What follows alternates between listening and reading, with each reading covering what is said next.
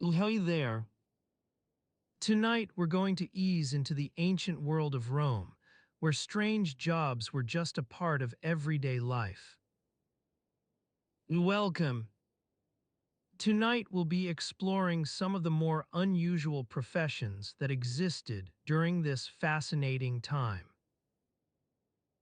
Dim the lights, pull up a warm blanket, maybe put a fan on for that soft background hum. Let's get cozy and settle in together. As you snuggle under your own blankets, imagine yourself strolling through ancient Rome, surrounded by marble columns and bustling marketplaces. Tonight we'll delve into the lives of those who worked as night soil men, responsible for collecting and disposing of waste at night, laundress to the gods tasked with washing sacred garments, and even dog catcher, yes, that's a real job title among others. So take a slow breath, close your eyes if you'd like, and let's begin our journey through ancient Rome's quirky workforce. You step out of your domus, blinking in the bright sunlight that casts long shadows across the Via Appia. The air is alive with the sounds of everyday life. Vendors calling out their wares, children's laughter echoing from nearby courtyards, and the low rumble of chariot wheels on stone pavement. You take a deep breath, savoring the scent of fresh bread wafting from the nearby Panny's shop, mingling with the acrid smell of charcoal smoke from the nearby forges. As you make your way through the crowded streets, you notice the sun beating down relentlessly upon your skin. The summer solstice is approaching, and even at this early hour the heat feels oppressive. You've just finished a light breakfast, a hunk of bread with some olives and grapes, but you know that it won't be long before hunger pangs begin to gnaw at your belly. Your destination today is the public fountain on the Via Latina, where you'll help measure out the day's ration of water for your family. It's not an exciting task by any means, but someone has to do it, and as a responsible member of society, you take pride in contributing to the smooth operation of daily life.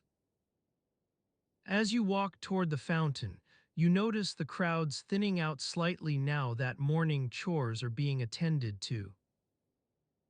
The air is filled with the sound of clucking chickens from nearby stables, their owners beginning to prepare for another day's work. You pass by a group of elderly women gathered near the forum, engaged in animated conversation about last night's dinner at their neighbor's house. You arrive at the fountain just as one of the public water carriers is finishing up his duties. He greets you warmly and begins to expertly measure out the required amount of water for your family. The process involves using a carefully calibrated vessel to scoop out precisely 4 sextaria, roughly 2 gallons, from the flowing waters of the aqueduct system. The carrier, whose name is Marcus, has been doing this job for years and seems almost mechanical in his movements as he works. He's got the water pouring into a large jar with a peculiar-looking spout at its side. You watch intently as the liquid flows out, making sure that it reaches exactly 4 sextaria before signaling to Marcus that you're satisfied. Marcus nods in approval and hands over the jar, with a small wooden stopper screwed onto the top of the spout. That should last your household for at least half the day, he remarks nonchalantly as if measuring water were an everyday matter, which, come to think of it, it is. You take the jar carefully in both hands and begin to walk back home with Marcus's words echoing in your mind. The heat becomes almost unbearable now that you're on foot again, and you find yourself wiping the sweat from your brow more frequently as you navigate through crowded alleys. As you walk, you can't help but think about how this daily task is a small part of something much larger, the intricate web of social relationships that underpin ancient Rome's complex society. The carriers like Marcus are essential to keeping households running smoothly. Their work is just one thread in the rich tapestry of civic life. Your footsteps carry you past rows of small shops and houses, each with its own unique character and charm. There's a bakery where fresh loaves are being pulled out of ovens every few minutes, sending wafts of sweet-scented steam into the air. Next door to that stands a modest taberny, an inn or tavern, depending on how you look at it, where travelers can stop for rest and refreshment. The soundscape shifts as you enter your own neighborhood. The air grows thick with cooking smells from nearby kitchens, onions sizzling in olive oil, roasting meat wafting savory aromas into the day's heat haze. You nod to familiar faces on either side of the street. A passing scribe hurries past with his papyrus scrolls clutched tightly under one arm. An elderly couple emerges from their domus carrying baskets filled with fresh produce for today's meals. You finally reach your own doorway and step into its cool shadow. The soundscape shifts once more as you enter the relative quiet of your own home. A faint murmur of conversation between family members in the atrium to one side, the soft clinking of pots from the kitchen area nearby. Your stomach growls now that you've measured out today's water supply, and you make a mental note to visit the market for some fresh vegetables later. The heat outside seems almost unbearable as you stand there for a moment, catching your breath before making your way into the household routine. But in here at least it feels cooler. You pause for an instant near the entranceway, taking stock of all that's waiting inside. Family members who'll need to be fed and watered, chores yet to be done on this list or another. It's easy enough to get caught up in the immediate demands of life, but occasionally you take a step back, literally just now, stepping across your own threshold from public space into private domain. You feel grateful for these small moments like this one, ordinary routines that underscore how much there is beyond grand victories and imperial politics. As you make your way deeper into the house, its interior greets you with familiar sense of cooking, dust, and worn stone floor, each smell telling a story about people living together day after day. You leave behind for now this world outside where water carriers like Marcus work tirelessly to keep households supplied, instead focusing on these more intimate tasks that build lives from hour to hour. Yet it's hard not to think of those workers as you settle into your daily routine, each carrying out essential duties without which the smooth functioning of society would falter. Now inside your domus, a new series of rhythms begins, household members stirring in their beds, someone calling out for breakfast from the kitchen area. Life here moves at its own pace now that morning chores are underway, and before long you'll join others around the table to share what passes as lunch, though technically speaking it's not even midday yet. You find yourself thinking about Marcus once more, wondering if he took a moment like this for himself after finishing up his duties, perhaps stopping by a nearby Thermopolis, an ancient equivalent of our modern-day food court, to rest and enjoy some refreshment. Who can tell?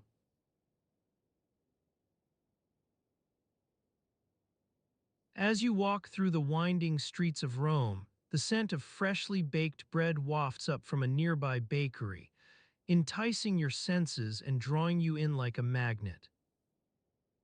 The early morning sunlight casts long shadows across the cobblestone pavement, illuminating the terracotta tiles that line the buildings.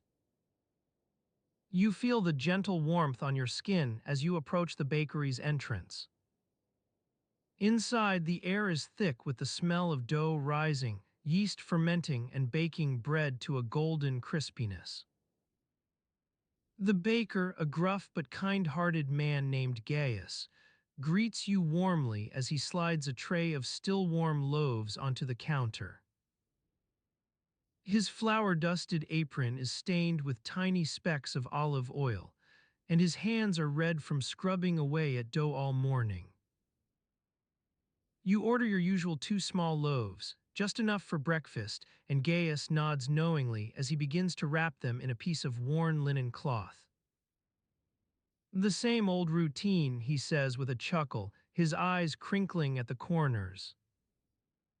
You smile back at him, feeling a sense of camaraderie with this daily transaction. As you wait for your bread, you take in the sights and sounds around you. Women haggling over prices for vegetables from the market stall outside. Children playing tag on the narrow sidewalk while their mothers watch over them.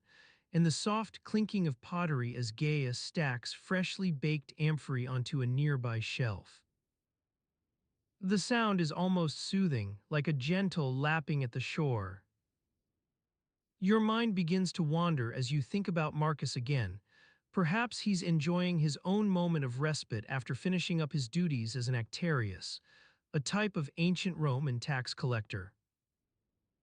You imagine him sitting down with a small cup of Pascha vinegar-based wine and watching the world go by from the Thermopolis.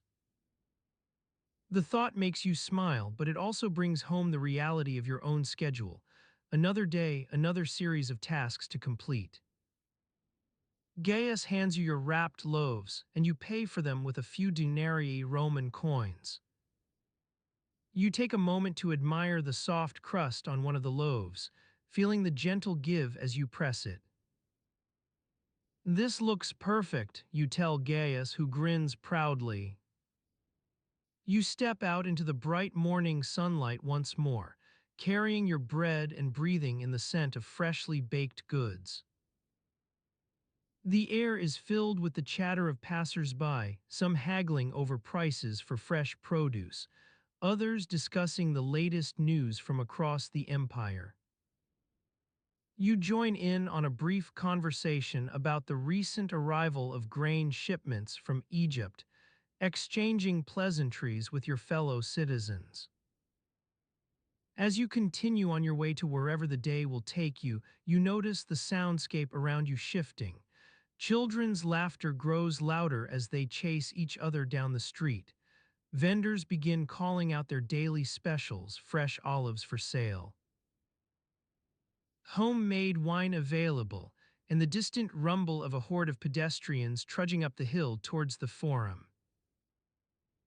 You walk alongside them, feeling your feet strike the pavement in time with theirs. The rhythmic thud is almost hypnotic. You begin to lose yourself in its cadence as you focus on placing one foot carefully after another. Your eyes scan the ground ahead, watching for potential obstacles and planning out your route through the crowded streets. Eventually, you reach a small intersection where two main roads meet. Via Sacra, the sacred way, leads south towards the imperial palace, while Via Appia winds its way eastward, heading deeper into the city's sprawling suburbs. You pause at this crossroads for a moment, taking in the bustling activity around you. To your left stands an imposing temple dedicated to Jupiter Optimus Maximus, one of Rome's many grand structures built to honor the king of the gods. The sun glints off its gleaming white marble facade, casting long shadows across the cobblestones at its base. You notice a pair of priests in ornate robes standing guard near the entrance, their eyes watchful as they wait for visitors. You glance rightward toward Via Appia, that winding route beckons you onward, promising adventure and fresh discoveries amidst Rome's endless sprawl. As you ponder which way to go next, a passing vendor offers you a sample of his latest batch of freshly baked focaccia. "Taste this," he says with a friendly grin, holding out a warm slice wrapped in linen cloth. The aroma wafts up from the still warm bread, and it's irresistible. You take a bite, feeling the soft texture melt on your tongue as you savor the flavors of olive oil, herbs, and baking spices.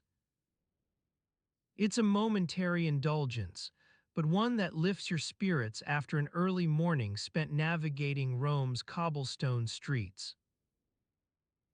As you continue walking along Via Appia, the soundscape around you shifts once more. Now it's the gentle chatter of passers-by mixed with the distant calliope music drifting from a nearby public fountain. The scent of baking bread lingers on your lips, reminding you that even in ancient Rome's bustling streets, there are always moments to slow down and appreciate life's simple pleasures. Your journey continues as you disappear into the winding streets of the city, bound for destinations unknown, with only the soft crunch of cobblestones beneath your feet guiding the way.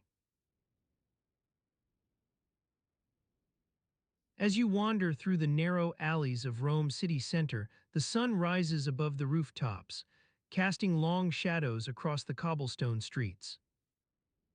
You're early to your appointment with a peculiar profession, that of a funerary orator tasked not with eulogizing the deceased, but rather with extolling their virtues in a very public way. You've been hired by a wealthy family to deliver an elaborate speech at the funeral procession for one of its esteemed members. You're still sipping on your morning pasca, a vinegar-based drink that's more water than wine, and trying to clear the cobwebs from last night's revelry. The family's emissary, a stout man with a bushy eyebrow, hands you a parchment containing the deceased's life story. You take a moment to scan the pages, committing key details to memory. The person's illustrious ancestry, their bravery in battle, and their remarkable collection of fine silks. Your role is not just to recite these facts, but also to make them sound as thrilling as possible, which means you'll need to draw upon your mastery of rhetorical devices. As you walk through the city's streets, you're joined by a small procession of mourners, servants carrying torches and wreaths, a pair of flute players softly piping a somber tune. The air is heavy with incense from burning myrrh sticks, an attempt to ward off evil spirits that might be lurking nearby. Your destination is the tomb of the deceased, where you'll deliver your eulogy amidst a sea of weeping onlookers and relatives who have come to pay their respects. You're still adjusting your cloak made from the finest imported Egyptian linen, which has been specially designed for this occasion with an elaborate gold clasp in the shape of a laurel wreath. The streets are already bustling despite the early hour. Merchants have set up stalls selling all manner of goods, fresh vegetables, exotic spices, and intricately woven baskets that seem to defy gravity with their delicate patterns. You pass by one vendor who's arranged an impressive display of gleaming bronze candelabras, no doubt destined for some noble household. Your attention is drawn back to the procession as you approach the tomb. The sun beats down on your head, making the intricate scrollwork along the top edge of the family's funerary monument shimmer like a heat haze. You duck under a branchy fronded awning, a gift from some well-meaning friend or relative, and step into the cool shade. Inside, you're greeted by an impressive display. Candelabras aglow with hundreds of candles, their light dancing across the walls as it reflects off polished marble surfaces. The air is thick with incense, and the scent of freshly baked bread wafts through from a nearby stall selling offerings for the deceased, including pyramids made from honey cakes. You're ushered into position beside the oration platform, where you'll soon deliver your eulogy to an audience that's been carefully selected by the family. Some have come out of genuine respect, Others are here because they've heard it's a fine opportunity for social climbing. After all, who doesn't want to claim acquaintance with some long-departed noble? As you scan the crowd, your eyes land on a figure in the corner. An elderly woman dressed in somber hues, her head bowed and hands clasped together. She seems lost in thought as she watches the proceedings unfold around her, perhaps remembering someone from her own life. You notice another figure standing slightly apart from the rest of the mourners. This is your rival, a fellow funerary orator who's been hired to deliver an opposing eulogy at today's funeral procession.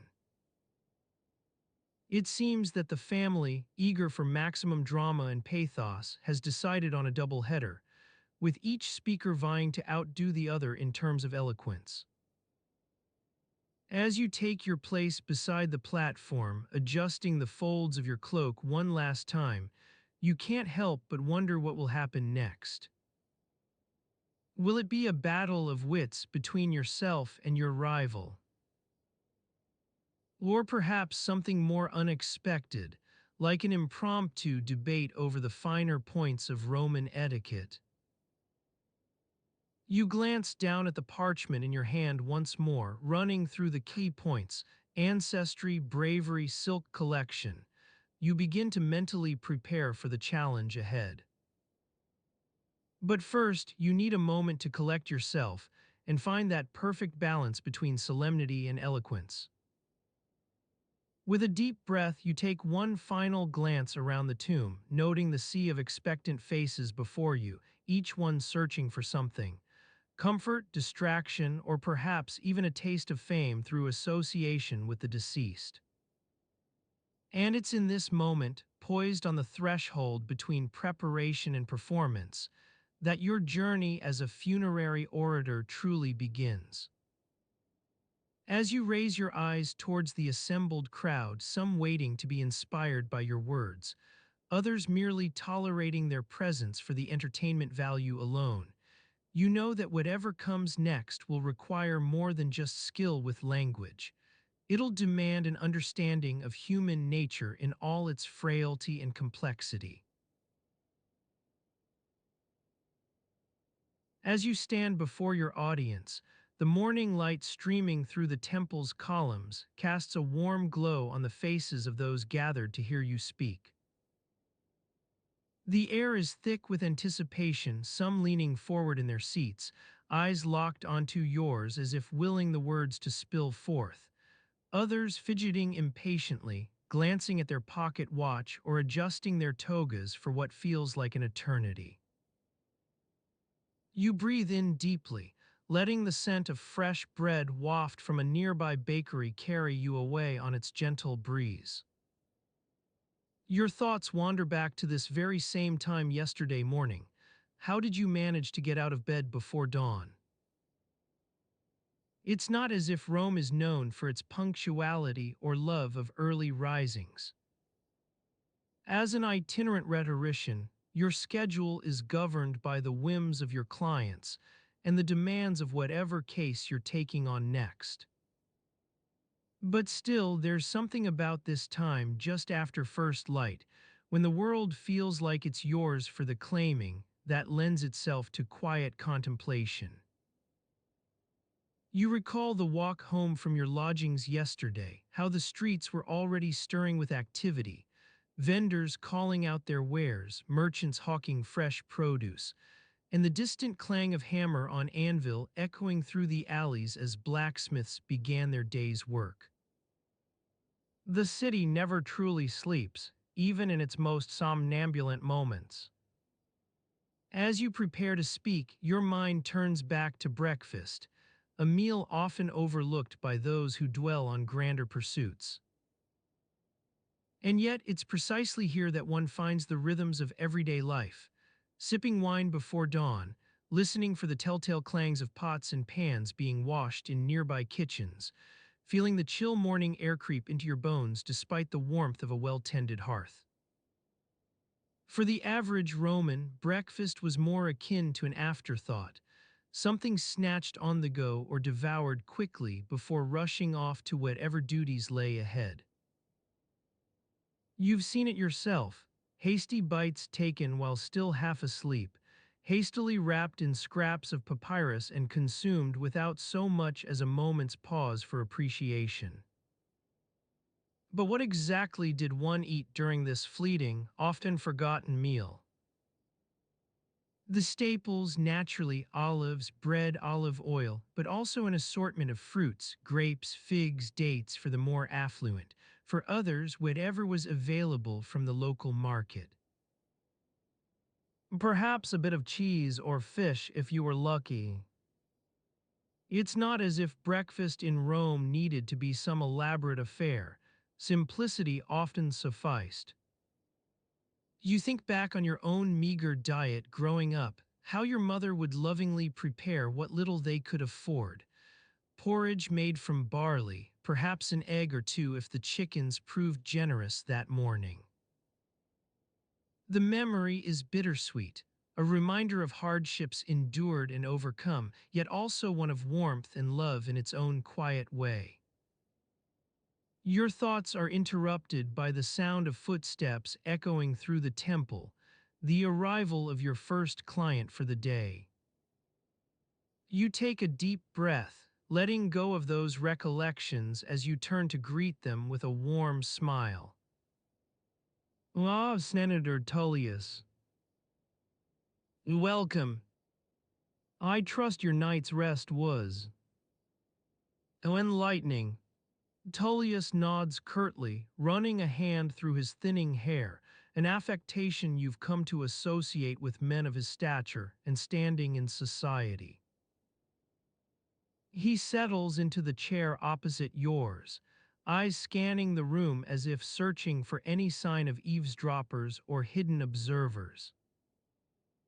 You notice how the morning light catches on the slight crease between his eyebrows, a habit he's developed over years of public service, that look of perpetual concern which says more about his reputation than any actual weight upon his mind. He clears his throat, launching into the day's business with an air of practiced gravity that puts you in mind of so many other mornings just like it. As you listen intently to Tullius' words, your attention strays back once more to the simple pleasures. A cup of wine on a chilly morning, the feel of warm sunlight seeping into your bones after a long winter's night. It strikes you that these small joys, these fleeting, easily overlooked moments in life, hold within them an entire world of meaning.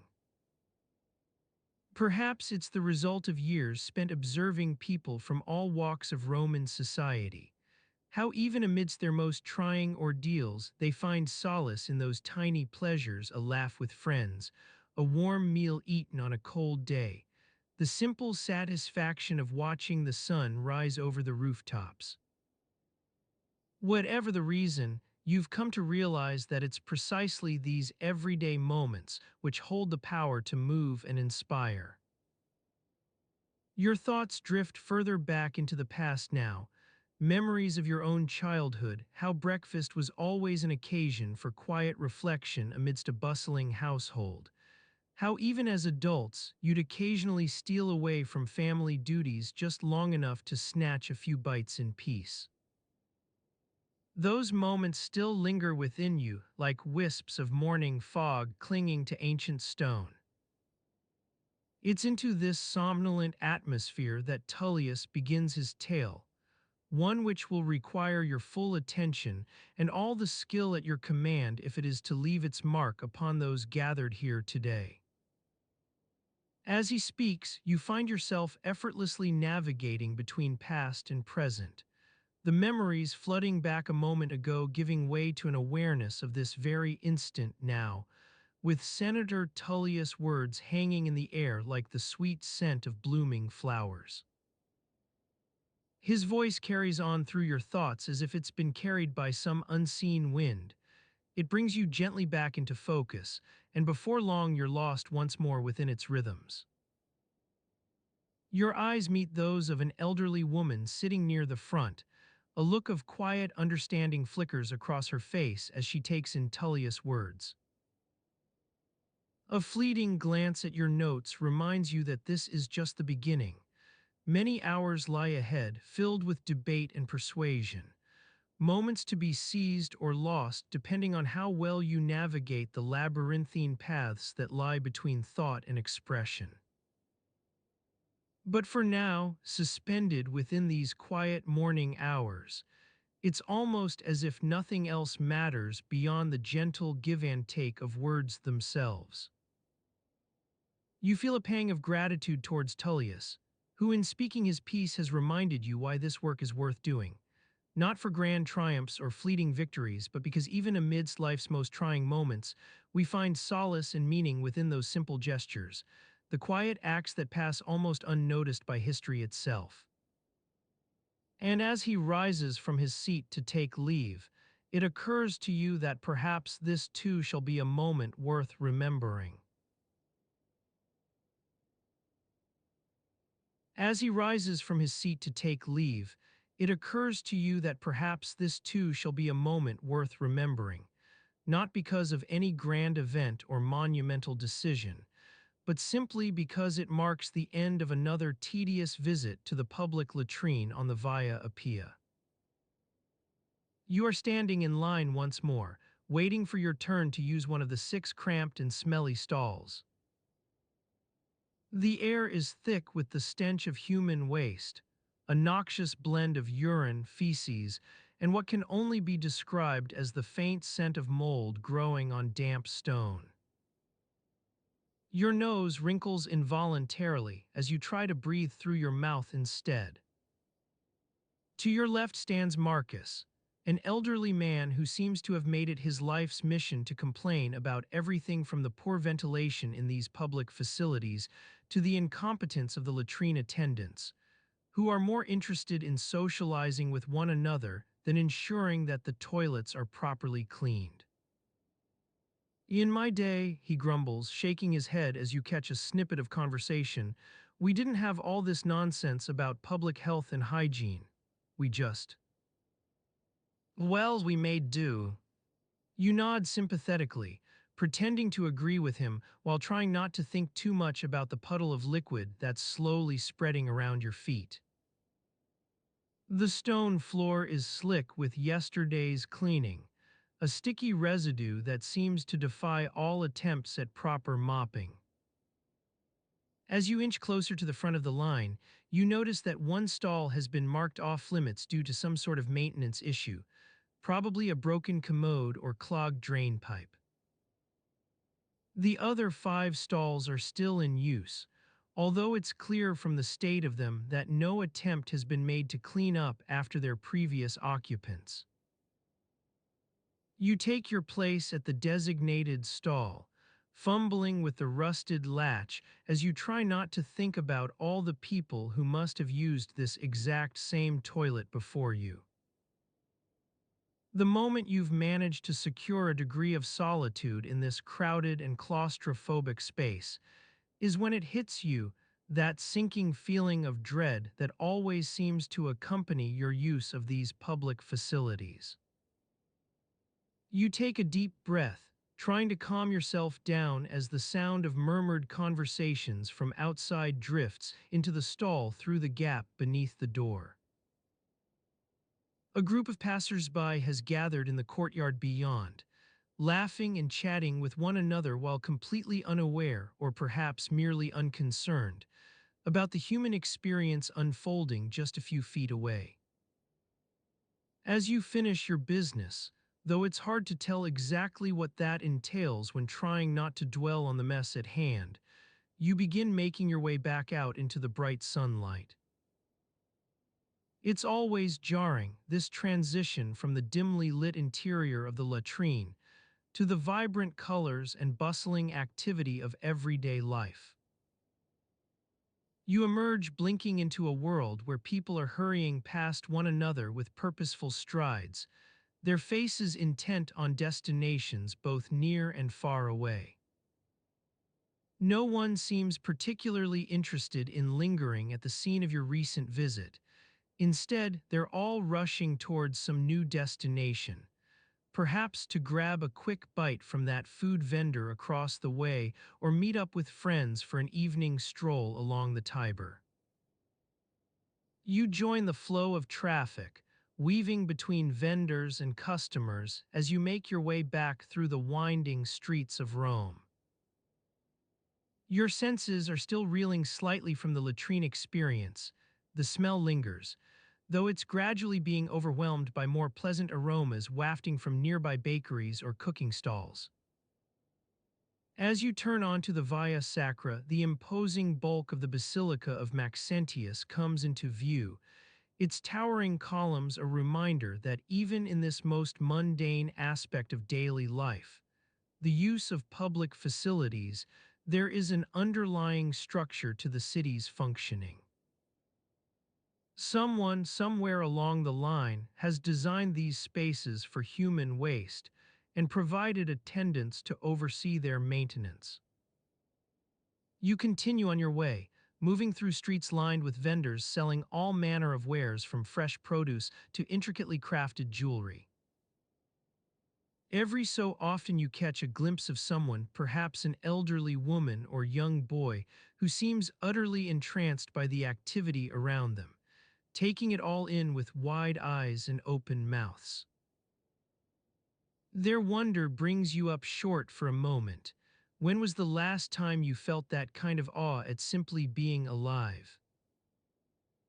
It's hard to pinpoint exactly how long ago it might have been. Perhaps not since childhood, or maybe even longer than that.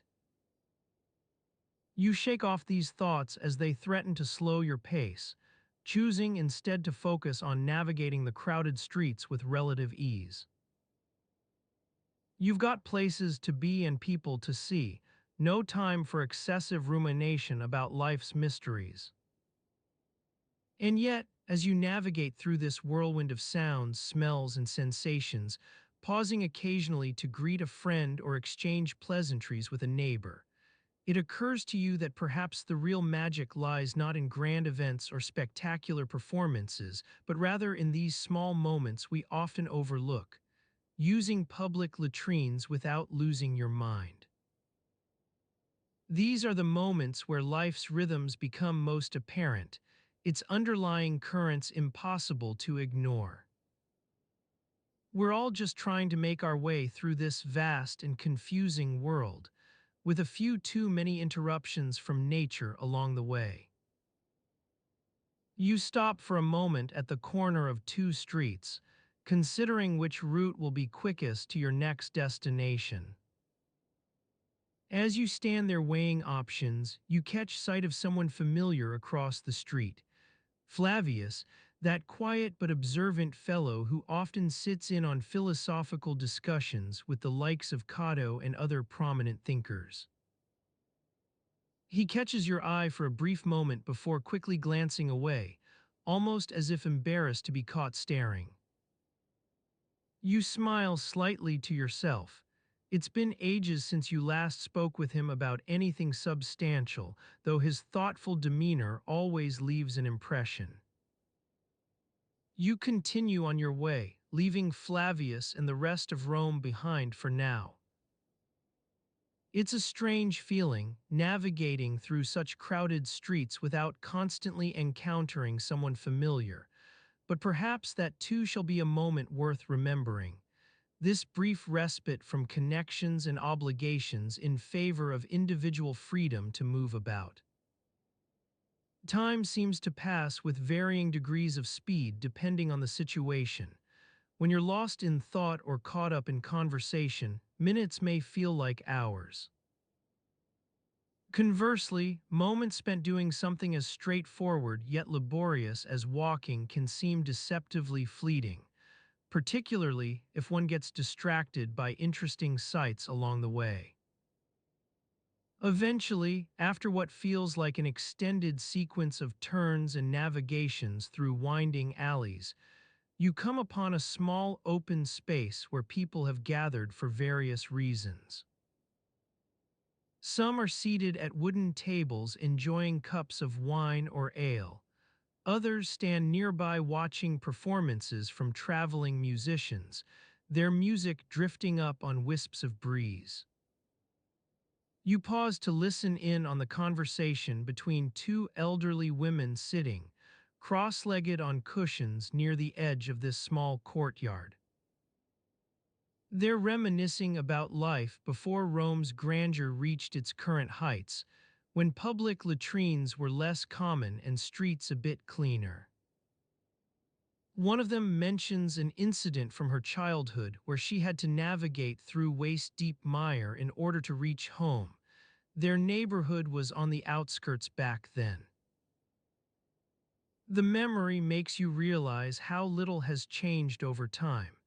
Even amidst all these developments, we still get bogged down by human waste and muddy streets. You nod along respectfully as they share more stories of their youth. It's clear that life has not always been easy for anyone in this vast, sprawling metropolis, but perhaps those were the moments worth remembering after all.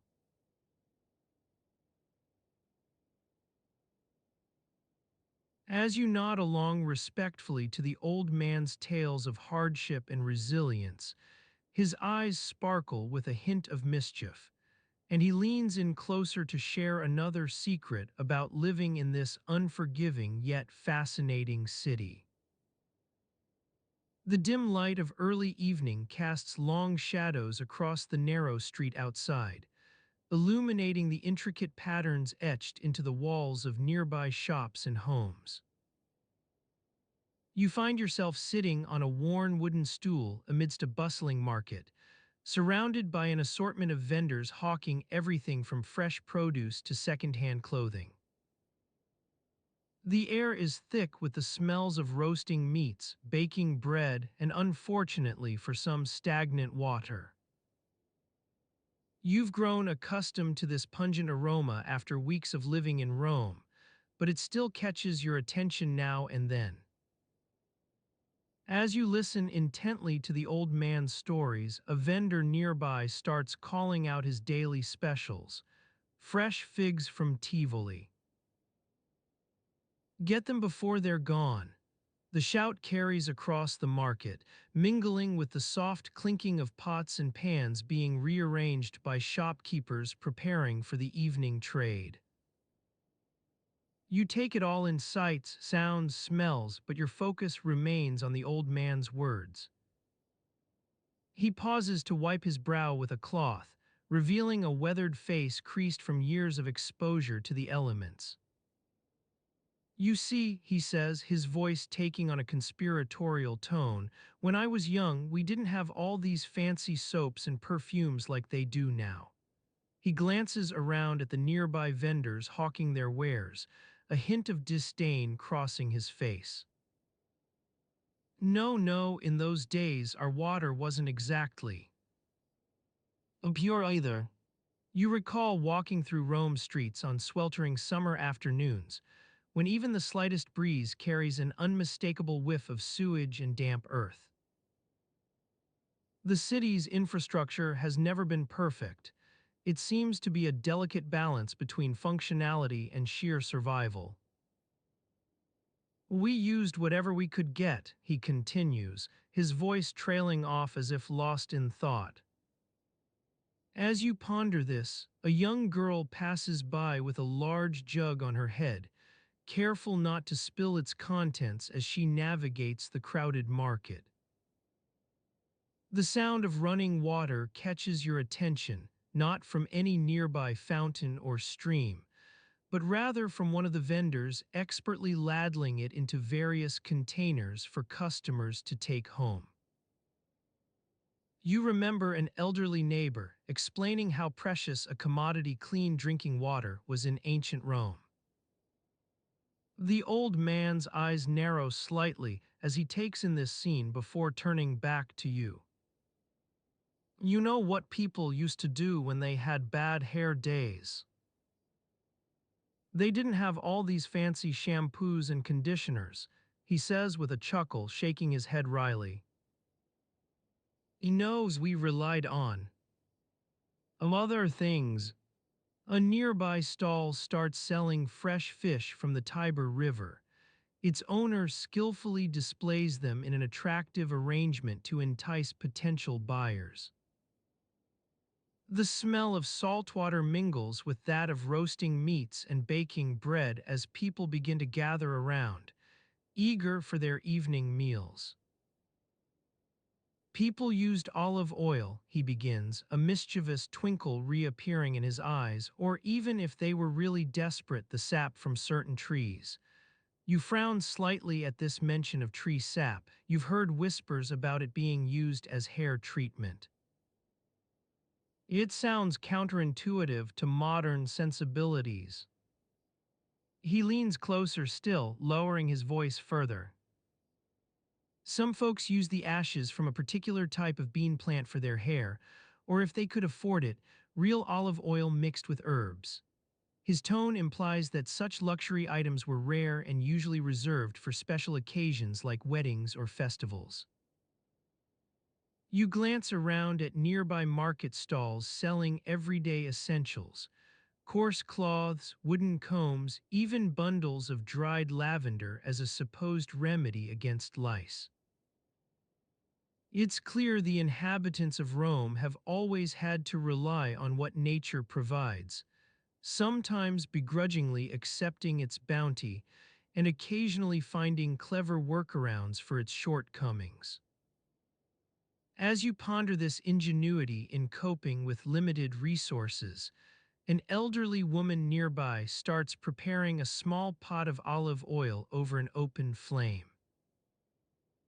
She carefully stirs it as the aroma wafts through the market, at once pungent yet soothing to those accustomed to living amidst these urban realities. You see, he concludes, people used what they had on hand. He pauses for emphasis before nodding toward a nearby stall selling herbal remedies. In our time, we also relied more heavily on local concoctions.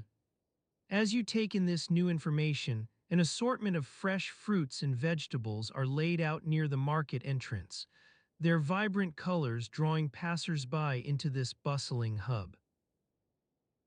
Your stomach growls softly, it's been a while since your last meal. You might find that some vendors still use these old remedies, he says quietly now, glancing around at those nearby with raised eyebrows or subtle nods of understanding.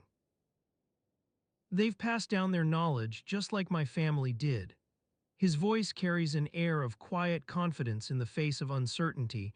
You can sense a deep respect for tradition amidst all this chaos. He pauses as if lost in memories from another era before continuing. Some may even tell stories about how they used cheap soap to clean themselves and ended up losing their hair because it dried out. He chuckles softly at this recollection. The way he shares these anecdotes makes you feel like an insider learning secrets passed down through generations. A young apprentice starts sweeping the market floor, while others nearby continue preparing for evening customers. You notice how people here seem accustomed to imperfection, adapting as best they can amidst constant change and resource constraints. You see, he says finally with a wry smile at life's peculiarities, we've always learned to work around things. As you sit there listening intently, the soundscape shifts slightly. Someone nearby starts singing softly in a gentle, lilting melody that carries over the bustle of market activity. It adds an otherworldly quality, almost as if another reality exists just beyond this one. The old man stands up to leave, but not before sharing his final thought for the evening. You might find yourself relying on similar creative solutions, he says quietly now, as you nod in understanding and appreciation for these intimate glimpses into everyday life in ancient Rome. With that last bit of wisdom shared, he nods at a nearby vendor who's been watching with interest. before turning to disappear into the fading light. As evening falls over this vibrant metropolis, its inhabitants begin their daily routines, each contributing to an intricate web of lives lived within these sprawling city walls. The sounds around you continue. Vendors calling out final deals for the day, children laughing in play as dusk sets in, the distant clanging of pots and pans from kitchen hearths.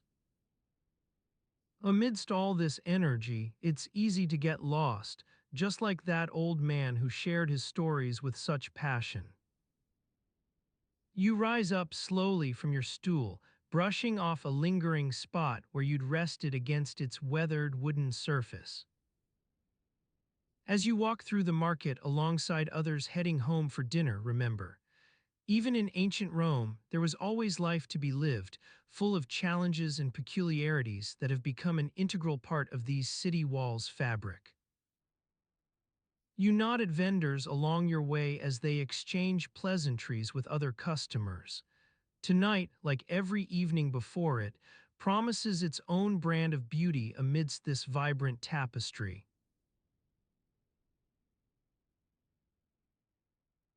As you continue on your way through the winding streets of ancient Rome, the sounds and smells of the city envelop you like a warm blanket.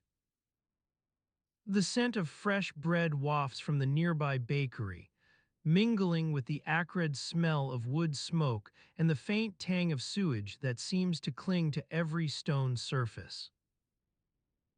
You nod at vendors along your way as they exchange pleasantries with other customers. Tonight, like every evening before it, promises its own brand of beauty amidst this vibrant tapestry.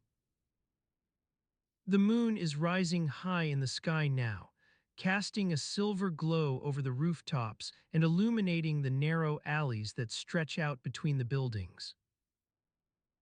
As you walk, you notice that people are beginning to gather near the public laundry stations, those great stone tubs where clothes are washed by hand in large vats of hot water.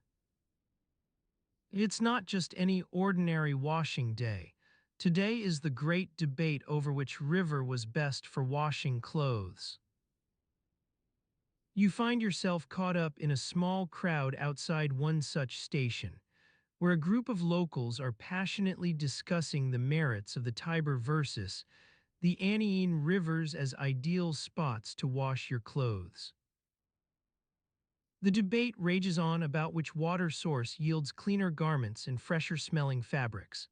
Opinions seem divided between those who swear by the supposedly softer waters of the Annian River and others who insist that the Tiber's slightly murky depths are superior for removing tough stains. One vendor, a stout man with a bushy beard and an air of self-importance, holds forth on the benefits of using the Tiber. My customers have complained about nothing but stiffness from their clothes washed in Annian water, he declares to anyone within earshot.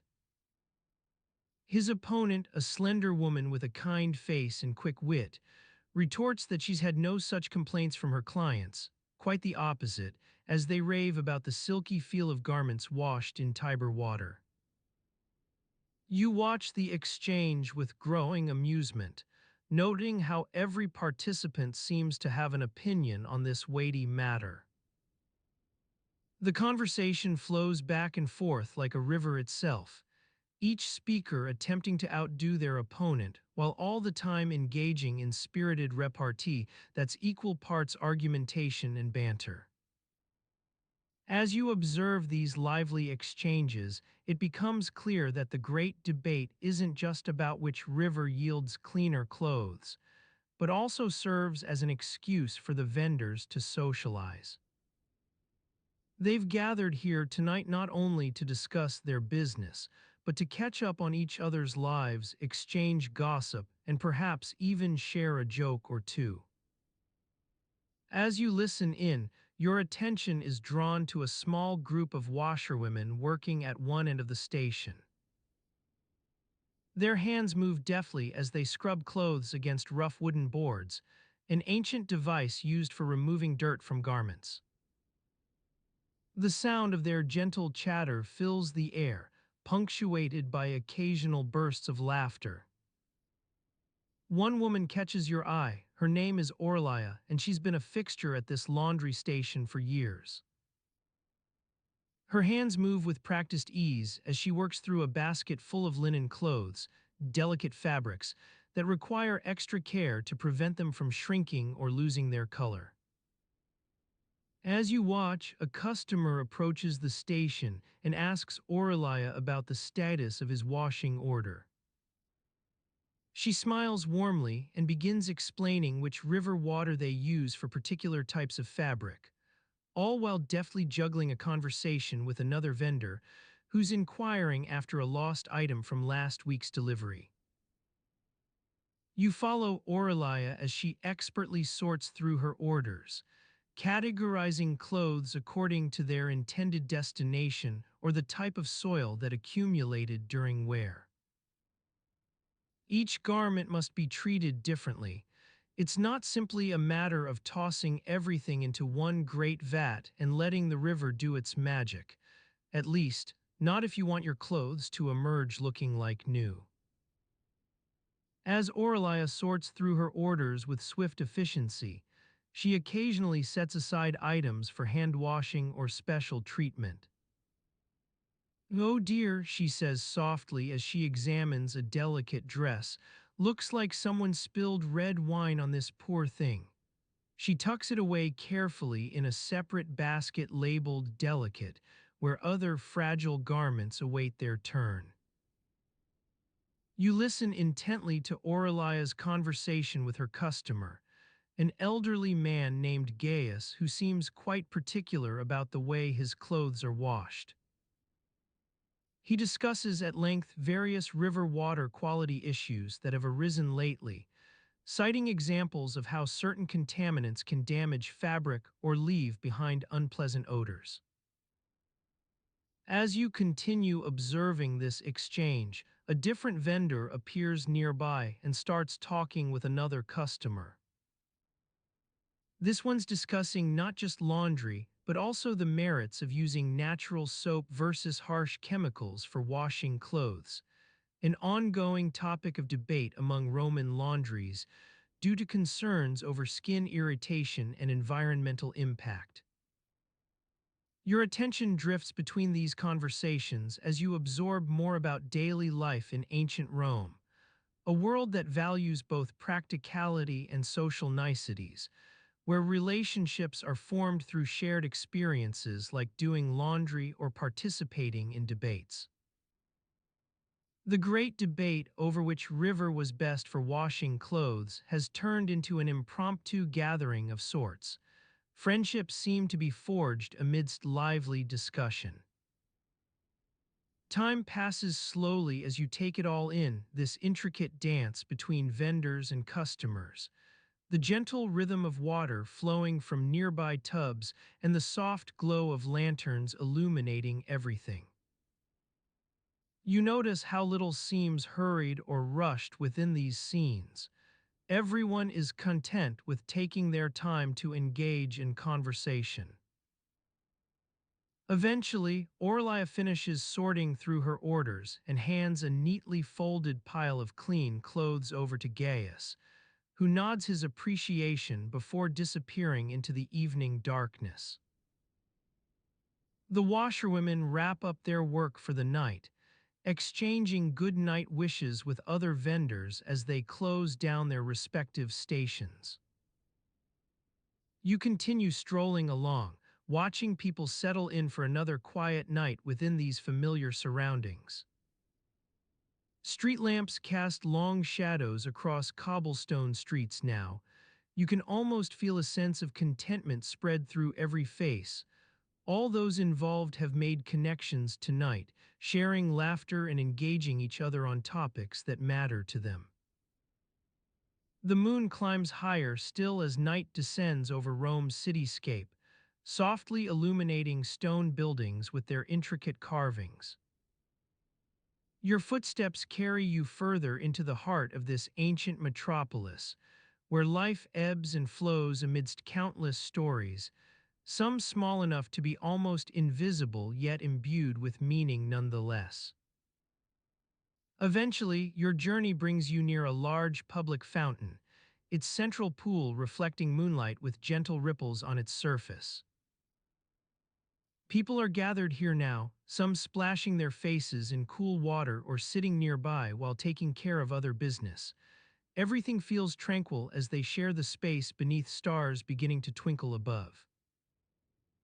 You linger a while longer at this quiet spot before moving onward into night's depths, carried along by subtle currents that weave between alleys, streets, and shared spaces within Rome. Your path will lead you eventually past various landmarks familiar from your daily life here. Each one holds memories waiting to be relived as the hours slip quietly away. In time, your footsteps carry you toward home, a place awaiting you in this ancient world where sounds of laughter linger long after night has claimed its domain over Rome's vibrant streets.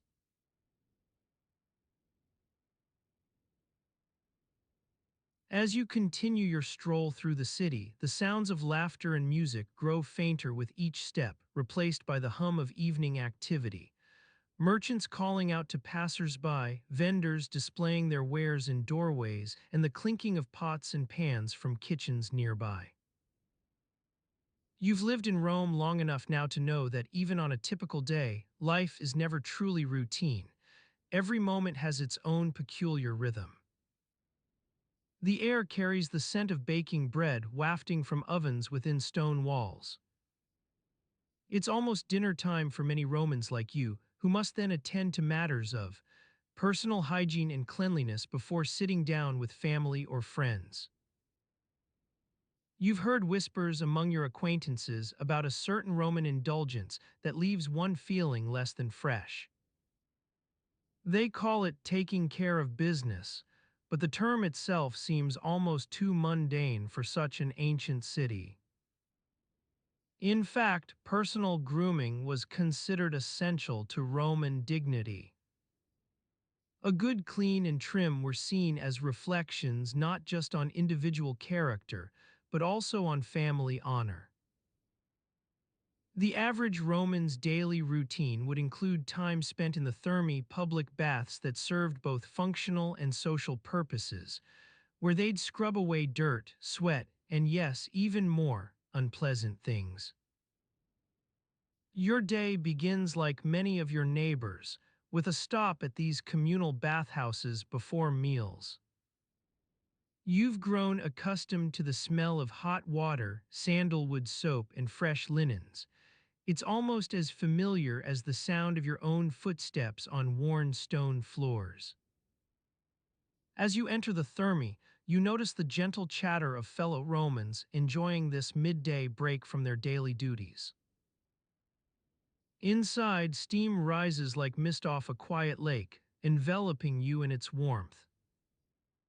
You pause for a moment to let the heat seep into your bones before making your way toward one of several pools or tubs designated for various uses: cleansing, massage, and relaxation. Your eyes adjust slowly to the dim light within. Only faint slivers of sunlight filter through narrow windows high above.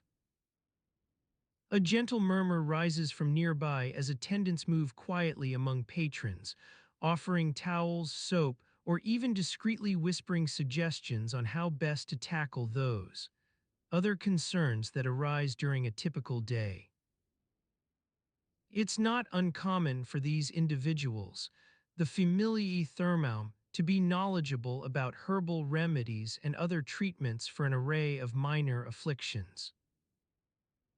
As you settle into your preferred spot by the warm waters, you feel your muscles begin to unwind. Water temperature is just right, cool enough to soothe but hot enough to stimulate circulation. You let out a deep sigh as your gaze drifts around the bathhouse, old men playing dice or sipping wine nearby, younger ones engaging in lively debates about politics and poetry. Your personal attendant, experienced from years of helping others with such delicate matters, approaches you quietly, observing without intrusion until you're ready for their assistance. They produce a small container filled with a mixture that's both fragrance and medicine, the sweet scent of rose petals and myrrh mingling with something more pungent, what some might call odor eliminating, but which your attendant tactfully refers to as remedy. As you carefully apply this concoction, taking care not to touch anything too sensitive during the process, you can't help but wonder about those ancient civilizations that never quite mastered such personal hygiene. The Greeks and Egyptians might have built elaborate temples or sculpted magnificent statues, yet their understanding of human physiology, especially when it came to business, as we so delicately phrase it, seemed somewhat limited. Now the aroma begins to lift, carried off on a gentle breeze created by those wafting steam jets above. It's almost time for your meal, just one more stop before sitting down at home with family or friends, a visit to the public latrines known as foriki. While these may seem uninviting today, damp air, strong odors, and often cramped quarters, in ancient Rome they were surprisingly advanced. The Romans had developed an impressive network of underground sewage systems, called cloaca maxima, which collected waste from homes, bathhouses, and public latrines before channeling it into the Tiber River. While these modern innovations might seem more like civic necessities than luxury amenities today, during your time in Rome, they're viewed as essential parts of daily life. You make your way to one such forica. Inside, a dim glow from narrow openings above casts long shadows across damp stone walls and cool tile floors. A faint scent of disinfectant, likely derived from herbs like thyme or rosemary, hangs heavy over everything. There's an air of quiet efficiency here, attendants moving discreetly among patrons while others stand guard to maintain order. Your time is brief. You take care of your business and head back out into the evening light. As night falls on Rome, streets grow quieter now that merchants have packed up their wares for another day. You join a gentle stream of people making their way toward home, some hurrying with purpose while others stroll at leisure. You've just finished attending to one aspect of life as a Roman. There are still other matters waiting back in your own quarters. Dinner preparations, perhaps, or simply unwinding after the trials and tribulations of another day. As you walk on, lost in thought about what's been accomplished so far this evening, with all its attendant routines and rituals, you can't help but wonder how others have managed their daily lives throughout history. Perhaps it was like living through some sort of perpetual rehearsal, always fine-tuning the details. Personal hygiene practices refined over time to create an intricate dance between public health, civic infrastructure, and social etiquette. Each Roman added their own brushstroke to this complex painting, contributing to a delicate balance that held together an often messy yet vibrant tapestry. You're approaching your home now. You can smell dinner cooking within its walls, something savory with herbs and olive oil carried on the breeze through open windows. It's almost time for one final chapter in today's narrative, sharing meals, laughter, and stories around a warm fire or under starlight outside. As night claims Rome once more, your footsteps quieten among those others heading home. You join them in this soft procession toward the warmth of evening life within its walls.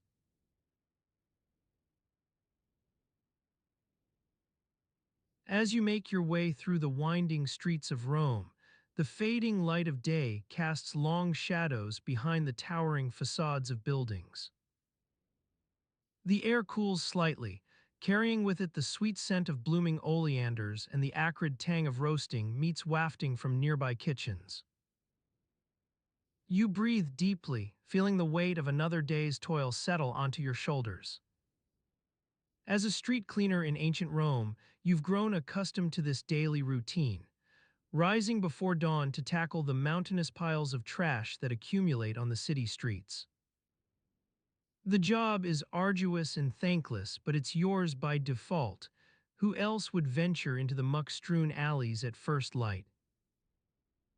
You've developed a keen sense for navigating these narrow thoroughfares, expertly dodging market stalls, horse-drawn carts, and pedestrians hurrying to their daily duties.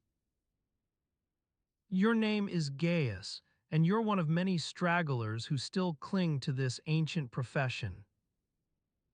Your days blend together in an endless haze of dust, grime, and the occasional curious onlooker who pauses to observe your labors.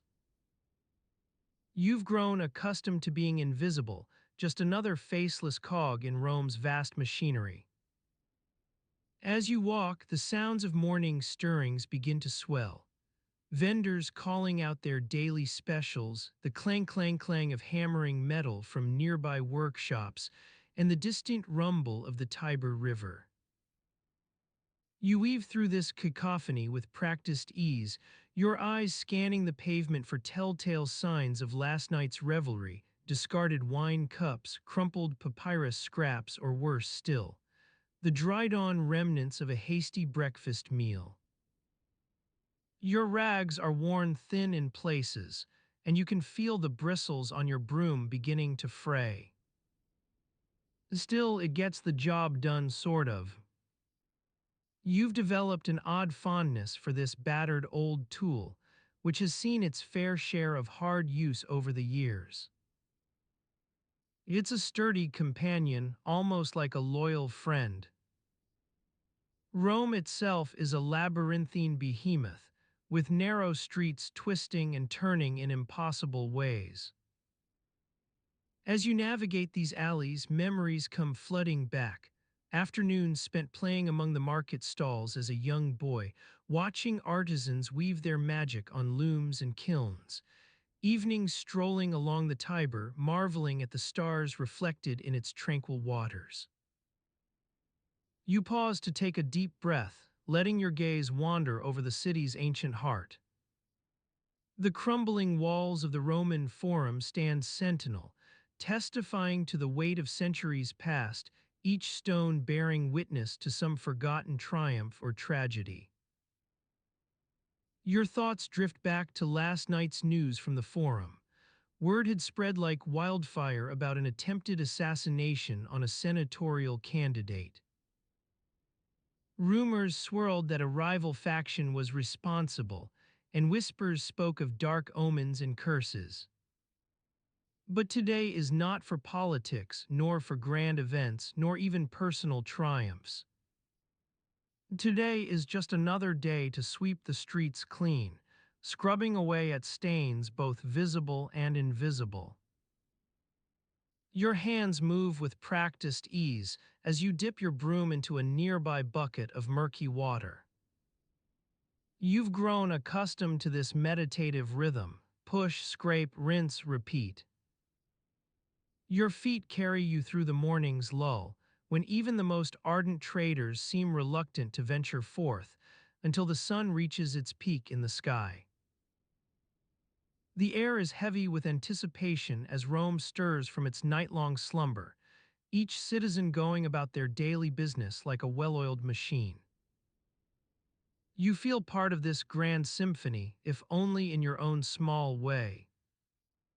As you turn into a particularly narrow alleyway, the scent of fresh bread wafts out to greet you. Your stomach growls in protest at its absence from yesterday's meager rations, but you've grown accustomed to scraping by on scraps and leftovers. Still, there's something about this sweet aroma that tugs at your heartstrings, a reminder of more pleasant times when life was less pinched. You pause before the bakery door, watching as a young apprentice expertly shapes loaves into golden brown perfection. The owner, old Marcus himself, looks up from his workbench and catches your eye with a nod of recognition. You know him well enough to recognize the hint of gruff affection in his expression. After all, you're one of the few who still deigns to patronize this humble bakery. He calls out as you walk by, Gaius. Come back soon, I've got something for you. The promise is a small solace on an otherwise bleak day. You exchange pleasantries and take your leave, broom at shoulder, into the brightening morning light. For now, this tiny act of kindness will have to suffice as fuel for another long day ahead. As you continue down the alleyway, sounds begin to grow louder, vendors setting up their stalls, merchants hawking their wares in a cacophony that's both familiar and jarring. Your ears pick out individual snippets, fresh olives from Pompeii. Come taste our finest Falernian wine. Auction sale. Rare statues for the discerning collector. Your own workday stretches before you like an endless plain, punctuated only by brief respites in the shade of a nearby archway or beneath the awning of a nearby bakery. You take another deep breath, the scent of bread still clings to your nostrils, and press onward into the heart of Rome's bustling streets. Time itself seems to warp and bend within this labyrinthine city, where every day blends seamlessly into the next like so many grains in an hourglass. And yet, despite its seeming monotony, life as a street cleaner remains forever entwined with the rhythms and textures of ancient Rome, each passing moment woven from threads both mundane and sublime. In these fleeting instants, you lose yourself within the city's vast tapestry, amidst dust-daubed market stalls, beside towering temples that seem to hold their breath in anticipation of some long-forgotten event, beneath a sky where wispy clouds drift lazily across an unfettered blue. As Rome stirs from its slumber and awakens anew, you walk alongside, another small but vital thread within this great ancient weave. The sounds grow louder still as morning's golden light creeps over the rooftops, illuminating hidden corners of stone-carved facades. Shadows retreat like scolded cats before the advancing sunbeams that streak across dusty streets and crumbling walls. In this ever-shifting dance between light and darkness, you move unseen, a ghostly presence woven from dust and forgotten history. You're not alone in your footsteps today. Rome itself walks alongside, an eternal companion born of stone and earth, its heartbeat synchronized to the rhythm of human endeavor and decay. For now, at least, this strange symbiosis will endure, as one more day bleeds into the next within the endless expanse of ancient Rome's winding streets. As you disappear into the morning throng, your broom held high like a battle standard, only time itself can judge whether today will be better or worse than yesterday. The truth is that it won't matter. Each step forward propels you deeper into this vast, sprawling narrative, where every moment contains its own peculiar beauty and inherent worth. The world around you shifts ever so slightly as morning light seeps over Rome's rooftops, bathing the city in a warm glow like the promise of an endless summer. Your footsteps move onward through this shifting tapestry, part of a grand symphony that will only cease when time itself runs out, or perhaps even beyond.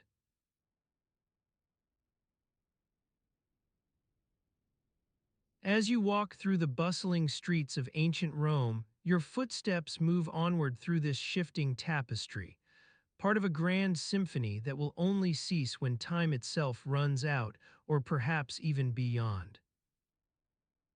The sounds around you weave together in an intricate dance. merchants hawking their wares, artisans hammering away at their latest creations, and the distant rumble of chariots on the stone roads. You've made your way to a small cobbler's shop tucked between two larger buildings. The sign above the door reads Calendus Fine Leatherwork, and you push it open with a gentle pressure, feeling the familiar give of worn leather as the hinges swing outward. Inside, Calendus himself looks up from his workbench, where he's intently focused on stitching together a pair of fine Caligie sandals. "Ah, good morrow," he says, flashing a warm smile in your direction. "Welcome to my humble shop. What can I do for you today?" You take a seat on the bench against one wall, running a hand through the dusting layer of sand that seems to coat every surface within reach. The air inside is thick with the scent of leather and tallow, which clings to your fingers like an old friend's perfume. Calendus notices your interest in his work and leans back on his stool, hands clasped together behind his neck. "You see, my specialty is making shoes for those who require something a bit more substantial," he says with a chuckle.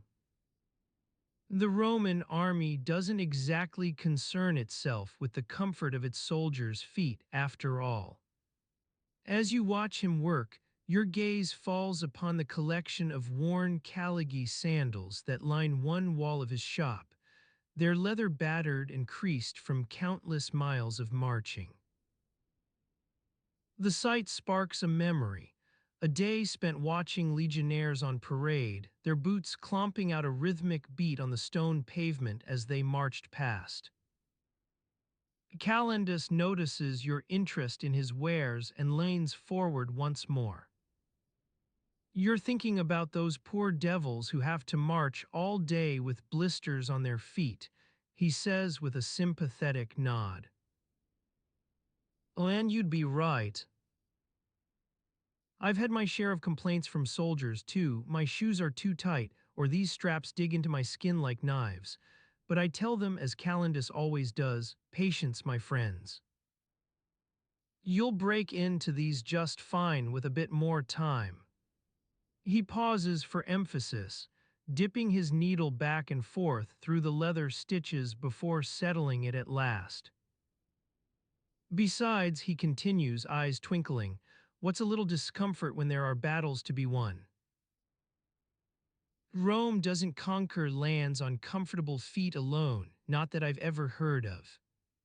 You chuckle along with Calendus as you listen, feeling your weight settle back onto the bench, where it seems to sink into the soft cushioning like sand between river stones.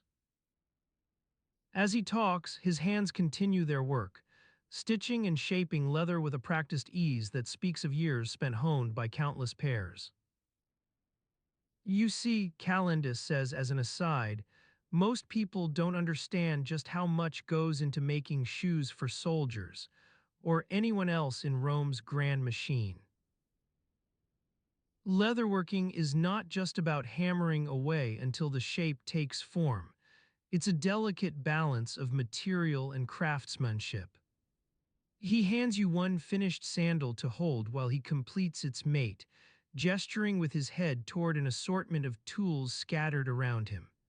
Hammers for pounding out soles, curved knives for trimming leather, tiny awls that look almost like sewing needles. "These little guys get the job done," Calendus says softly as you run a finger along their blades. "But trust me, when I'm working on these shoes, there's no more thinking about anything but getting it right." As he finishes up with his final stitches and steps back to admire his work, your gaze wanders past him toward the wide windows that open onto the street outside. The sunlight streaming through casts intricate shadows across the floorboards, weaving a pattern of darker lines and light where dust motes dance like tiny sparks. Outside, the soundscape shifts. An elderly man passes by on his way to market with a donkey braying good-naturedly at its side, A group of giggling children chase one another down the narrow alley next door. The cacophony is rich in texture, every sound blending seamlessly into the background, making it easy for you to lose yourself within this tapestry. Calendus notices your distraction and leans back against his stool once more. You get used to these sounds after a while, he says with an understanding nod, as if sensing that there's something about being here among all this noise and activity that speaks directly to your heart. Want me to make you some shoes? He asks suddenly, eyes sparkling up from the stitching in his hands. You've got nice feet, don't you? A bit wider than most Roman soldiers, I'd say.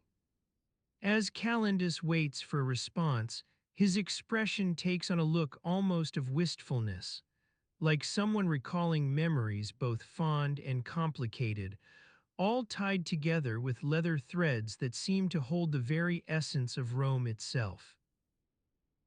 In this warm space filled with scents of fresh tallow and old sandalwood polish, time stretches out in long, languid curves. You find yourself pondering a question Calendus has asked. Would you want shoes custom made by his skilled hands? You find yourself pondering a question Calendus has asked.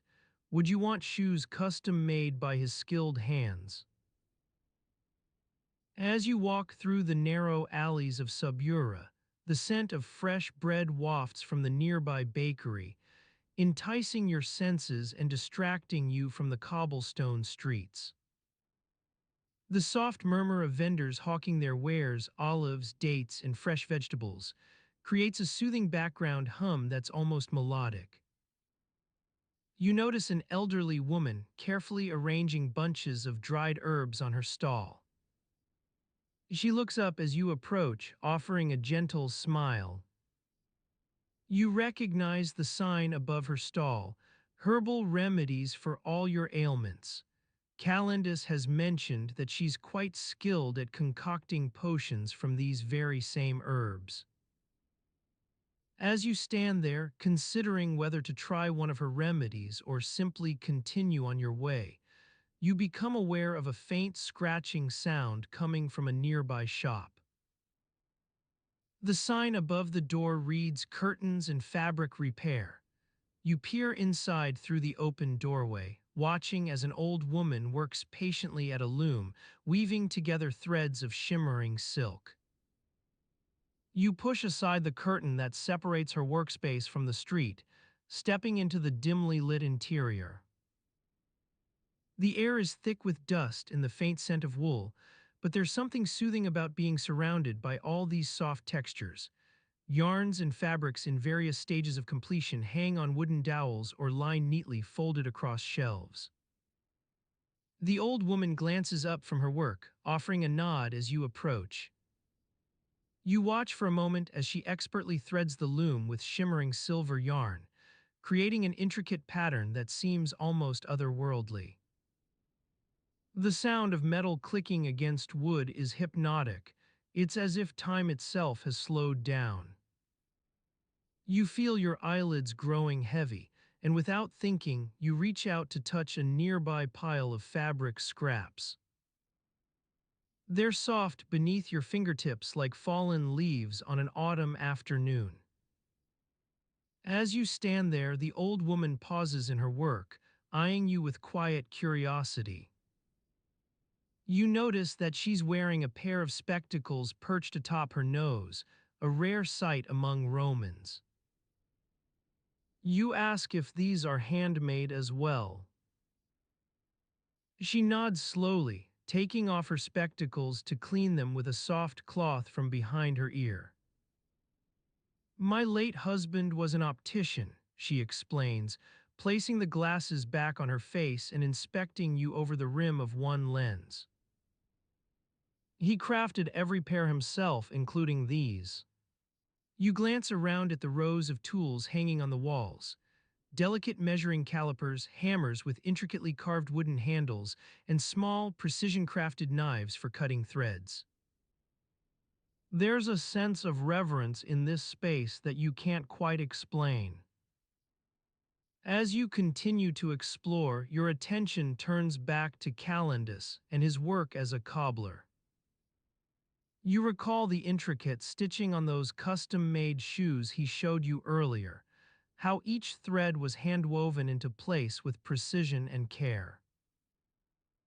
It strikes you now that there's something almost artisanal about these craftspeople, weavers, cobblers, opticians. They all share an understanding of materiality in ways modern Romans might never comprehend. You wonder whether this same attention to detail is applied to their daily lives as well, perhaps when it comes to matters like keeping homes cool without air conditioning or even fans. As you wander through the streets once more, lost in thought, you become aware that you're approaching an area of Rome known for its exceptional cooling techniques. A group of laborers are busily constructing a makeshift awning above a nearby market stall. They work efficiently, using long wooden poles to create a shaded space beneath which customers can browse without succumbing to the heat. You watch as one of them carefully threads reeds through metal hooks to reinforce the structure, an intricate process that demands patience and attention. You wander over to investigate further, listening as the laborer explains how this particular design helps to cool the surrounding area by creating a microclimate above the stall. It's like building a little cloud, he says with a chuckle, gesturing upwards towards the reed awning. The way the dappled shade falls across the cobblestones is almost mesmerizing. You continue on your way, passing beneath this makeshift canopy as you enter a shaded courtyard hidden between tall buildings.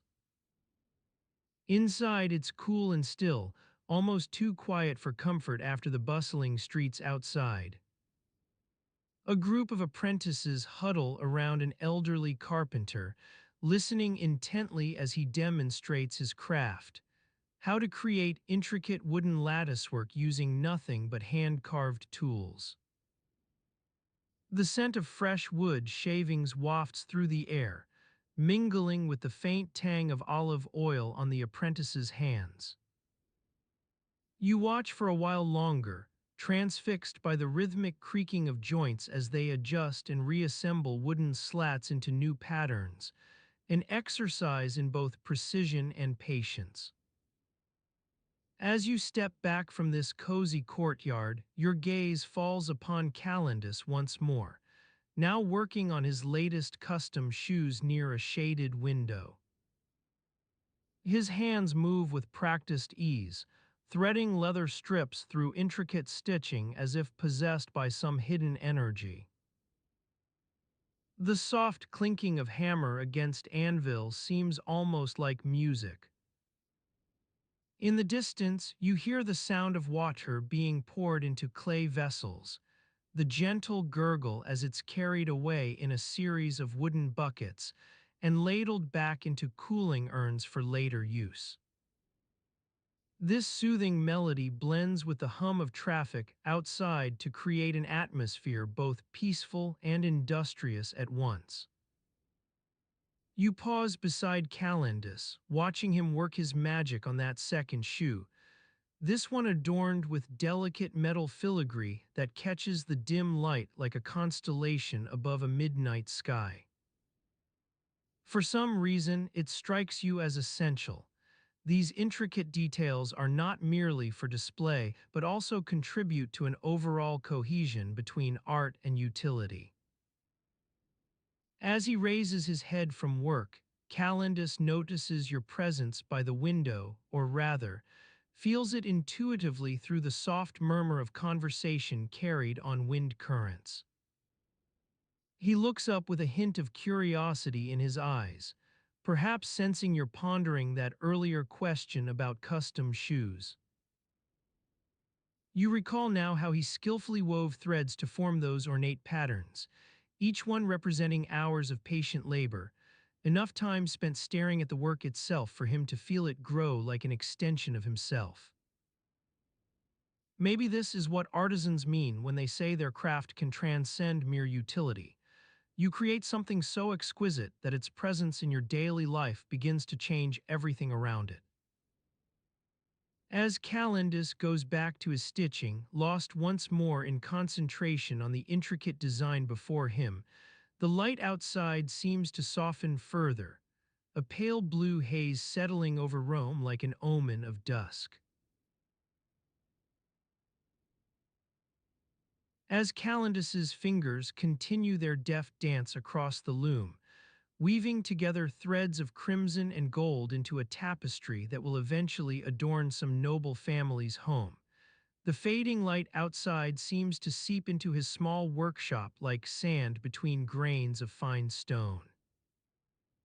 The air is heavy with the scent of freshly baked bread wafting from the nearby Thermopolis, one of those bustling inns where you can buy a hot meal or a cold drink at any hour of the day, their staff whistling as they hurry to serve the late-rising patrons. You might find yourself drawn into such an inn on a chilly morning like this, when the wind carries the faint tang of wood smoke from someone's early fire. You'd push open the door and step inside, your eyes adjusting slowly to the warm light that spills out onto the street, as if beckoning you in with its promise of comfort and warmth. Inside, the innkeeper greets you with a nod and asks what he can pour for you, hot wine or watered-down Falernian. Perhaps some bread fresh from his own ovens, coarse or fine, soft or crusty. You take your pick, settling onto one of the worn stone benches as someone nearby stirs their porridge. The spoon clinks against the bowl like a tiny bell in a game of chance. Back outside, Calendus's workshop is quiet once more, except for his steady humming and the soft creaks of the loom itself, an old wooden contraption that seems to grow softer with each passing year, its grooves worn smooth by generations of fingers moving across it. As he works on, his gaze drifts occasionally towards a half-finished tapestry laid out nearby, one depicting scenes from Homer's Odyssey in exquisite detail. You've seen such things before, the way Homer's characters come alive when woven into fabric with skilled hands, their faces full of character and expression, every moment captured like a snapshot on your mind. But you might not have noticed how those same characters seem almost ordinary, not larger than life, but rather so real that they could step off the canvas at any moment. As Calendus's fingers continue to dance across his loom, a faint breeze stirs outside, carrying with it scents from nearby market stalls, fresh produce, honeyed pastries, and perhaps even some fish brought in from the nearby Tiber. Its surface glints dully now like polished bronze on an overcast day, but its waters are home to countless creatures that provide sustenance for Rome's population. You can almost smell them too, those little morsels of food vendors sell. Roasted chestnuts, fried dough balls drizzled with honey. Even the stench from a nearby butcher shop carries some allure, like an old friend bearing unwanted gifts. You wouldn't really enjoy it at first light when your stomach is still churning on leftover wine and stale bread. The wind picks up ever so slightly now, carrying its soft sighs through Rome's alleys as if whispering secrets to sleeping children or half-awakened cooks stirring their morning broth in dimly lit kitchens. It carries sense of damp earth too, a musty smell that seeps from walls long since plastered over but still bearing the faintest memory of ancient layers beneath. You are standing at one such wall, perhaps an old building left behind by Rome's expansion and renovation, now partially hidden under newer structures, yet somehow retaining its original character like a living fossil. You touch it with your hand, cool stone against your palm, rough to the feel but almost smooth when you run your fingers over long-abandoned carvings. As the sun climbs higher in the sky, you can hear its faint lapping at rooftops now.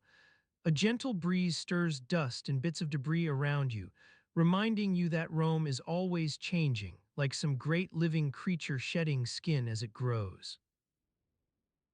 Beneath your feet lies another layer. Fragments from yesterday's trash fires, charred wood splinters from last night's cooking, or maybe even remnants from a long-forgotten battle. You're standing near one of the city's many hidden spaces, narrow alleys and cramped courtyards that house everything from small workshops to humble abodes. You've heard rumors about these places. Some say they hold ancient secrets waiting to be unearthed. Others whisper tales of dark magic woven by shadowy figures lurking in the corners. You're a resident here, so you know better, or at least think you do. These alleys and courtyards are merely living proof that Rome is as much about impermanence as permanence. Each passing day sees buildings rise and fall like waves on a shore. With every storm comes fresh cracks in ancient walls. Now near the heart of this hidden world lies your kitchen, its stone floor cold beneath bare feet, wooden countertops scarred from years of cooking oil spills. Your hands move instinctively as you chop vegetables for tonight's supper. Celery stalks snap under pressure, beets leaving behind a crimson smear on the counter that will need washing before dinner. As you work, your gaze wanders over a collection of half-eaten meals lingering in shallow bowls, evidence of hasty breakfasts or hastily devoured snacks when hunger caught up with your schedule. That smell from outside still lingers, something cooking in a nearby kitchen perhaps.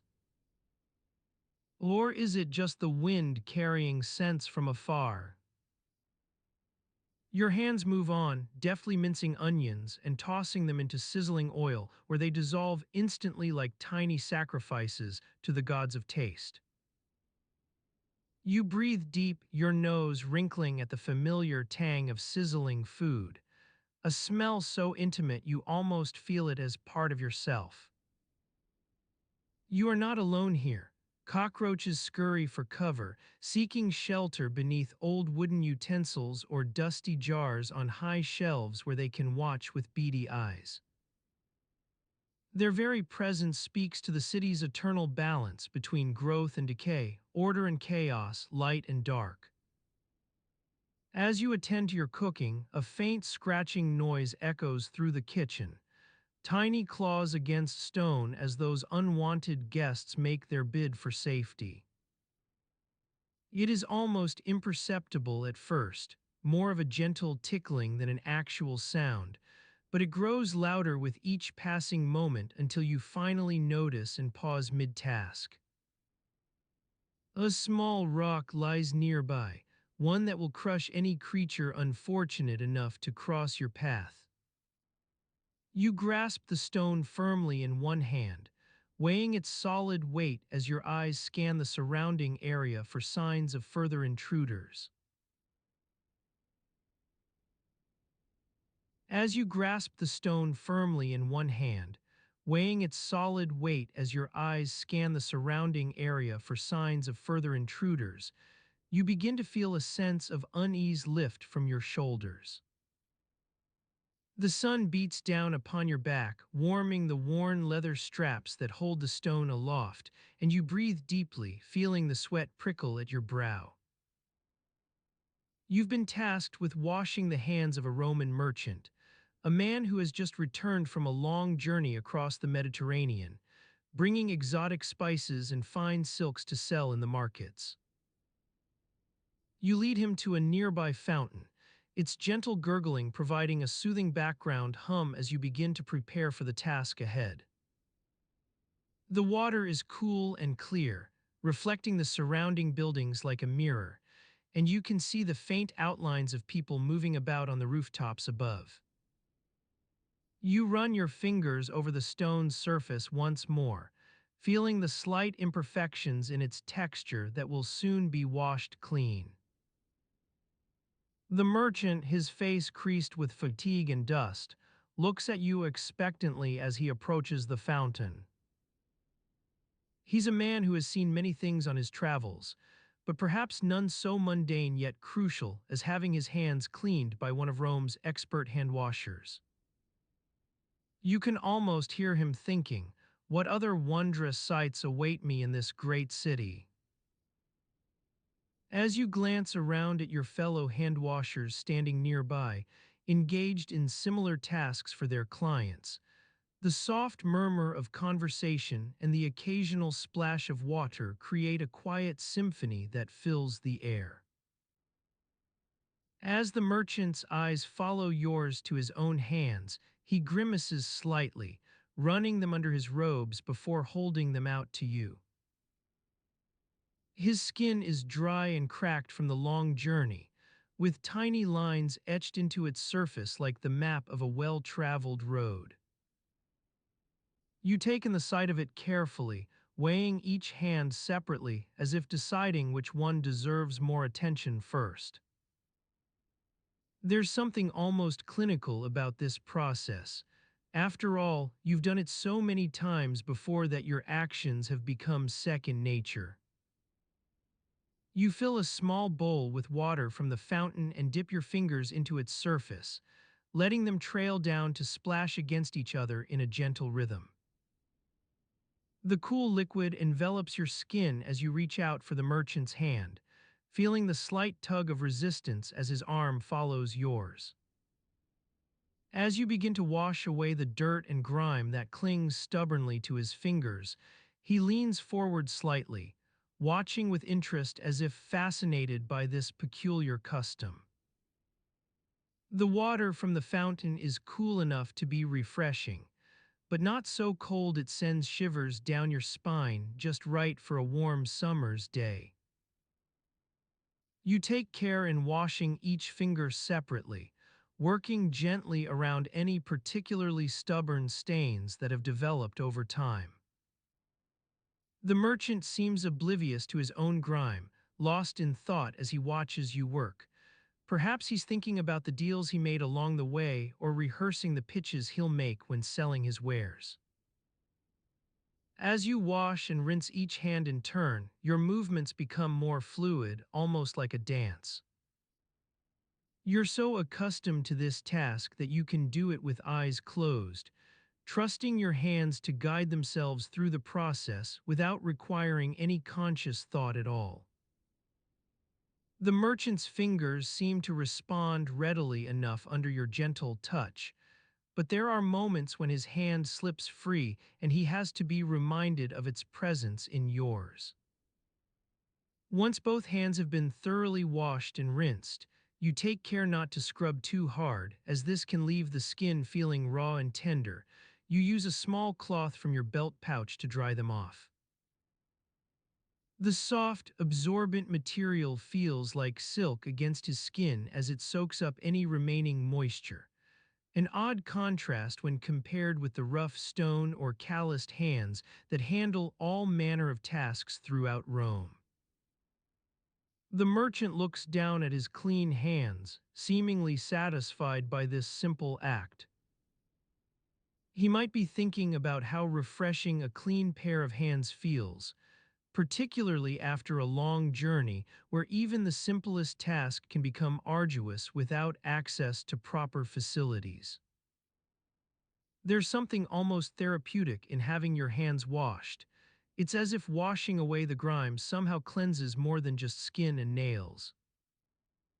As you finish up, another hand washer nearby calls out for attention.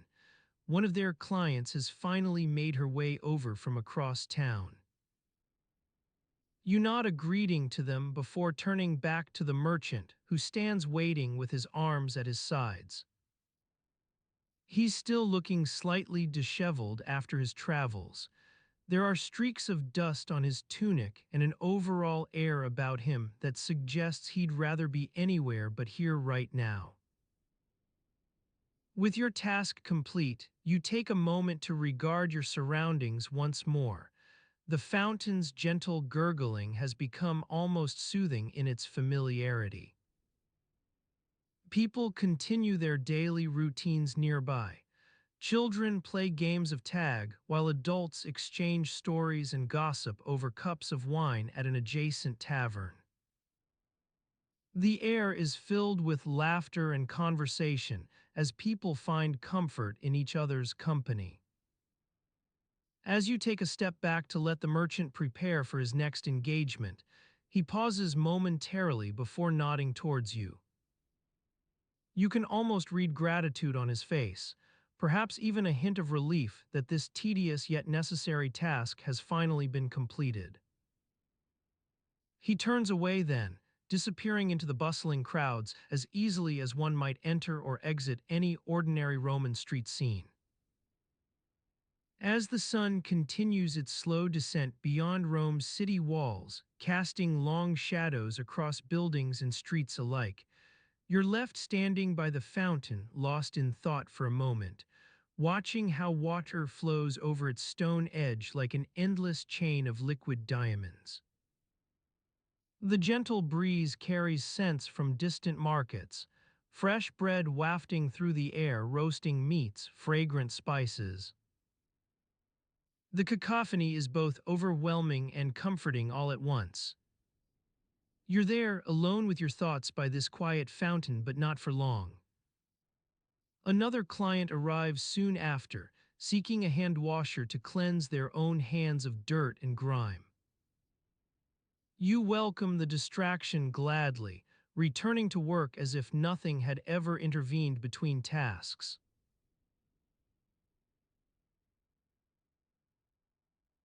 As you settle back into your work, the creaky wooden chair beneath you seems to sigh in relief, its worn leather groaning softly as it molds itself once more to the contours of your body.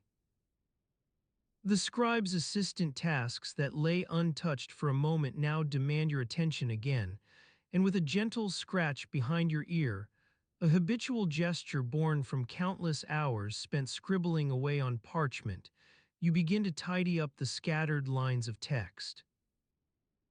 Your hand moves deftly over the marks made by your stylus, smoothing out irregularities in the ink's flow as if coaxing life back into parched earth.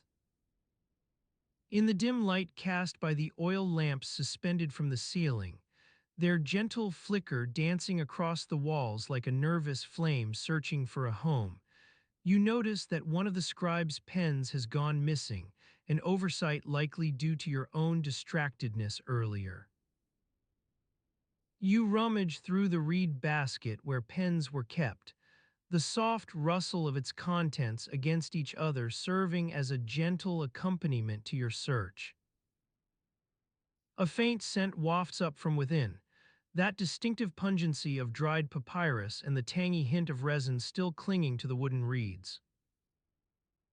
You gently pluck out several more pens in case this one had simply been misplaced among them, their tips glinting like tiny daggers in the muted light.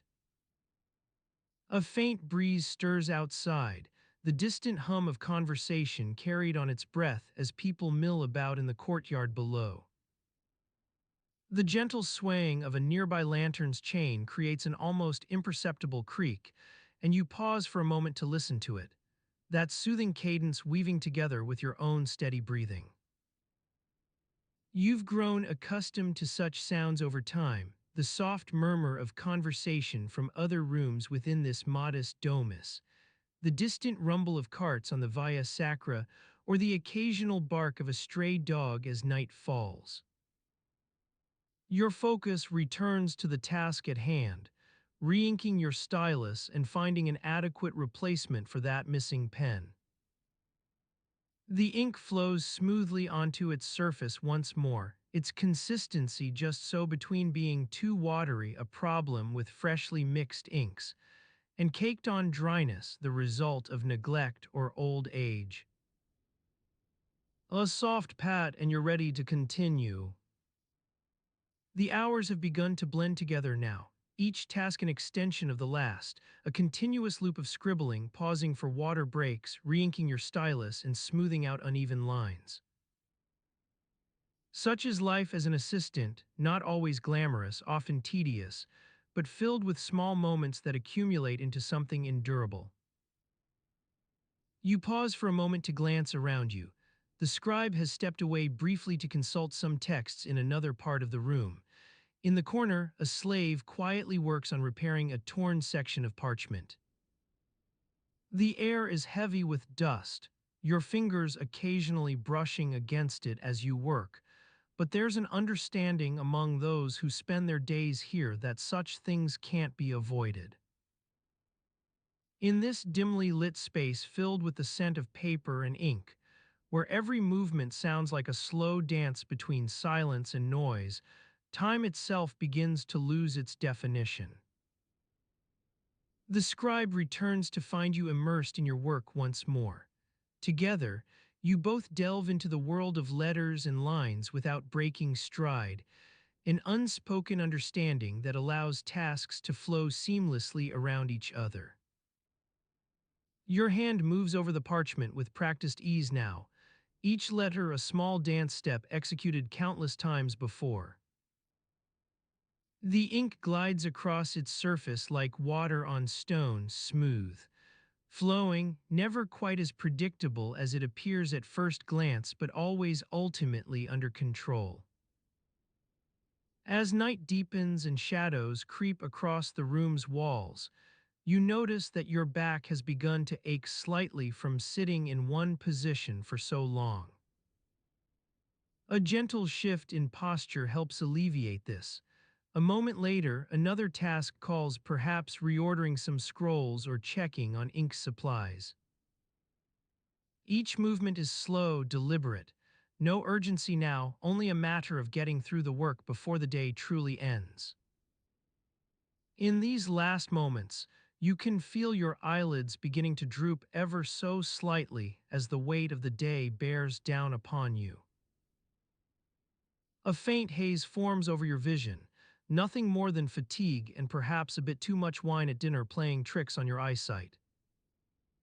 Yet even this doesn't deter you. Instead, it becomes part of the rhythm of work, moving forward through exhaustion just as one navigates life's obstacles.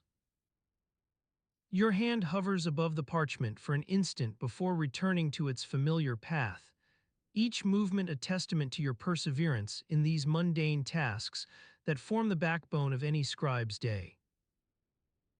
The soft scratch of your stylus against parchment, the occasional rustle of pages turned over, or the creaking of leather as you adjust your posture, all blend into one continuous symphony played on the stage of daily routine.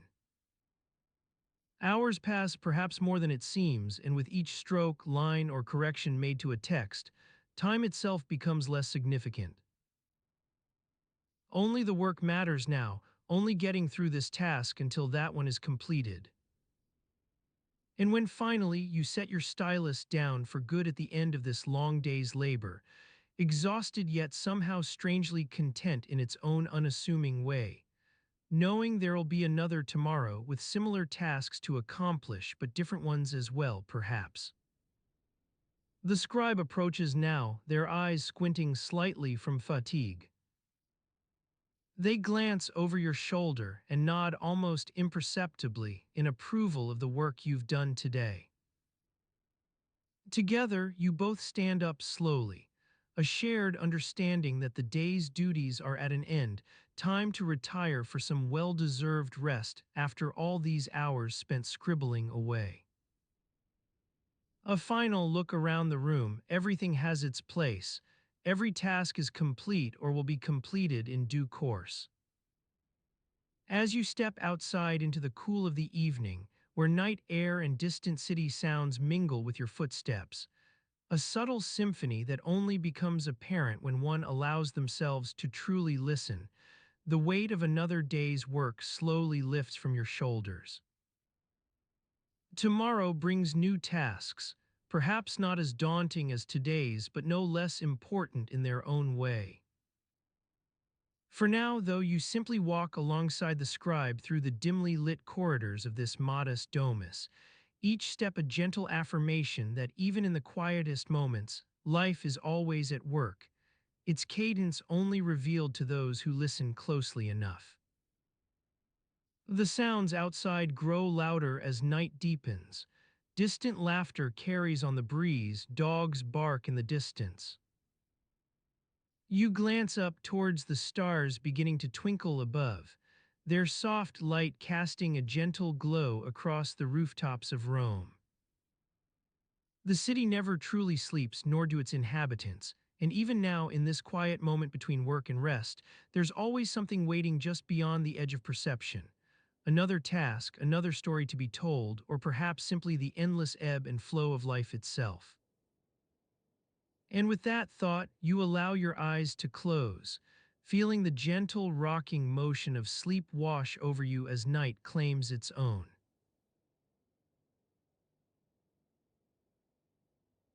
As your eyelids flutter shut, the world outside begins to fade into the soft focus of twilight. The gentle, rocking motion of sleep washes over you like a soothing balm, calming the day's stresses and quieting the mind.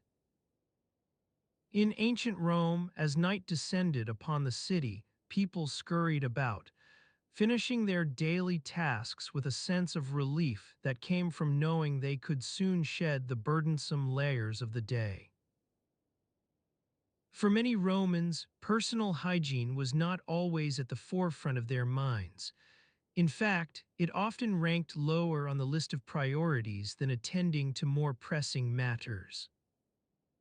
You are standing outside the city gates, watching as a group of vendors begin to set up for the evening trade.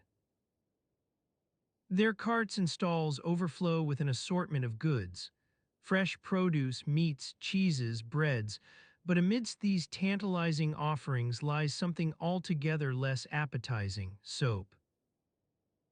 Yes, soap, that supposedly magical elixir designed to cleanse and purify.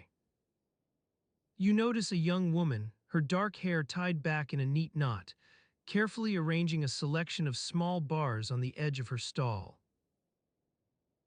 Each bar bears an almost identical label, Sapon Romanus it reads, but upon closer inspection you spot subtle variations in the labeling. Different font styles, slight color changes, and tiny symbols etched into the surface. The vendor catches your eye and offers a warm smile, which falters slightly as she notices your gaze settling on her wares. "Ah, good evening to you," she says with a hint of nervousness. "Welcome to my humble stall. You ask about the soap, what is it made from?" She hesitates before launching into an explanation that sounds suspiciously like an apology. "Well, as I'm sure you know, making quality soap can be quite expensive." The way she trails off implies there's more to this story than meets the eye. As a patron of her stall, or at least someone pretending to be one, you decide to indulge in some polite curiosity. You lean in closer and ask if it might not be worth investing in better ingredients, given that people are willing to pay top dollar for, well, just about anything these days.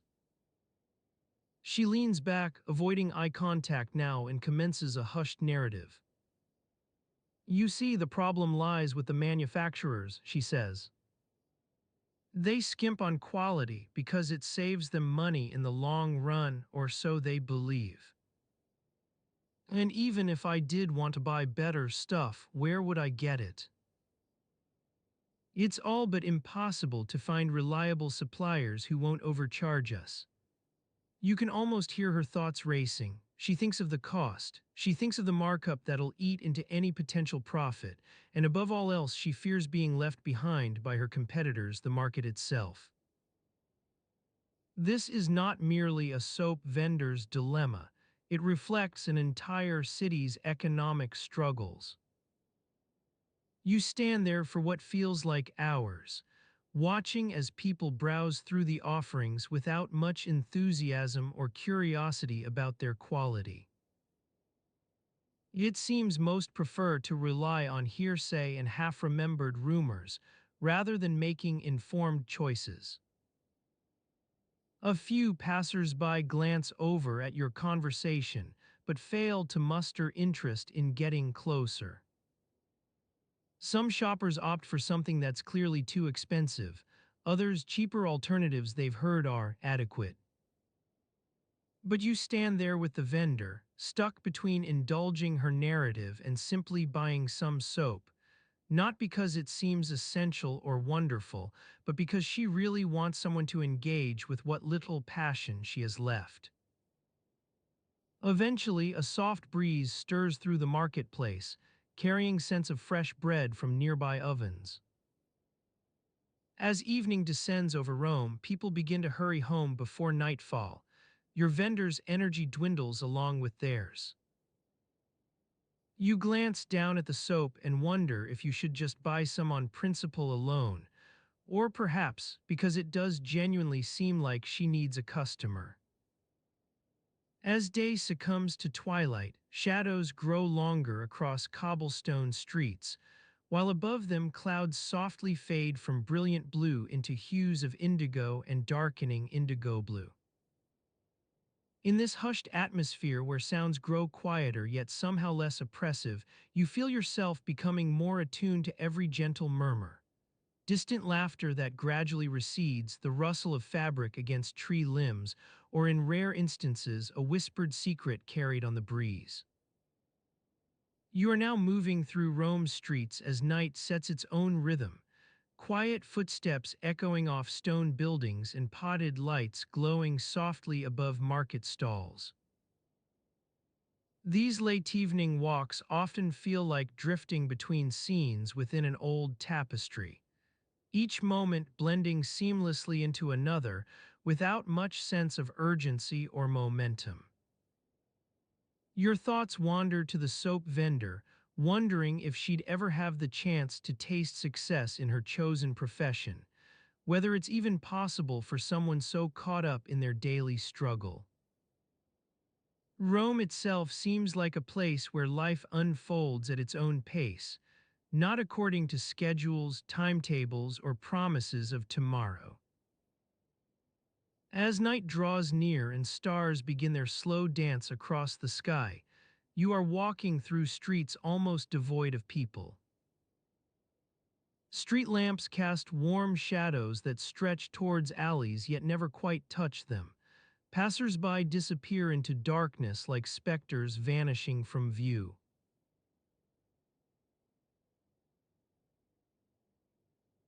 As you stroll through the winding streets of Rome, the evening air grows thick with anticipation, like a promise unspoken but felt by all who breathe it in. The sun's descent has painted the sky with hues of saffron and gold, casting long shadows that stretch towards alleys yet never quite touch them. Passers-by disappear into darkness like specters vanishing from view. You notice how the flickering torches on either side of the street seem to dance in synchronization, their gentle sway a soothing accompaniment to your footsteps. Your thoughts turn to health and well-being as you make your way through the city's narrow thoroughfares, each one lined with shops selling everything from fresh produce to medicinal herbs. You've heard tell of the skilled physicians who practice here, men and women learned in the art of healing, who can diagnose even the most obscure ailments and prescribe remedies that might just see you right as rain. You stop at a small apothecary tucked between a bakery and an alehouse. The sign above the door reads Medicus Felix, Felix being the shop's owner, a bespectacled man with a kind face and a wealth of knowledge about all things medicinal. You push open the door, its bell jingling softly as you step inside. The air within is thick with the scent of herbs and spices, myrrh, rose petals, and something that smells faintly of decay, possibly valerian root or wormwood. Shelves lined with clay pots and wooden vials stretch up to the ceiling, each one containing a different concoction or remedy for this or that affliction. Felix looks up from behind his counter, where he's busy mixing a batch of some liquid potion. "Ah, welcome," he says, his eyes twinkling behind his spectacles. "What seems to be troubling you today?" You explain your symptoms, a nagging cough perhaps, or an inexplicable rash on the skin. Felix listens attentively, nodding along as you speak, and when you finish, he sets aside his mixing spoon and takes up a small notebook from behind the counter. "Tell me," he says, "when did this start?" You recall the exact date. It was during last week's festival of Jupiter Optimus Maximus. The memory brings back vivid images. The smells of roasting meat and fresh bread wafting through the air, the sounds of laughter and music carrying on the breeze, the feel of sweat-dampened skin beneath your tunic. Felix scribbles a few notes in his book, his hand moving deftly across the page. "I see," he says when you finish speaking. "In that case, I suspect it may be related to an imbalance in your humors." You nod along, though the term itself means little to you. Yes, yes, the four fluids within us: blood, phlegm, yellow bile, and black bile. When one becomes too dominant or another deficient, trouble can arise. Felix's explanation is a gentle flow of words like water over smooth stones. He speaks with conviction but also with compassion, as if aware that you're still struggling to grasp the concept. He leads you to a small table in the back of the shop and gestures for you to sit. A wooden cabinet stands against one wall, adorned with intricate carvings depicting scenes from Greek mythology: Asclepius healing the dying, Hygeia pouring a libation at an altar. Felix here has studied under some of Rome's finest physicians. A nearby voice says that of his wife, a woman named Aurelia who tends to patients alongside her husband. Aurelia approaches with a steaming cup and sets it before you on the table. "Drink this," she advises gently. "It'll help clear your head." The liquid within is warm and slightly bitter. You take a sip, feeling its soothing effects spread through your chest like a gentle breeze rustling leaves in autumn.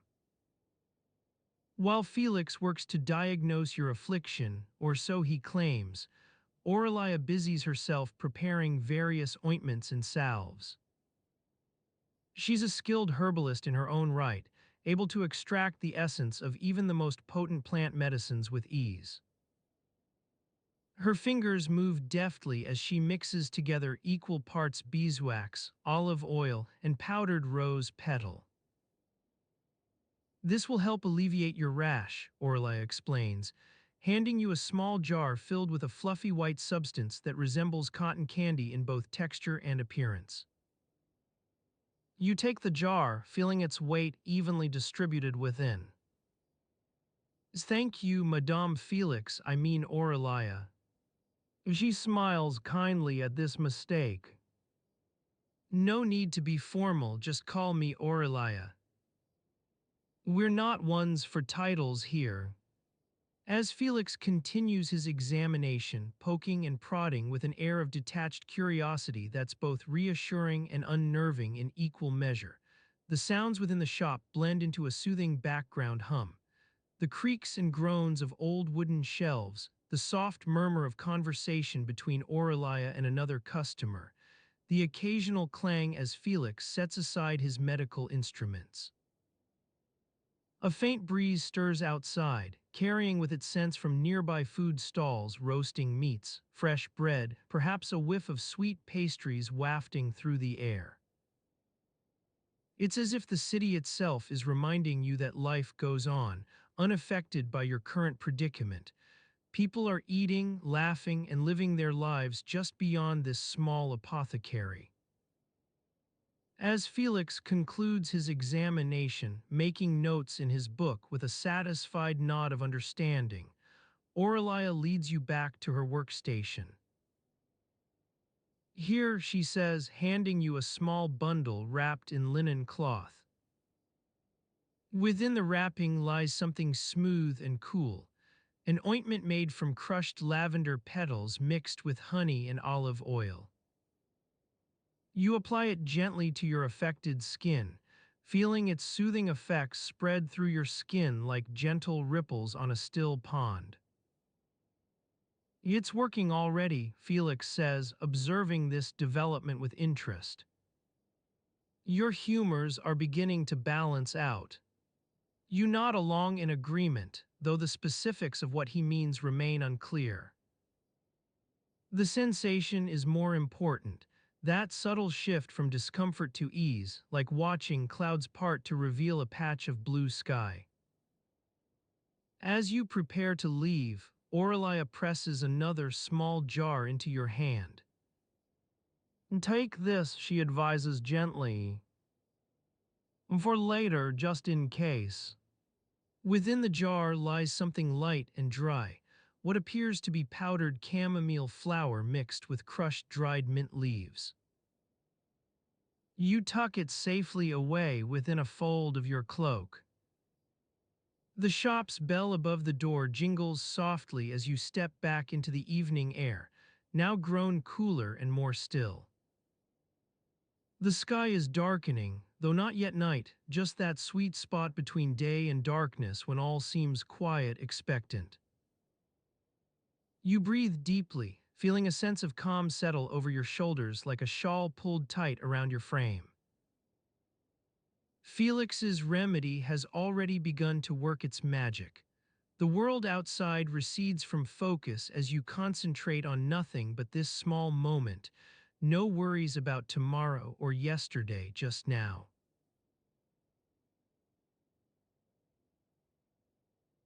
As Felix's remedy has already begun to work its magic, the world outside recedes from focus as you concentrate on nothing but this small moment, no worries about tomorrow or yesterday.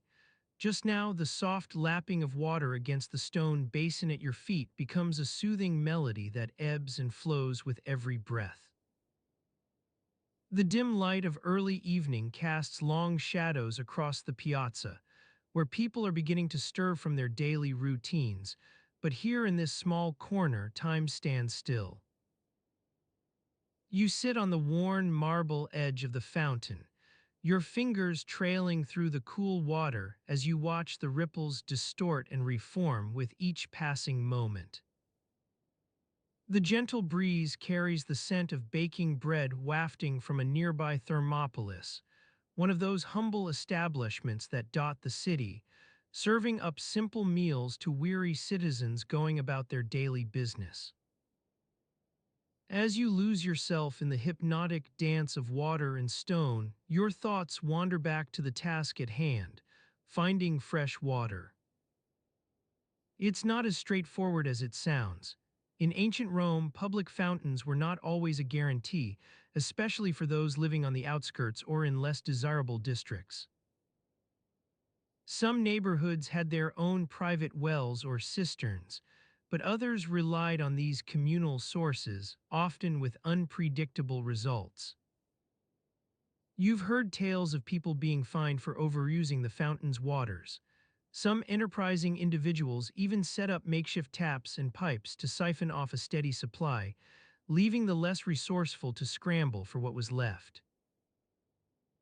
And then there were those pesky aquarii, tasked with measuring out precisely how much water each family or individual was entitled to, an onerous duty that seemed more suited to a life of accountancy than public service. Your mind drifts back to Felix's words. A good day is not about grand gestures, it's the small, mundane moments we often overlook. You think of all those tedious tasks you've faced in your daily routine, scrubbing away at stubborn stains on pottery, wrestling with an unruly batch of dough, or simply trying to find a decent spot for a midday nap. The sound of dripping water echoes through your thoughts as the sun dips lower in the sky.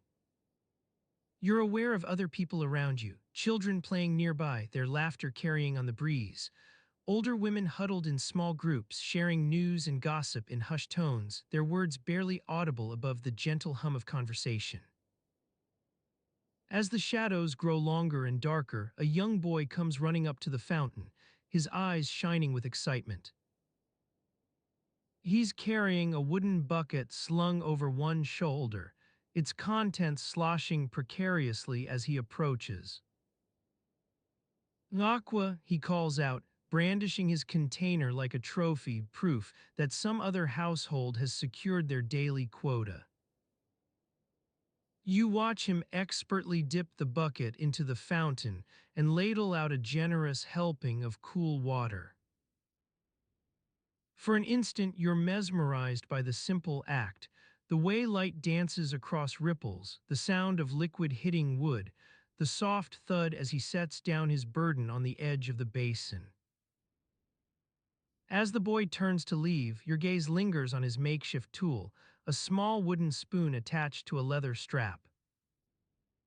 You remember using something similar in your own household, a crude but effective contraption for skimming off scum and sediment from cistern water before pouring it into clay jugs for storage. These tiny details weave together like the threads of an intricate tapestry, revealing the hidden patterns that govern daily life in ancient Rome. In these quiet moments where worries about tomorrow or yesterday fade away, you start to see the beauty in mundane routines, a symphony of sounds and sensations playing out against the city's backdrop. Your attention is drawn back to Felix's remedy as your eyelids grow heavier, weighed down by the rhythmic lapping of water. The world outside recedes further into the distance. All that remains are these small moments, watching the sun set over a still pond, listening for the sound of dripping oil in the kitchen below, or simply feeling the cool breeze dance across your skin as night descends upon the city. And so you let go, allowing yourself to drift on the gentle tide of time. Sleep's siren song begins its soft whisper, drawing you deeper into the realm of dreams, where worries fade like ripples in a calm lake, and only the quiet sounds of daily life remain. The creaking wooden beams above your head, the distant rumble of carts rattling over cobblestones, or most softly of all, the steady beat of Felix's remedy, reminding you that even amidst chaos, there lies peace to be found in these small, fleeting moments.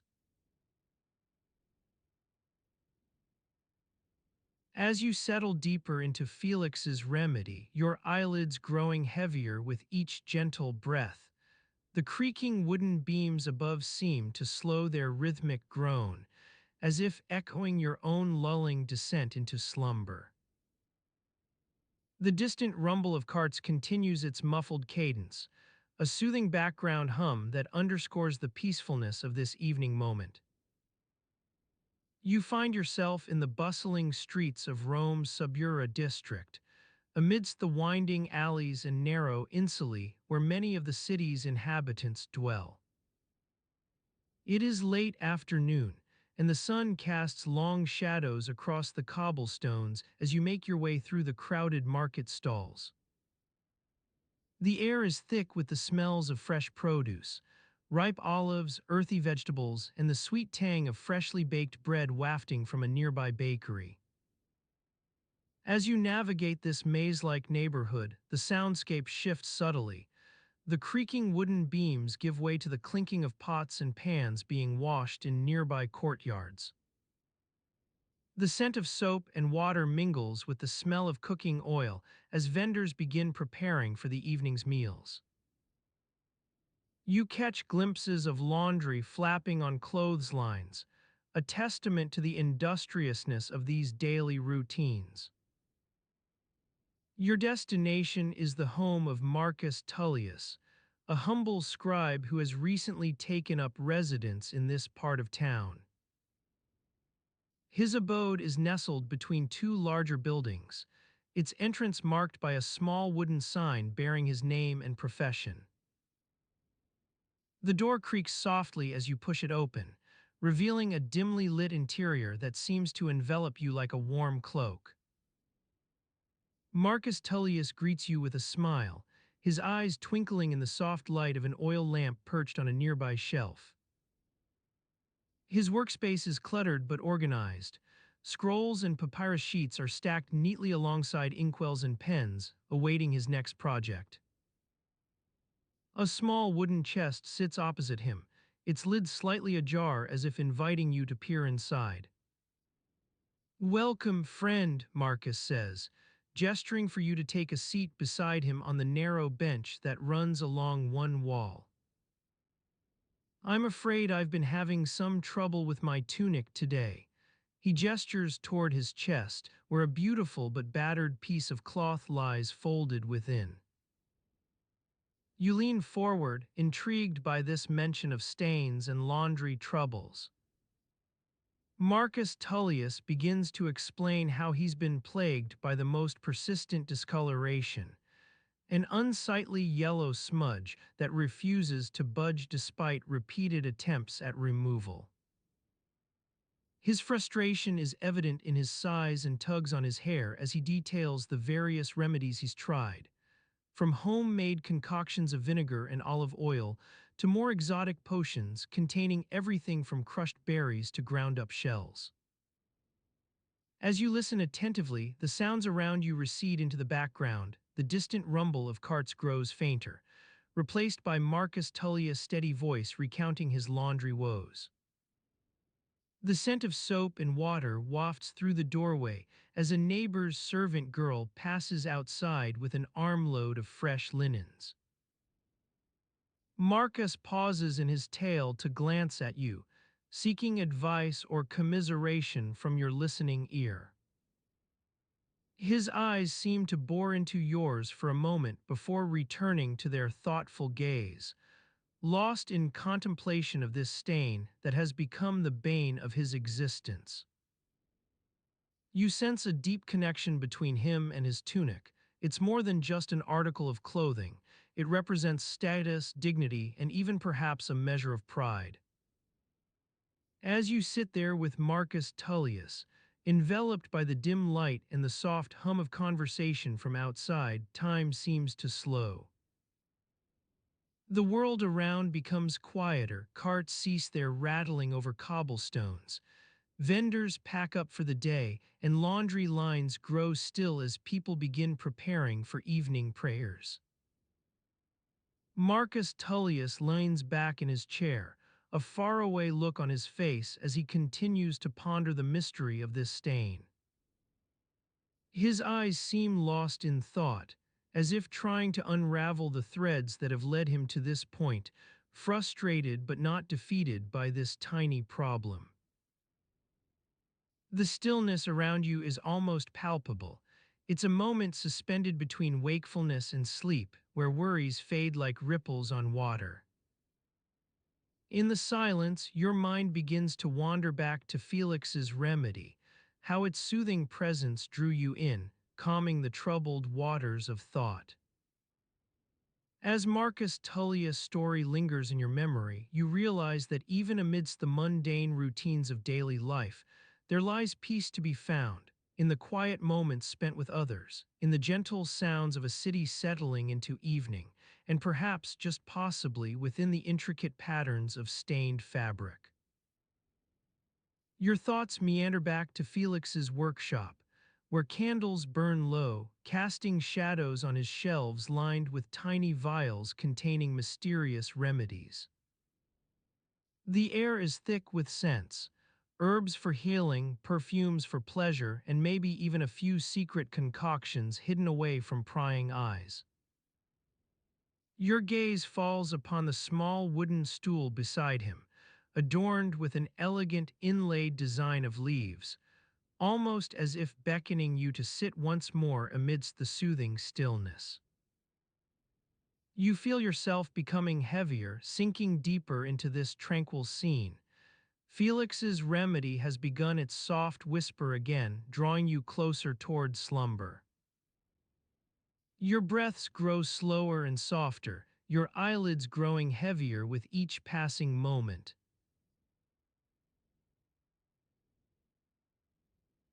As you drift further into slumber, the gentle rhythm of your breathing slows to a soothing cadence, like the lapping of waves on a tranquil shore. Your eyelids grow heavier with each passing moment, weighted down by the softness of sleep's approach. In ancient Rome, as in any other era, people's lives were filled with quiet moments and mundane struggles that often went unnoticed amidst grander narratives.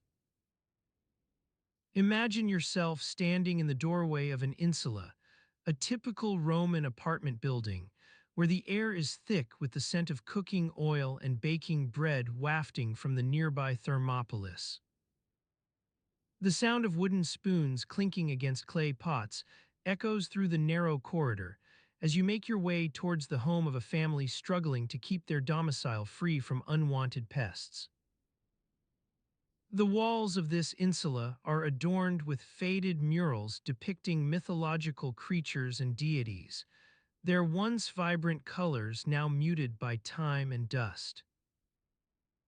The flickering light cast by torches mounted on either side of the doorway casts long shadows across the floor, like dark tentacles reaching out to snuff out the meager glow. You are there, walking alongside the narrow corridor, as you notice the faint scratching sounds emanating from within one of the apartments. A gentle breeze rustles through the nearby atrium, carrying with it the whispers of conversation and the occasional clinking of a wine jug against stone walls.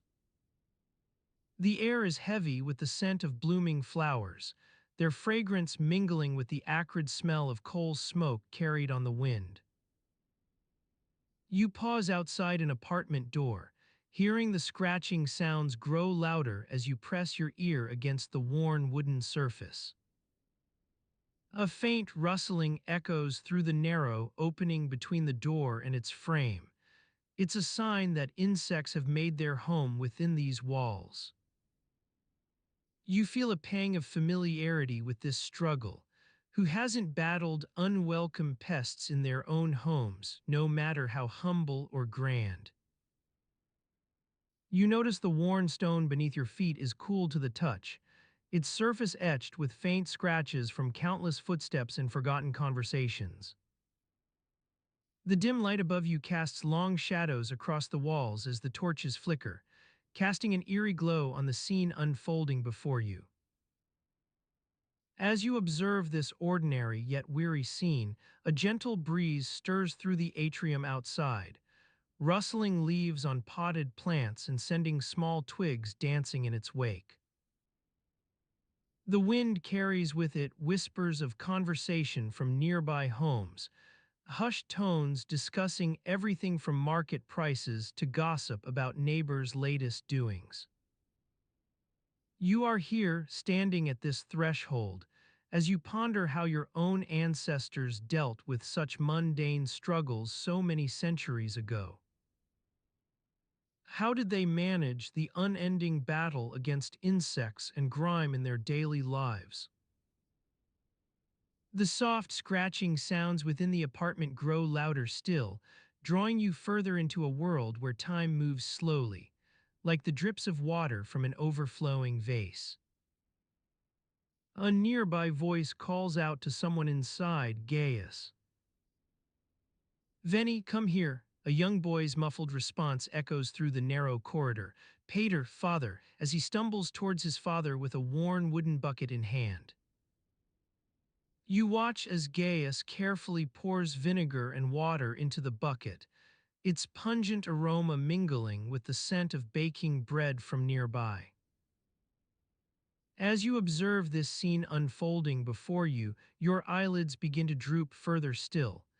It's almost impossible not to succumb to the soothing atmosphere that pervades every aspect of ancient Roman life. You notice how even in the midst of mundane chores and household duties, people would often pause to share stories or gossip with one another. The vinegar mixture is left near the door, its pungency an unwelcome addition to the already heavy air inside the apartment. Gaius's father carefully opens a small container filled with herbs, mint and chamomile mingle with other fragrances within, releasing their calming aroma into the space as he sprinkles them about. The scent wafts gently through the narrow opening, carrying with it whispers of forgotten memories from past summers spent near idyllic lakes. Your breath slows still further as you watch Gaius's father attempt to coax his unwelcome guests out from beneath the stone floorboards, an endless struggle against nature and pests that has been waged by countless generations before him. You feel your own eyelids grow heavier with each passing moment, weighed down by the gentle pace of ancient Roman life. Your body relaxes further still as you become one with this world where worries are many but troubles few, despite the unrelenting battles against unwanted guests in every home. In a nearby room, someone is attempting to repair a broken clay pot. An elderly woman's wrinkled hands move deftly amidst the shards of pottery.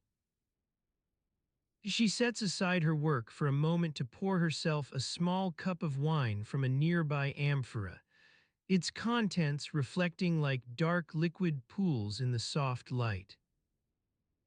The delicate clinking of cups against stone is accompanied by the faint rustling sounds as she adds herbs. Rose petals and lemon verbena mingle with others within, releasing their scents into the air. As you sit amidst this calm scene unfolding before you, your own thoughts begin to unravel like threads from a tattered cloak. Your eyelids grow heavier still, weighed down not just by sleep's gentle pull, but also by the soothing atmosphere of ancient Rome itself. An era where daily struggles and petty annoyances are slowly forgotten as one succumbs to the warmth of candlelight and the lulling cadence of evening conversation.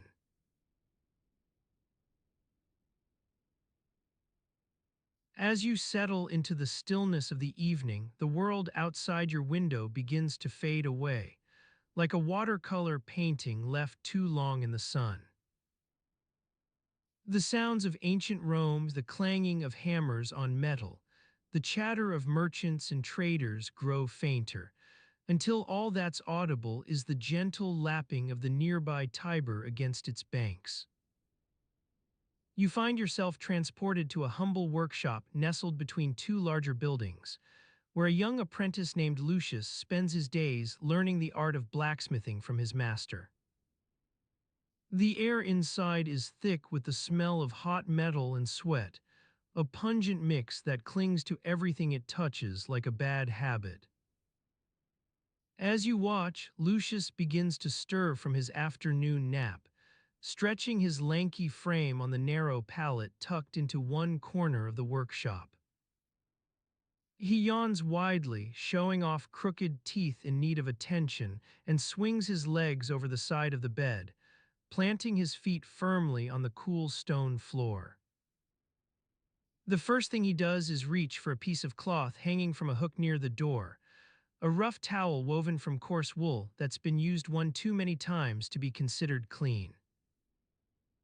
He wipes the sleep from his eyes with it, leaving behind streaks of dust and grime on his cheeks like war paint. As Lucius moves through the workshop, he steps carefully around mounds of sand and shavings scattered across the floor, remnants of previous projects that'll need attention later in the day.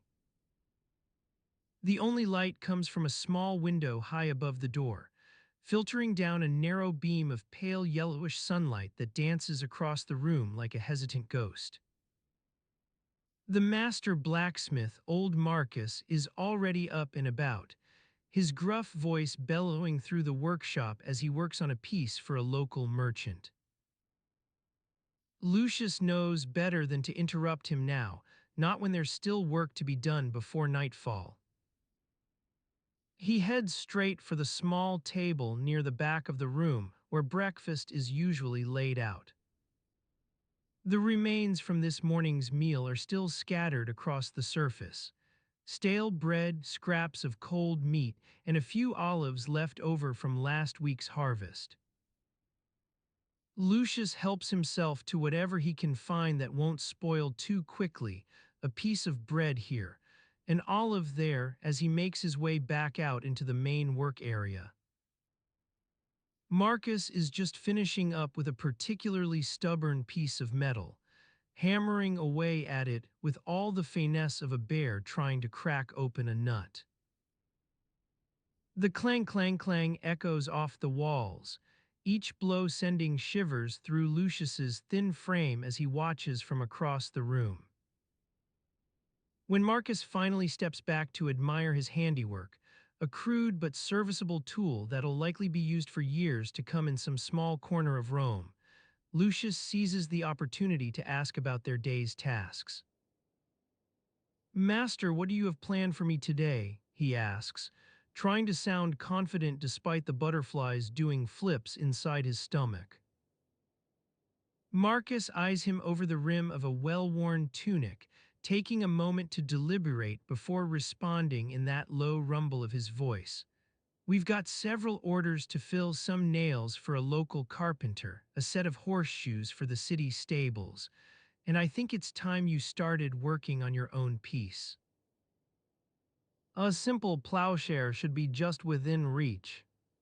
Lucius feels a thrill run through him at this news, not because he loves the idea of making tools, he doesn't, but because it means one more step closer to becoming an official member of Marcus's team, with all its attendant privileges and maybe even a small increase in pay.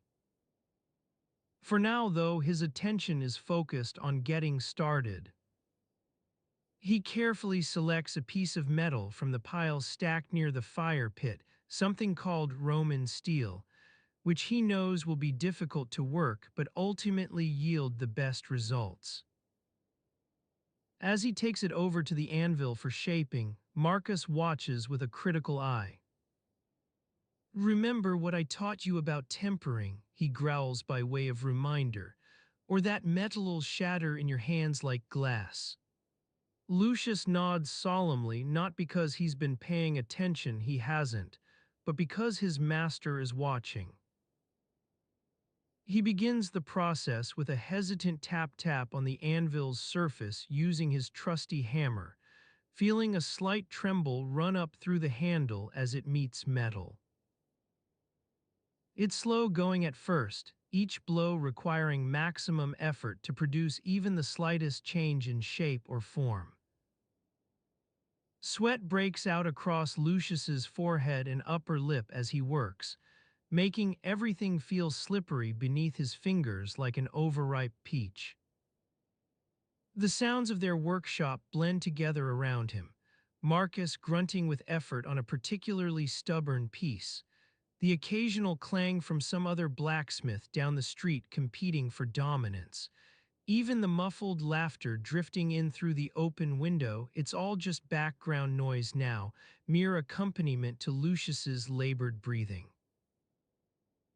Time seems to stretch out like taffy pulled too far when you're working hard at something dull. Hours pass without your noticing, you lose track, and before long you realize night is almost upon them again. A faint breeze picks up from the Tiber, carrying with it a whiff of damp earth and decaying leaves, the scent of autumn's approach. Lucius glances over at Marcus for guidance on how to wrap things up, but his master just wags a gnarled hand in dismissal. "Keep going. You can finish that plowshare yet."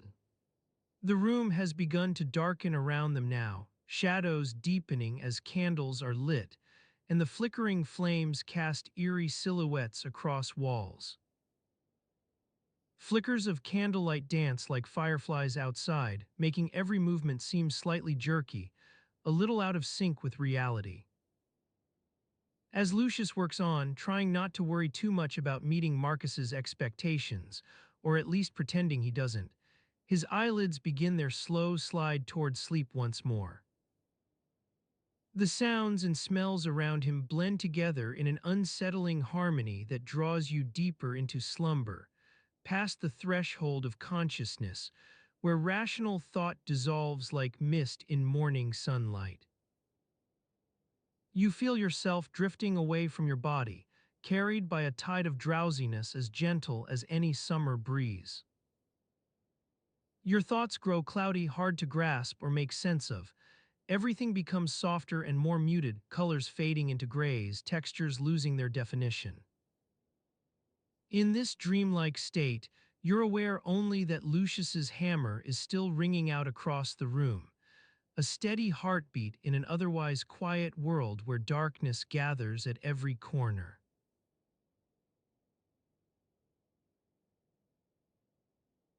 As the last echoes of Lucius's hammer faded into the evening air, you felt a subtle shift in the atmosphere within the small shop. The dim light from the window cast long shadows across the tools scattered about, creating an eerie stillness that seemed to swallow all other sounds. You sensed a quiet expectation building among the few patrons who remained, their murmurs and whispers suspended like wisps of cloud held aloft by a gentle breeze. The scent of freshly baked bread wafted from nearby, carrying with it the promise of evening's reprieve. Warm food and drink would soon be available to alleviate the day's fatigue. Your stomach growled in anticipation as you leaned against the workbench, the worn wood creaking softly beneath your weight. The soft clinking of pots and pans drifted from the kitchen area behind, punctuated by an occasional shout or laugh. Outside, a solitary owl hooted its evening song, the mournful cry carrying across rooftops to join the distant hum of conversation drifting up from taverns and inns further down the street. Shadows cast by flickering torches danced upon the surrounding walls as pedestrians strolled past, their footsteps weaving an intricate pattern on the cobblestones beneath. As you waited for Lucius's workday to conclude, your gaze wandered about the cramped shop, taking in the familiar array of tools hanging from pegs on the wall or laid out on a nearby bench. Each one seemed imbued with its own character, a worn chisel whose wooden handle was slowly giving way beneath years of use, a hammerhead scarred and pitted by countless blows against stone and metal alike. Suddenly, Lucius emerged from his workroom, wiping sweat-dampened forehead with the back of his hand. His eyes met yours briefly before he nodded toward the kitchen area where the owner, Marcus's wife Aurelia, was busily preparing an evening meal for her customers. A look of quiet satisfaction crossed Lucius's face as he hung up his hammer on its designated peg. You sensed a subtle shift in the atmosphere within the shop once more, though one barely perceptible this time. The air seemed to vibrate with anticipation now that work had concluded and relaxation was at hand. Conversations renewed among those who'd been waiting, their voices taking on a softer quality as they awaited dinner. Marcus's wife Aurelia emerged from her kitchen area, bearing a steaming platter of breads and cheeses accompanied by an ample jug of wine. Her face creased into a warm smile as she began distributing the offerings to her customers, each gesture imbuing the atmosphere with a sense of gentle camaraderie. The scent of freshly baked bread mingled with that of herbs, likely gathered fresh from Marcus's own garden earlier in the day. As dinner was served and consumed amidst muted conversation, your mind wandered back to Lucius, now seated on his stool beside you, quietly enjoying a simple repast of his own. Your gaze drifted toward him as he took a bite of bread slathered with olive oil and vinegar, savoring each morsel's subtle flavors. In the shop's dim light, time seemed almost indistinguishable from day to night, Only Lucius's more subdued demeanor hinted at a gradual shift in mood. Conversation continued among patrons while others, like yourself, remained lost in quiet thought as evening deepened its hold over Rome.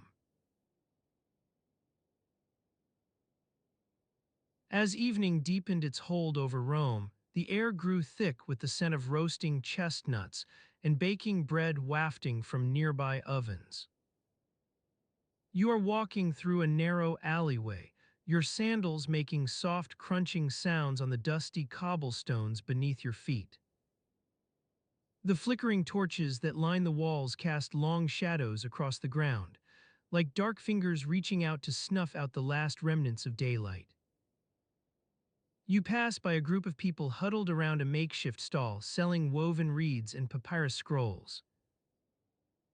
Their murmurs are barely audible above the gentle hum of evening conversations carried on the breeze.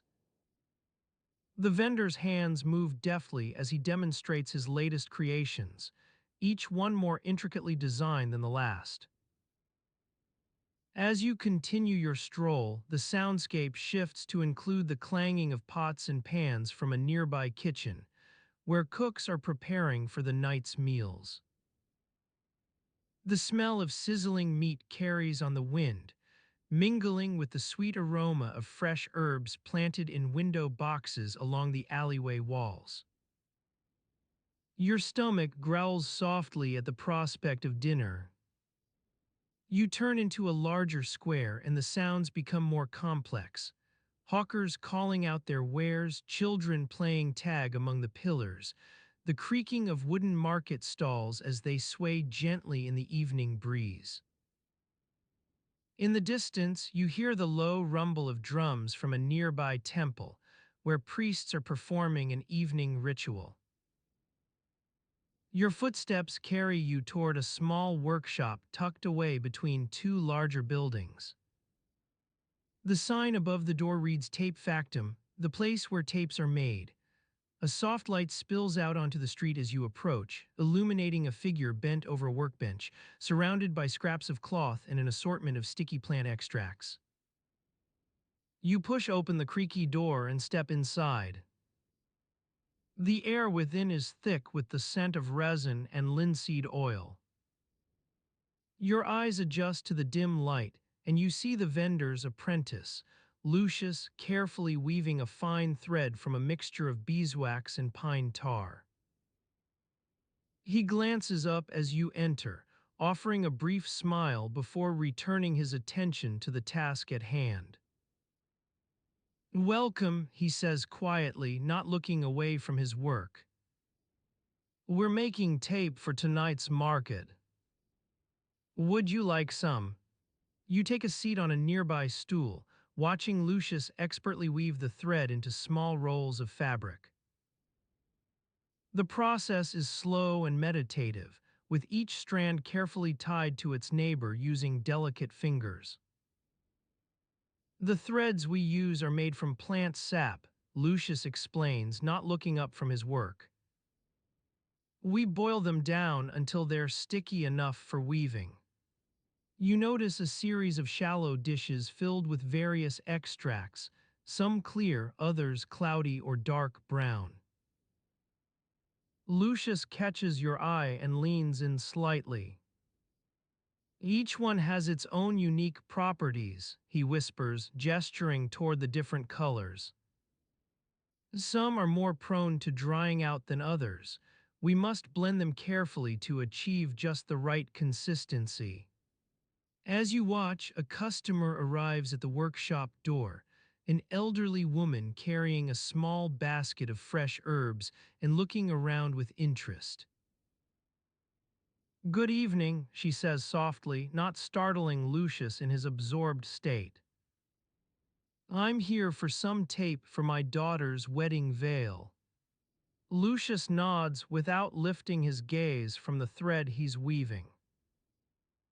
"Ah, good choice. We have just what you need, a special blend of linseed oil and cedar extract that will hold fast even through heavy rain or wind." The woman smiles and begins to examine the rolls on display while Lucius continues working in silence. You take this opportunity to observe more closely, watching as he carefully measures out equal parts of each plant extract before mixing them together. As you sit there, absorbed in the quiet rhythms of the workshop, the sounds from outside begin to fade into the background, the hawkers' calls become fainter, the children's laughter less frequent. The evening grows quieter still, until all that remains is the gentle hum of conversation between Lucius and his customer. "You're welcome to stay," Lucius says eventually, as he wraps a small roll in paper for the woman to carry home. "We'll have more tape made by tomorrow morning." You continue your seat, listening as Lucius begins to clean up after the evening's work, carefully storing away each thread and extract with an air of satisfaction. The light within the workshop has grown dimmer still, now illuminated only by a single small oil lamp on a nearby shelf. Shadows creep across the walls like dark fingers, reaching for something hidden in the crevices between the stones. As you watch Lucius at work, your eyelids begin to feel heavy, not just from watching him weave tape threads into tiny rolls, but also because of the gentle rocking motion that the breeze outside creates on the wooden sign above the door. The wind carries a quiet murmur through the alleyways now, a soothing melody composed by all those tiny sounds and whispers carried on its breath.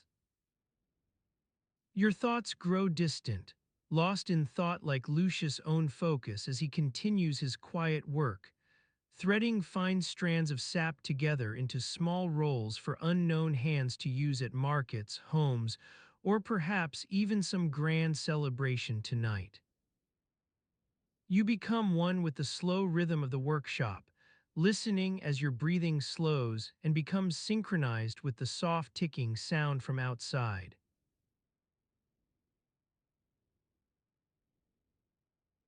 As you settle deeper into your chair, feeling the softness of the cushions enveloping you like a warm blanket, the sounds outside begin to seep in, the distant clanging of pots and pans from the nearby kitchen, the low murmur of conversation between the cooks as they prepare dinner for the evening. The air is heavy with the scent of cooking oil and roasting vegetables, making your stomach growl softly in anticipation. You become one with the slow rhythm of the workshop, listening as your breathing slows and becomes synchronized with the soft ticking sound from outside, a rhythmic reminder that time still passes, even if it feels like you're suspended in this quiet moment. The light filtering through the window casts long shadows across the floor, making the space feel cozy and intimate. In ancient Rome, bedbugs were a persistent problem, especially during the summer months when the heat made them more active. They would crawl out of their hiding places at night, seeking warmth and blood from unsuspecting sleepers.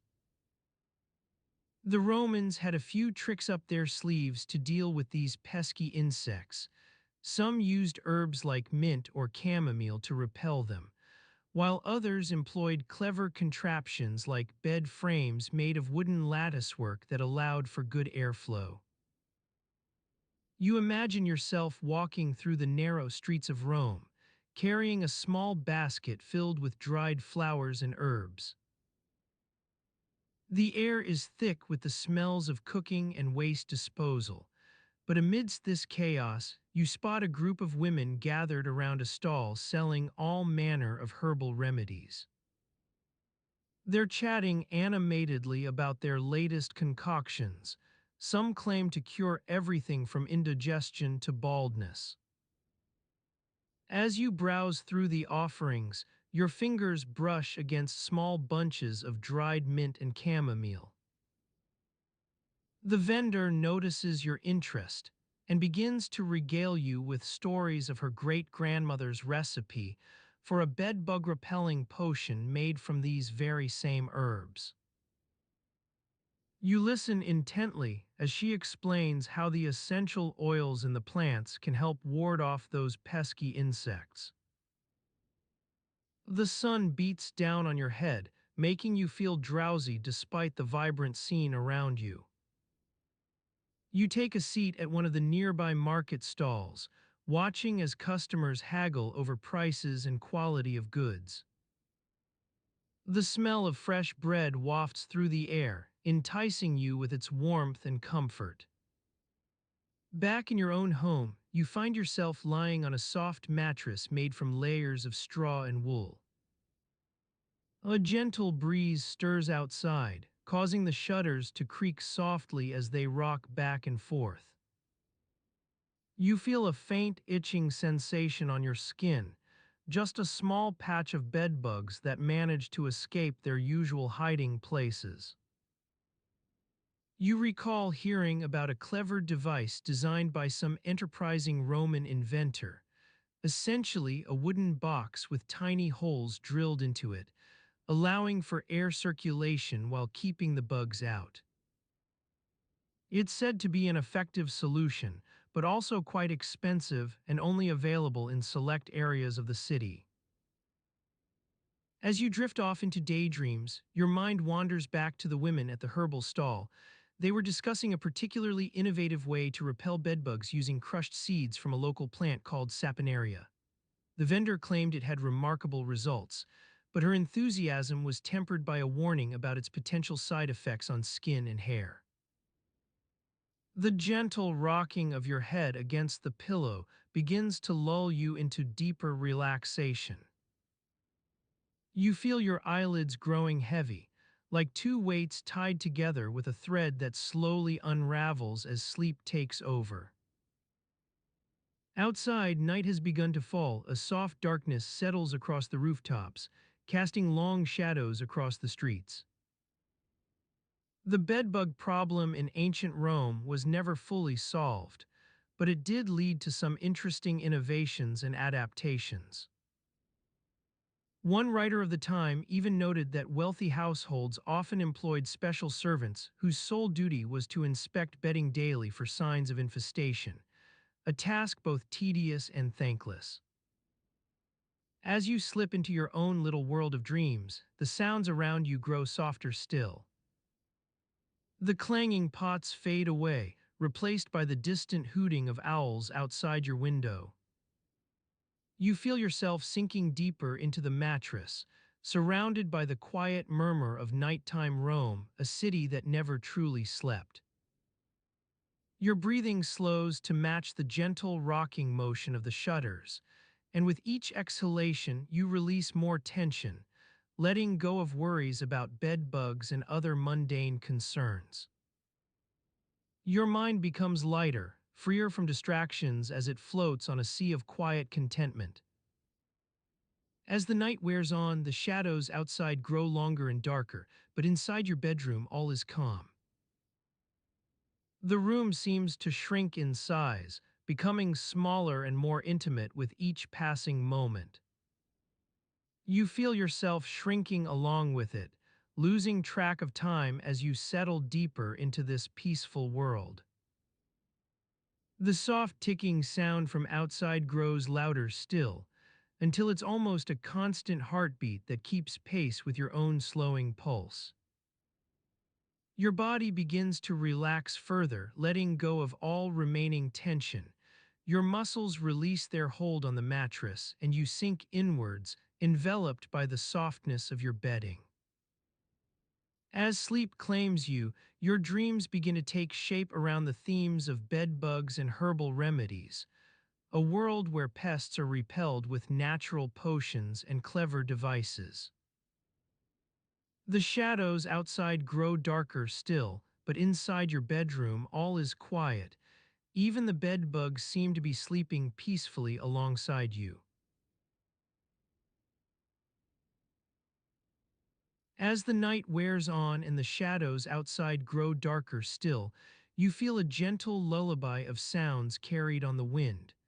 The distant hooting of owls, the soft creaking of wooden shutters, and the occasional chirping of crickets from the nearby gardens. The air inside your bedroom is heavy with the scent of old parchment and wax candles, the smell of knowledge and comfort. You lie back in bed, feeling the soft give of the mattress beneath you as you settle into its familiar contours. As you drift deeper into sleep, your mind begins to wander back to the events of the day, replaying the conversations and encounters that filled it with so much wonder. Among them is a visit from an ancient Roman's hairdresser, one of those quietly essential professionals who keep the city looking its best. You recall the way the light streaming through the windows highlighted the subtle textures of their tools. The soft sheen on the wooden combs, the dull gleam of metal scissors, and the delicate patterns etched into the handles of their hairpins. The streets outside are growing quiet now, only an occasional torch or lantern flickers to life as night falls. You can hear the distant rumble of a water clock in the nearby Thermopolis, its gentle tick-tock marking time like a lullaby. Your own heart beats slower with each passing moment, as if responding to some unseen rhythm. As you continue to drift, your thoughts turn to the task at hand, a trip to visit this hairdresser's humble shop on the outskirts of town. It was there that you discovered the intricacies of ancient Roman coiffure, how layers were teased and curled with special tools called calamistris, and how even the most delicate wisps of hair could be shaped into elaborate styles using nothing but a few deft strokes. Your guide today is none other than Lucius, an experienced barber known for his patience and skill. He greets you warmly as you enter the shop, its front room filled with a sweet scent of perfumed oils and the soft murmur of conversation between him and another client. As he leads you to the back area where his work begins in earnest, you catch glimpses of various tools hung on the walls. Delicate ceramic containers for hair creams and unguents, ornate combs made from ivory or polished bone, and intricately carved wooden boxes filled with an assortment of pins and needles. You remember how Lucius explained that as a barber, his role extended far beyond mere coiffure. He was also responsible for trimming beards, shaving faces, and even providing the occasional trim to those wisps of hair around the navel, a trend popular among some of Rome's younger men. As you watched him work, it became clear just how intricate an art this really was, one that required a deep understanding not only of hairstyling but also of social etiquette. For in ancient Roman society, your haircut and beard could speak volumes about your status, age, and even marital prospects. The shadows outside grow deeper still as night takes hold. Inside the shop, Lucius is now at work on you, gently teasing apart tangles with a comb, carefully trimming stray hairs around your temples, and applying delicate pinches of powder to keep unwanted wisps in place. His hands move slowly but surely over your scalp, sending gentle tremors through your skin as he works. As the hours pass, you find yourself growing more relaxed, lulled by Lucius' soothing touch, his soft voice murmuring words of encouragement and the quiet hum of conversation from the front room where other clients come and go. The world outside recedes further with each passing moment. It sounds muffled to a gentle background murmur as you settle deeper into your chair.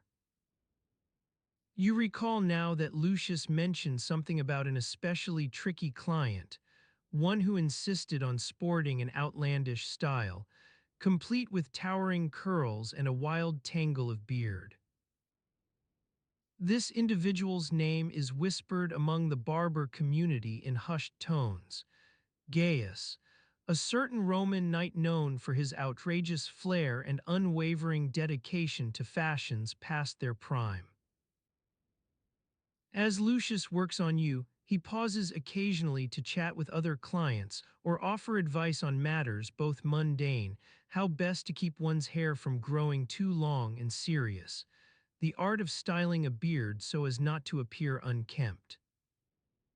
His words drift through the air like gentle wisps of smoke, lulling and soothing. Your own thoughts begin to wander now, carried along by the quiet rhythms of the shop. You think back on your journey here today, walking the narrow streets of Rome, navigating bustling marketplaces filled with merchants hawking everything from fresh produce to intricately carved ivory combs.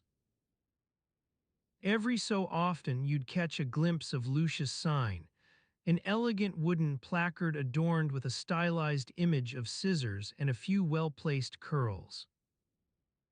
Your arrival at the shop itself was met with a warm smile by Lucius, who greeted you in his worn but comfortable toga, its folds neatly arranged about his waist. He listened attentively as you explained your desire for a more refined style, something that would show respect for tradition while still reflecting your personal taste, which leans toward the simpler end of the spectrum. The afternoon sun streaming through the windows highlighted Lucius' own features. A kind face with a warm smile and eyes crinkled at the corners from years, spent peering intently into mirrors as he worked his magic. You recall now how, as you settled in for your appointment, he offered you a small wooden cup of water infused with mint leaves, its coolness refreshing on a sweltering summer day. With each passing moment, you grow more relaxed, lulled by the soothing rhythms of Lucius' work and the quiet hum of conversation from other clients. Your thoughts drift through time like wisps of smoke carried on the breeze, touching briefly on memories of earlier days spent exploring Rome's hidden corners. Strolling along narrow alleyways lined with intricate frescoes, admiring ornate mosaics in grand public baths, or haggling over prices at bustling market stalls. The shadows outside grow darker still as night takes hold. Inside Lucia's shop, time itself seems to slow, each moment stretching out like a lazy cat's nap on a sun-drenched windowsill. The world recedes further with each passing breath, its sounds muffled to an almost imperceptible background murmur. Your mind begins now to wander back through the hours spent at Lucius' shop, revisiting every detail of your visit, from his warm greeting upon arrival to the soothing touch of his hands as he worked out tangles and styled your hair. The experience itself seems a living embodiment of ancient Roman culture, a rich tapestry woven from threads of tradition, artistry, and quiet human connection. In this peaceful atmosphere, filled with the soft scent of perfumed oils and the gentle hum of conversation, you feel yourself drifting ever closer to sleep. Your eyelids grow heavy now, weighed down by the sheer comfort of being surrounded by Lucius' skilled hands, the soothing rhythms of his work, and the quiet familiarity of the shop itself. As the world outside grows darker still, inside this cozy little sanctuary all is quiet. Even the bedbugs seem to be sleeping peacefully alongside you. As the world outside grows darker still, inside this cozy little sanctuary all is quiet. Even the bedbugs seem to be sleeping peacefully alongside you. The flickering torches on the walls cast eerie shadows on the stone floor, making it seem as though the very darkness itself has come alive and is dancing around your feet. You are lying on a comfortable pallet of woven reeds, covered with a thin layer of soft wool, which is just thick enough to keep you warm but not so heavy that it makes you feel suffocated. The air in the room is stale, but there's something about the smell of old dust and worn leather that's comforting, like being wrapped in a familiar blanket. The only sound you can hear is the gentle rustle of leaves outside your window, carried on the soft breeze that stirs through the city as night falls. It's almost imperceptible, this whisper of wind, but it's enough to lull even the most restless sleeper into a peaceful slumber. As you settle deeper into your bed, you begin to feel a sense of detachment from the world outside, like you're floating on a cloud, watching everything else go by with a detached curiosity.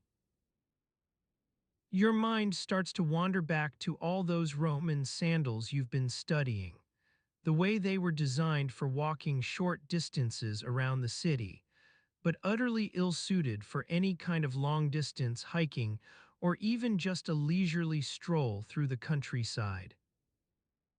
It's hard not to chuckle at the thought of some poor soul trying to trek across the Apennine Mountains in those flimsy things.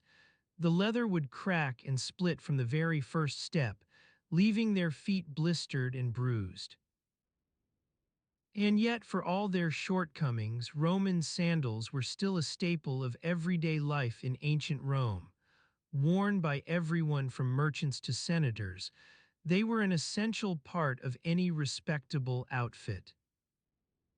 You imagine yourself walking through the streets of Rome, your own pair of sandals slapping against the cobblestones as you go about your daily business. The sun beats down on you, making the leather creak and groan with each step. It's a sound that becomes almost musical, a sort of rhythmic accompaniment to the hustle and bustle of city life. As you walk, the smells wafting through the air begin to take center stage. Fresh bread baking in ovens, the sweet scent of roasting meats, the pungent tang of fish from the nearby market. Your stomach growls with hunger as you pass by a street vendor selling steaming bowls of vegetable soup. It's a smell that makes your mouth water and your senses come alive. You pause for a moment to watch as an elderly woman expertly chops up some fresh vegetables on her kitchen counter, the sound of the knife slicing through the air like music. She looks up and catches your eye, flashing you a warm smile before returning to her task. It's a small gesture, but one that fills you with a sense of belonging in this bustling city.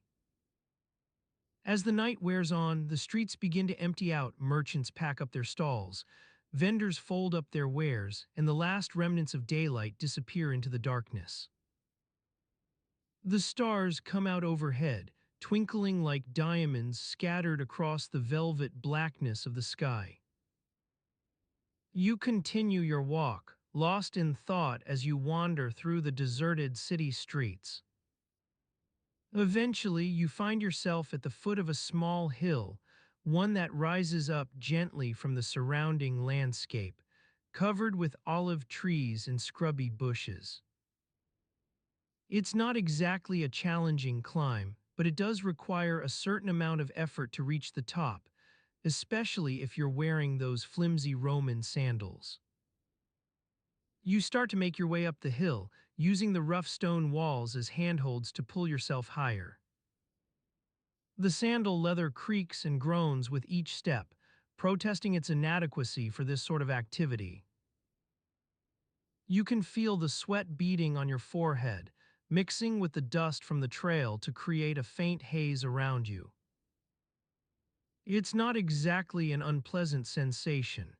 There's something about being out in nature at night that makes even the smallest discomfort seem worthwhile. The air is cool and crisp, filled with the scent of olive oil and damp earth. It's a smell that's both familiar and comforting. As you climb higher, the city lights fade into the distance behind you, replaced by the soft glow of stars overhead. You can hear the distant howl of a wolf, its melancholy cry echoing through the stillness like a mournful sigh. It's a sound that sends shivers down your spine, but in this quiet moment, surrounded by nothing but darkness and silence, it's almost soothing.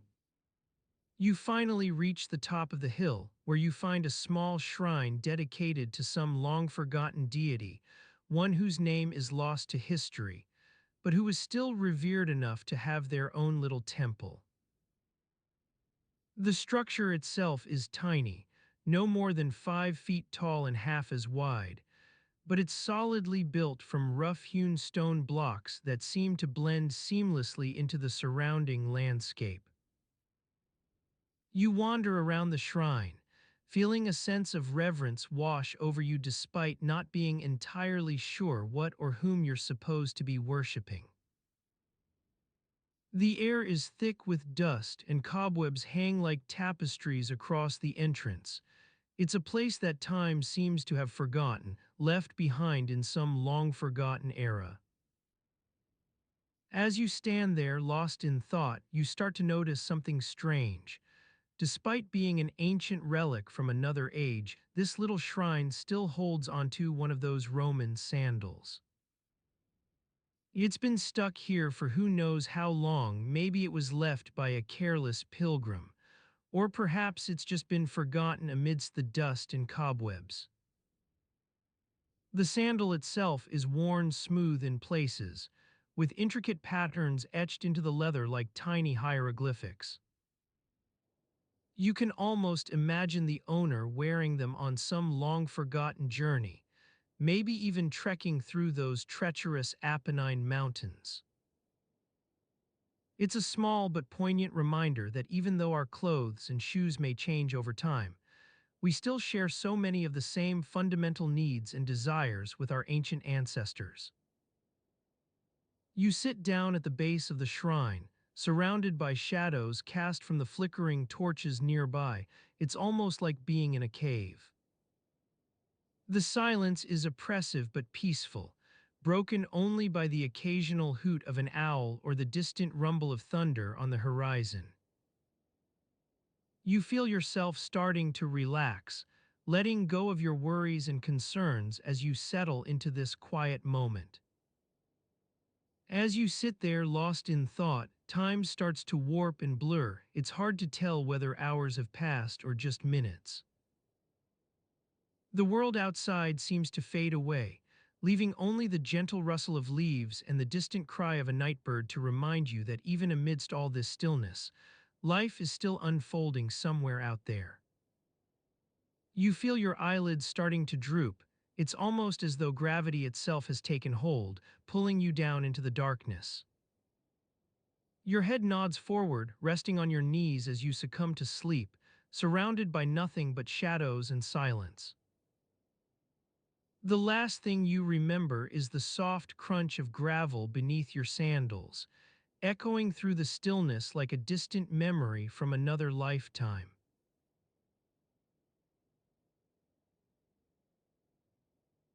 As you stand outside the public bathhouse, the warm glow of lanterns casting a soft light on your face, you can't help but feel a sense of unease. The sound of gentle chatter and the occasional gurgle of water from within carries out into the evening air, creating an atmosphere both calming and unnerving. You've heard stories about bathhouse staff taking advantage of unsuspecting customers, overcharging them for services rendered or even tampering with their belongings while they're distracted by a game of La Trunculi or a visit to the caldarium. The thought sends a shiver down your spine as you push open the creaky door and step inside. The air within is thick with the scent of sweat, olive oil, and something else, perhaps a hint of frankincense. You breathe in deeply, feeling the familiar aroma transport you to this place once again. The bathhouse staff greets you with a nod or a wave as they go about their duties.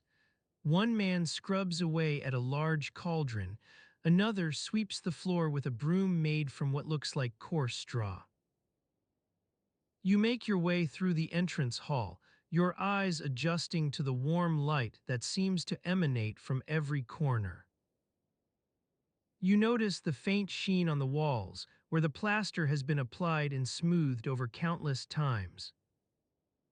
The sound of running water grows louder as you approach the apoditirium, a small room for preparing oneself before entering the baths. You take a deep breath and let your eyes wander around the space. Rows of wooden pegs line one wall, each holding an assortment of garments that seem to be drying in the gentle heat. You see tunics, cloaks, and even what appears to be a worn-out pair of gloves, all awaiting their owner's return. As you prepare yourself for your turn at the baths, you notice a man eyeing you from across the room. He's dressed in simple yet clean tunic, his hair neatly trimmed. He looks like one of the bathhouse staff rather than an actual customer. You wonder if this might be one of those overzealous attendants who'll try to take advantage of your presence here. You try to ignore him and focus on readying yourself for your turn in the baths. The sounds around you, gentle chatter, water flowing through pipes, the occasional clink of metal as someone adjusts their jewelry or fastens a tie bead, serve as a soothing background hum that gradually lulls you into a state of relaxation. You make your way to one of the rows of benches and begin untying your sandals. The man from across the room starts making his way towards you, but rather than approaching directly, he pauses at an adjacent bench where another customer is busy with their own ablutions. The sound of running water grows louder as someone, perhaps a bathhouse attendant or one of the more adventurous customers, he has decided to indulge in a spot of bathing before dinner. You catch glimpses of splashing and playful laughter echoing through the air, mingling with the scent of olives and fresh bread wafting from an adjacent room. As you continue preparing yourself for your turn at the baths, the man's gaze lingers on yours, though he doesn't seem to be making any overt effort to engage in conversation. You feel a twinge of annoyance, perhaps it's just the lingering discomfort of standing here, surrounded by unfamiliar people and uncertain what might happen next. As you finally make your way towards one of the bathing areas, you notice that the water seems particularly warm this evening. It envelops you like a gentle hug as you slip into its depths, relaxing muscles that have been tense from navigating the crowded streets all day. The sensation is almost hypnotic, water lapping against skin, sounds muffled to a distant hum, and for a brief moment everything else fades away except the soft, soothing rhythm of your breathing. The world outside recedes as you let yourself succumb to this simple pleasure, letting go, relaxing into the warmth. The minutes tick by in slow motion, or perhaps they seem that way because time itself has grown languid and indolent. Until finally, after what feels like an eternity, you're ready to emerge from your bath. A gentle tingle remains on your skin as you make your way back towards the apoditerium. The man is nowhere in sight. Instead, a different attendant greets you with a friendly smile and takes charge of guiding you through the process of rinsing off and dressing again. The air seems to have grown even quieter now, perhaps because everyone else has either finished their baths or retired for the evening. As you follow this new attendant's lead, the sounds around you grow softer still, a faint clinking from somewhere deeper within the bathhouse, an occasional hush of voices carried on the breeze. You breathe in deeply once more, letting your body absorb the scents and sensations that fill this place: frankincense, olives, sweat. The world outside has grown distant. All that remains is this small corner of existence where water flows through pipes and people come to unwind. As you finally make your way back into the evening air, the darkness seems more pronounced now. The stars have begun their gentle twinkle above, though whether it's actually getting late or simply feels like it because you've been so immersed in these surroundings doesn't quite matter anymore. You take a deep breath of cool night air and begin walking away from the bathhouse. The gravel crunches softly beneath your sandals as before, but now it seems almost rhythmic, an accompaniment to the peaceful silence that has enveloped everything. Your footsteps grow slower still, perhaps because you're feeling more at ease with each step. The distant lights of nearby buildings cast long shadows across the ground ahead, their edges soft and indistinct. You continue walking until the sound of your sandals is almost lost in the night's quiet. Eventually, it seems to fade completely. All that remains are the sounds within yourself. A gentle lapping of waves on some hidden shore deep inside, nothing more than your own breathing growing softer still as you drift further into the peaceful darkness. And with each step forward, everything grows quieter yet.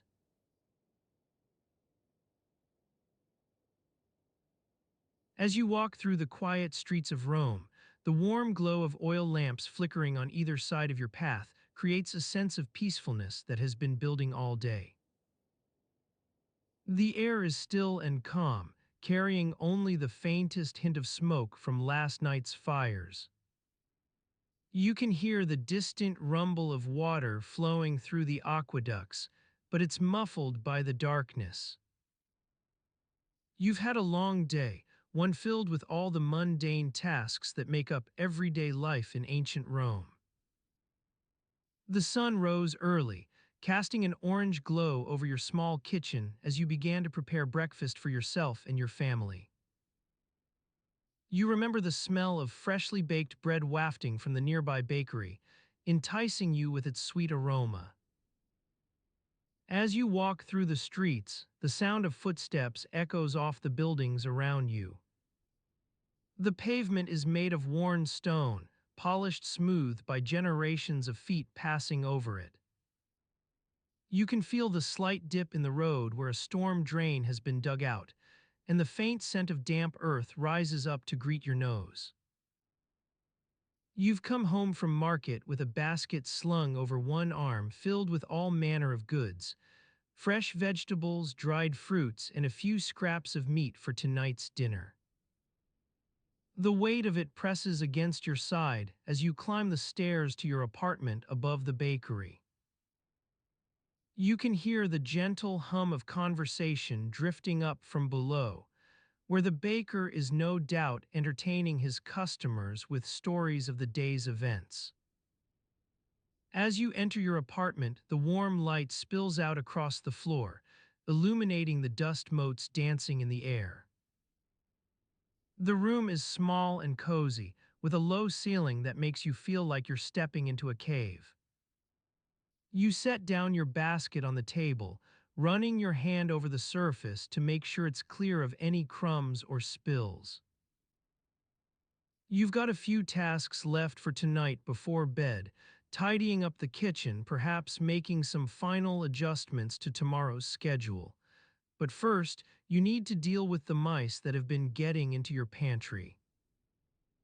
They're not such a big problem yet, but you can tell by the scattered crumbs on the floor that they'll be back again soon.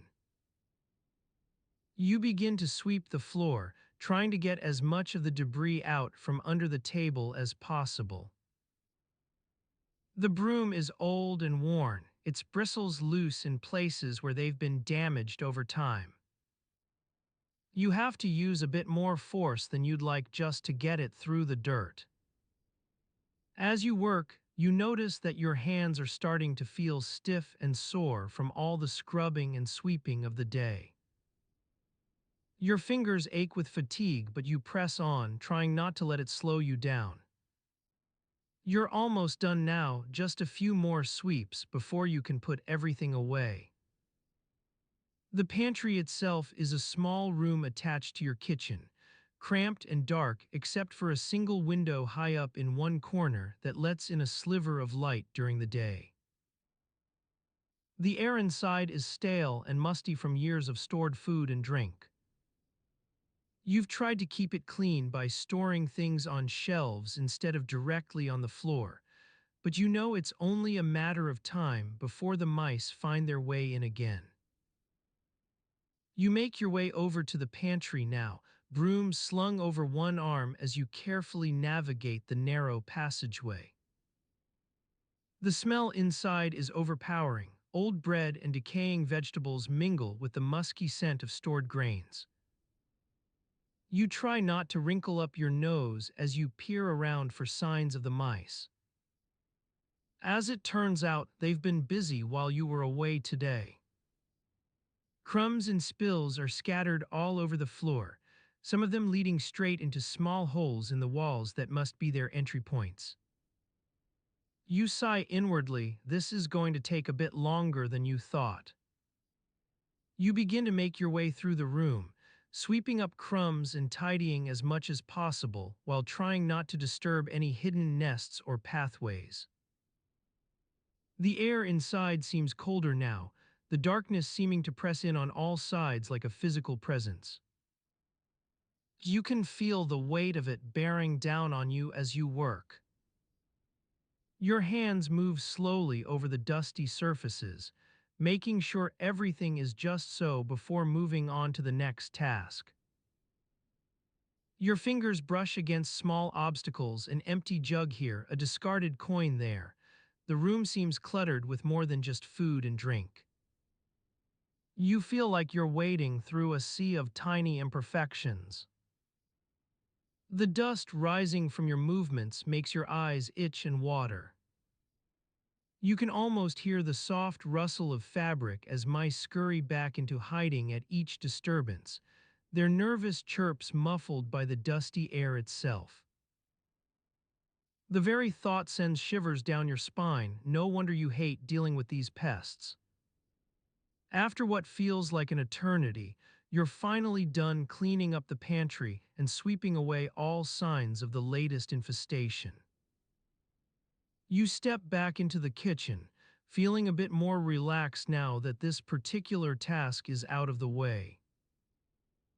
The evening light streaming in through your window highlights the dust motes dancing around it. They seem to shimmer with an otherworldly glow. The air inside feels fresher now, less stale than before. Your hands still ache from all the scrubbing and sweeping, but you're tired enough that even those aches feel comforting, like a reminder of all the hard work you've put in for another day well lived. You take a deep breath, feeling your chest expand as air fills your lungs. The scent of bread wafts up from below, mingling with the faint hint of smoke on the breeze outside. Everything seems at peace now. You feel yourself relaxing further into the stillness of the evening.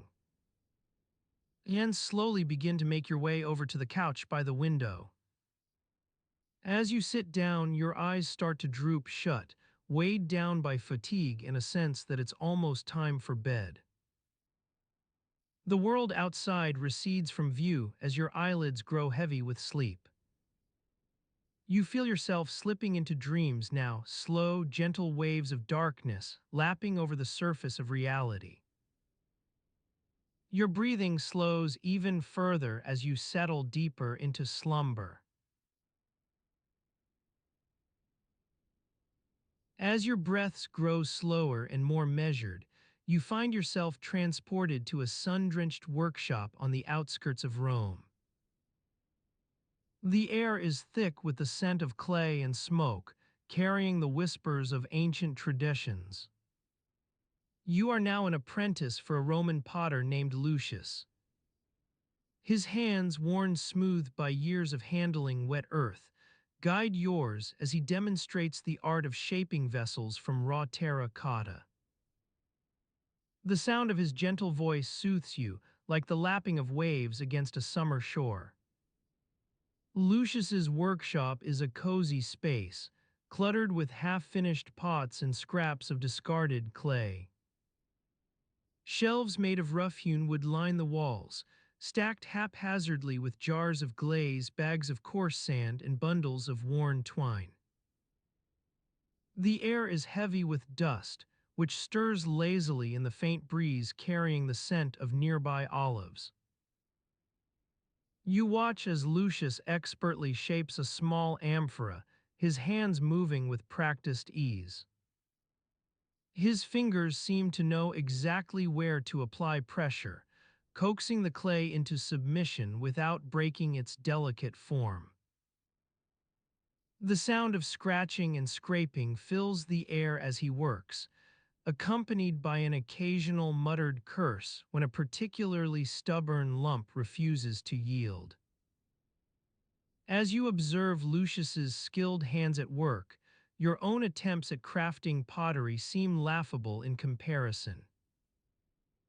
Your fingers fumble with the damp clay, causing it to tear and crumple beneath your touch. The frustration is palpable, but Lucius merely chuckles good-naturedly, his eyes twinkling with amusement.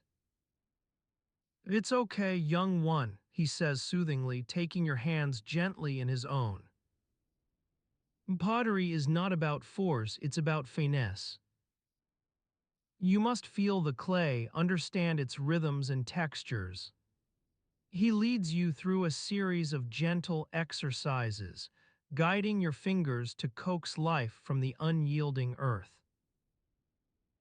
It's a slow process, but one that requires patience and attention to detail, much like watching a candle flame dance on a still summer evening. As the morning wears on, the sun climbs higher in the sky, casting dappled shadows across the workshop floor. You're aware of the time only because Lucius mentions it occasionally, pausing his work to glance up at the clock suspended from the ceiling, an ornate device with interlocking gears and a pair of swinging arms that sweep across the surface like celestial bodies. The air grows warmer as the sun climbs toward its zenith, carrying with it the scent of baking bread wafting from nearby ovens. Your stomach growls softly in response to the aroma, reminding you that lunchtime is approaching. Lucius notices your rumbling belly and nods sympathetically. "Time for a break," he says, gesturing toward a small wooden table tucked into a corner of the workshop. A simple meal awaits there, a hunk of coarse bread, some olives, and a wedge of cheese wrapped in a cloth napkin. You take a seat at the table, running your fingers over the rough-hewn wood as you gaze around the workshop. The shadows cast by the morning sun have deepened slightly, revealing the subtle textures hidden within the stone walls, tiny fossils embedded like secrets, waiting to be discovered. The food is simple but satisfying, the bread crusty and chewy on the outside, yielding a soft interior, the olives salty and rich in flavor, and the cheese. Well, it's not quite as sharp as you'd prefer, but its creamy texture provides a pleasant contrast to the tang of the olives. As you eat, Lucius ambles over to join you at the table. "We had some issues with glaze yesterday," he says thoughtfully, his eyes narrowing in concentration. "The formula wasn't quite right, too much silica, I think." He leans back against a nearby pillar, running a hand through his hair as he lost himself in thought. His expression is so intent that you find yourself sharing the concern, imagining the difficulties of creating something beautiful and functional at the same time. Your meal eaten, Lucius gestures toward the workshop floor once more.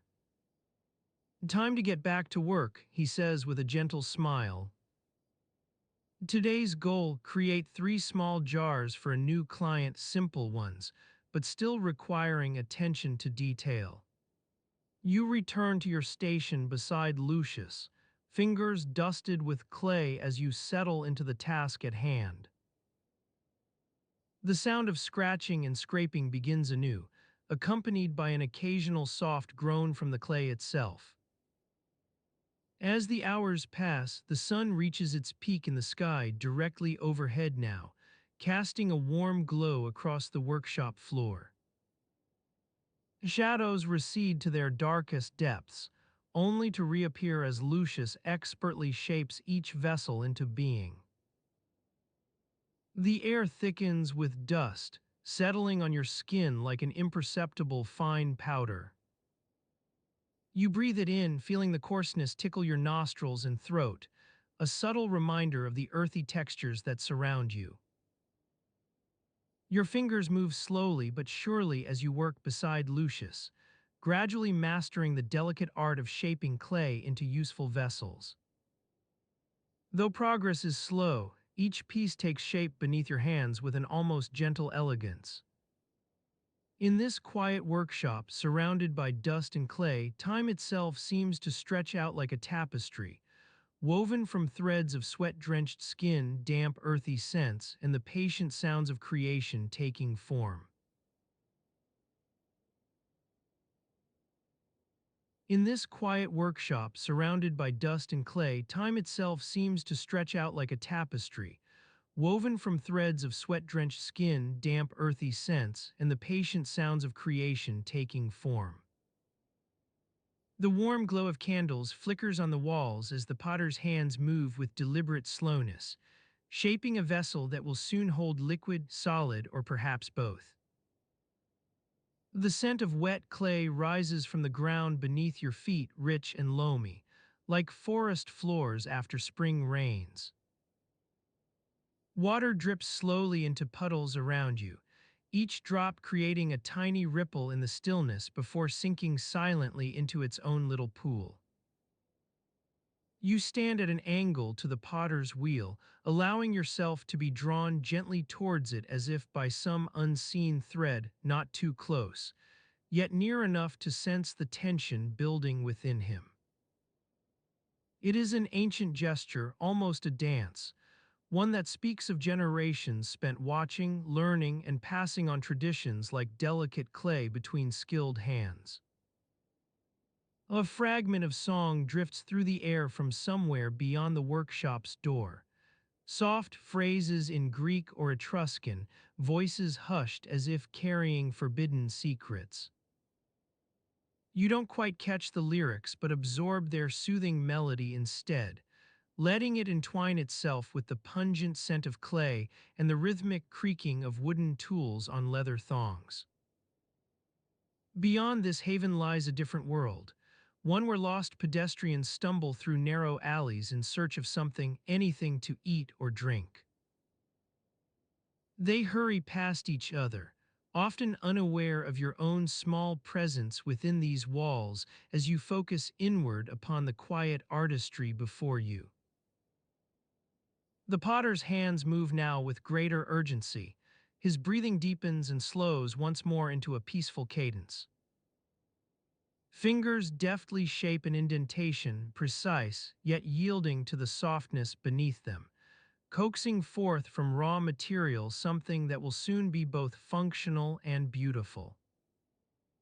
Your eyes wander across the space before drifting back to the wheel, noting how dust motes dance within candlelight's pale glow, observing shadows on walls that shift like dark silhouettes when someone moves just beyond the flickering reach of light. Each new step or gesture sends ripples through these fluid, malleable spaces. Lost in this quiet workshop, not lost as if bewildered but rather found within its peaceful rhythms and earthy scents, you begin to sense time's slow passage like a rippling wave that gradually envelops everything, dust motes suspended midair, clay particles settling into their places upon the wheel, creaking leather thongs wearing smooth grooves into worn wooden handles. A faint, mellow warmth spreads through your own body as well, soothing away small annoyances or fatigue from other pursuits. You breathe in with the potter and exhale along with him, becoming a part of this gentle dance of shaping something new while simultaneously allowing it to take its own form beneath skilled hands.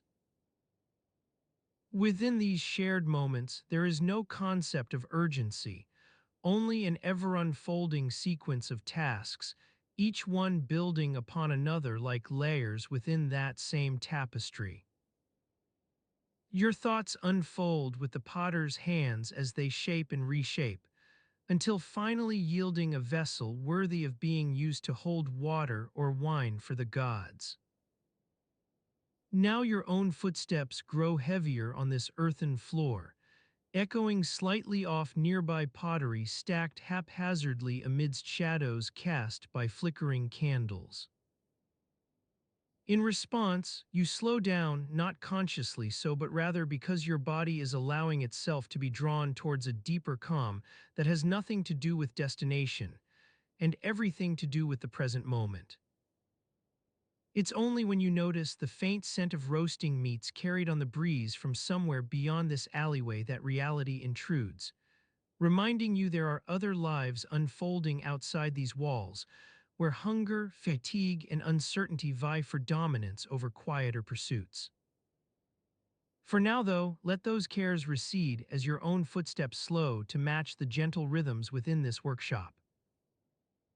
In another part of Rome's sprawling cityscape, a different kind of person navigates its winding alleys, one who makes their living by offering guidance through these very same streets, someone skilled at interpreting signs and portents hidden within ancient traditions.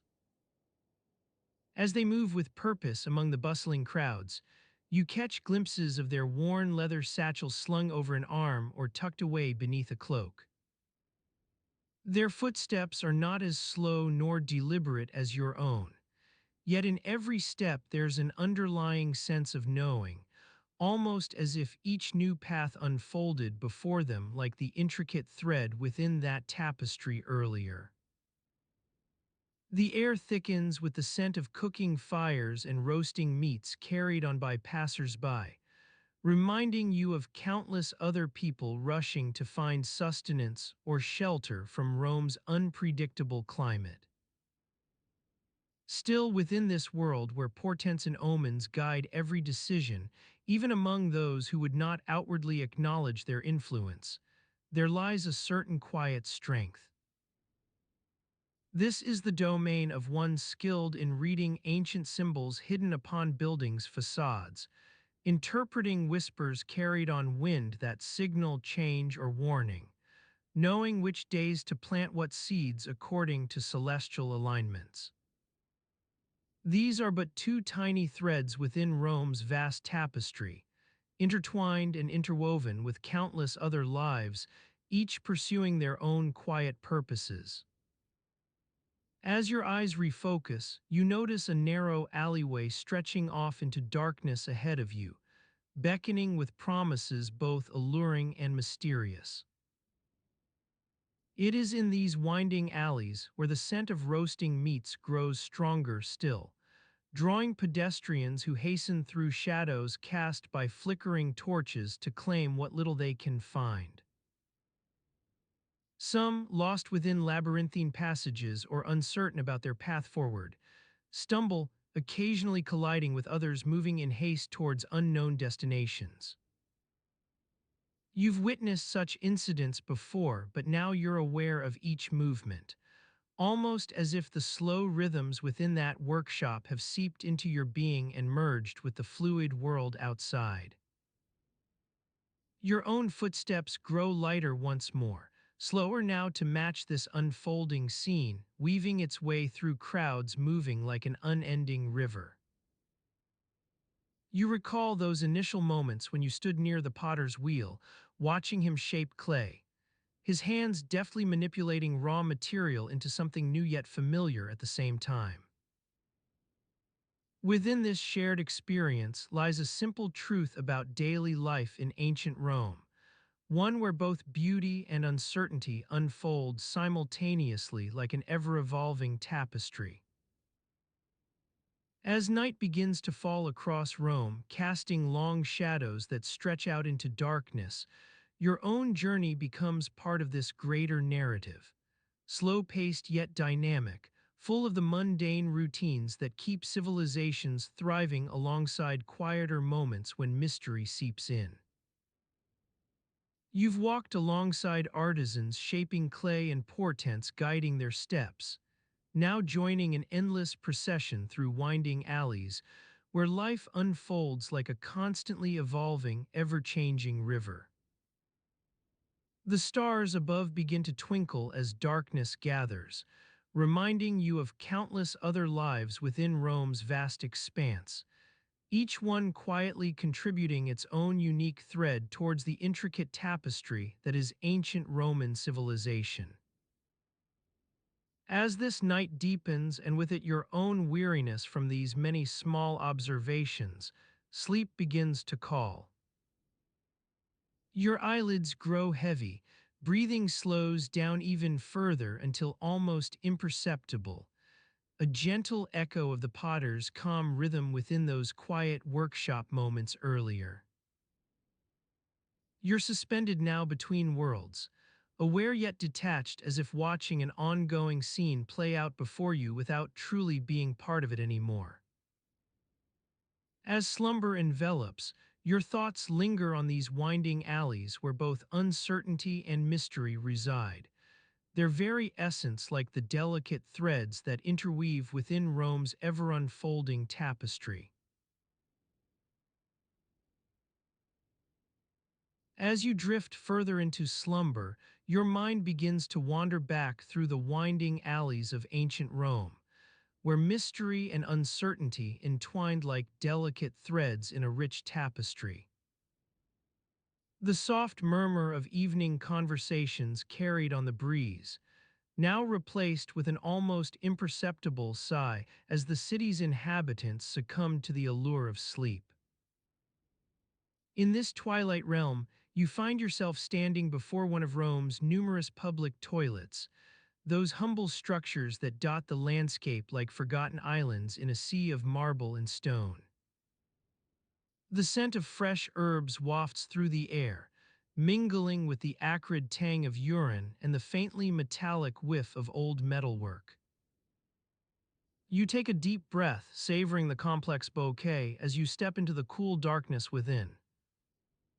The air is heavy with the weight of countless footsteps, each one leaving behind an invisible residue like the whisper of forgotten memories. You pause for a moment, letting your eyes adjust to the dim light that filters through narrow slits in the walls, a deliberate design choice meant to conserve precious resources and shield patrons from prying gazes. As you move deeper into the toilet, the soundscape shifts.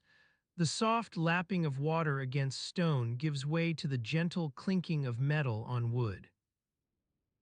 Someone has left their coin purse behind, its contents spilling onto the floor like a scattering of tiny jewels. You bend down, feeling the worn wooden boards beneath your fingers, and carefully gather up the scattered coins, a handful of sestertii, each one stamped with the imperial profile of Augustus. The next user enters quietly, their footsteps muffled by the soft soles of their caligae. They nod in acknowledgement as they pass you, their eyes cast downward to avoid any lingering gaze.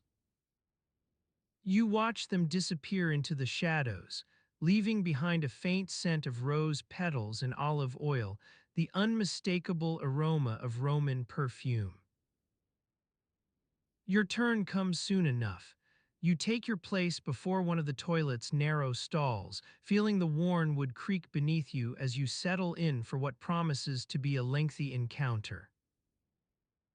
The air is heavy with anticipation, each person holding their breath as they await their turn, an unspoken etiquette that governs this private yet public space.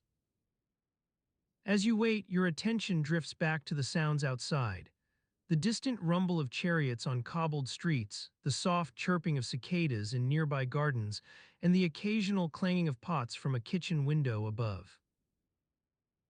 Each sound blends with the others like an intricate melody, weaving together into a rich tapestry that is Rome itself.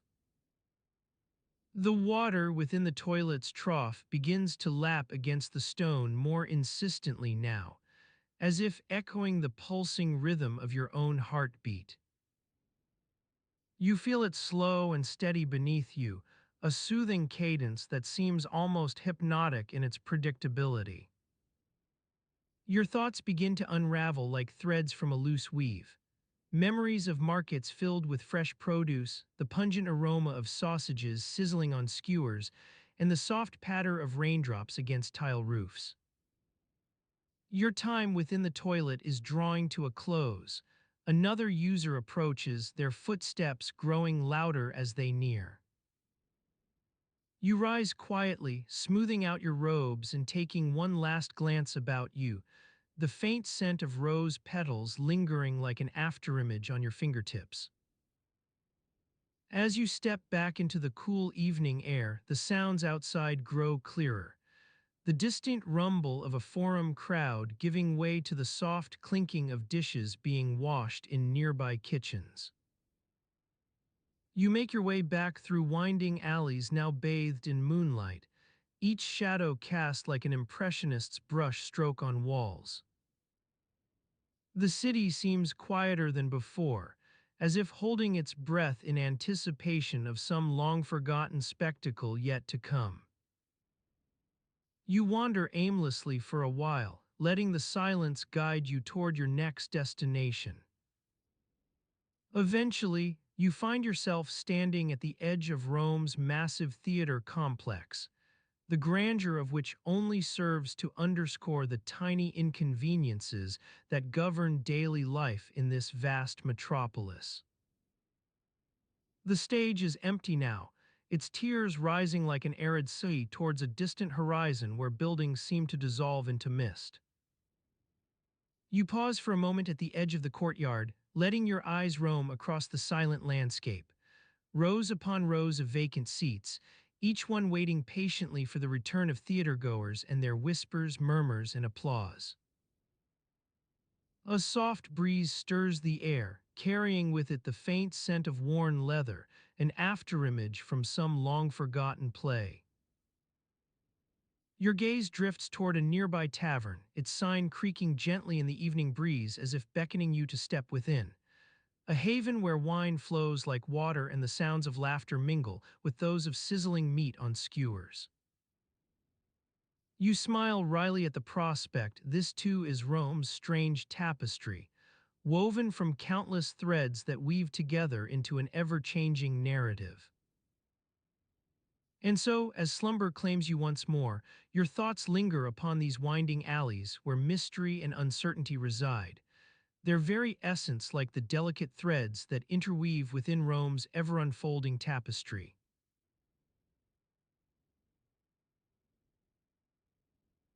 As slumber claims you once more, your thoughts linger upon these winding alleys where mystery and uncertainty reside, their very essence like the delicate threads that interweave within Rome's ever-unfolding tapestry.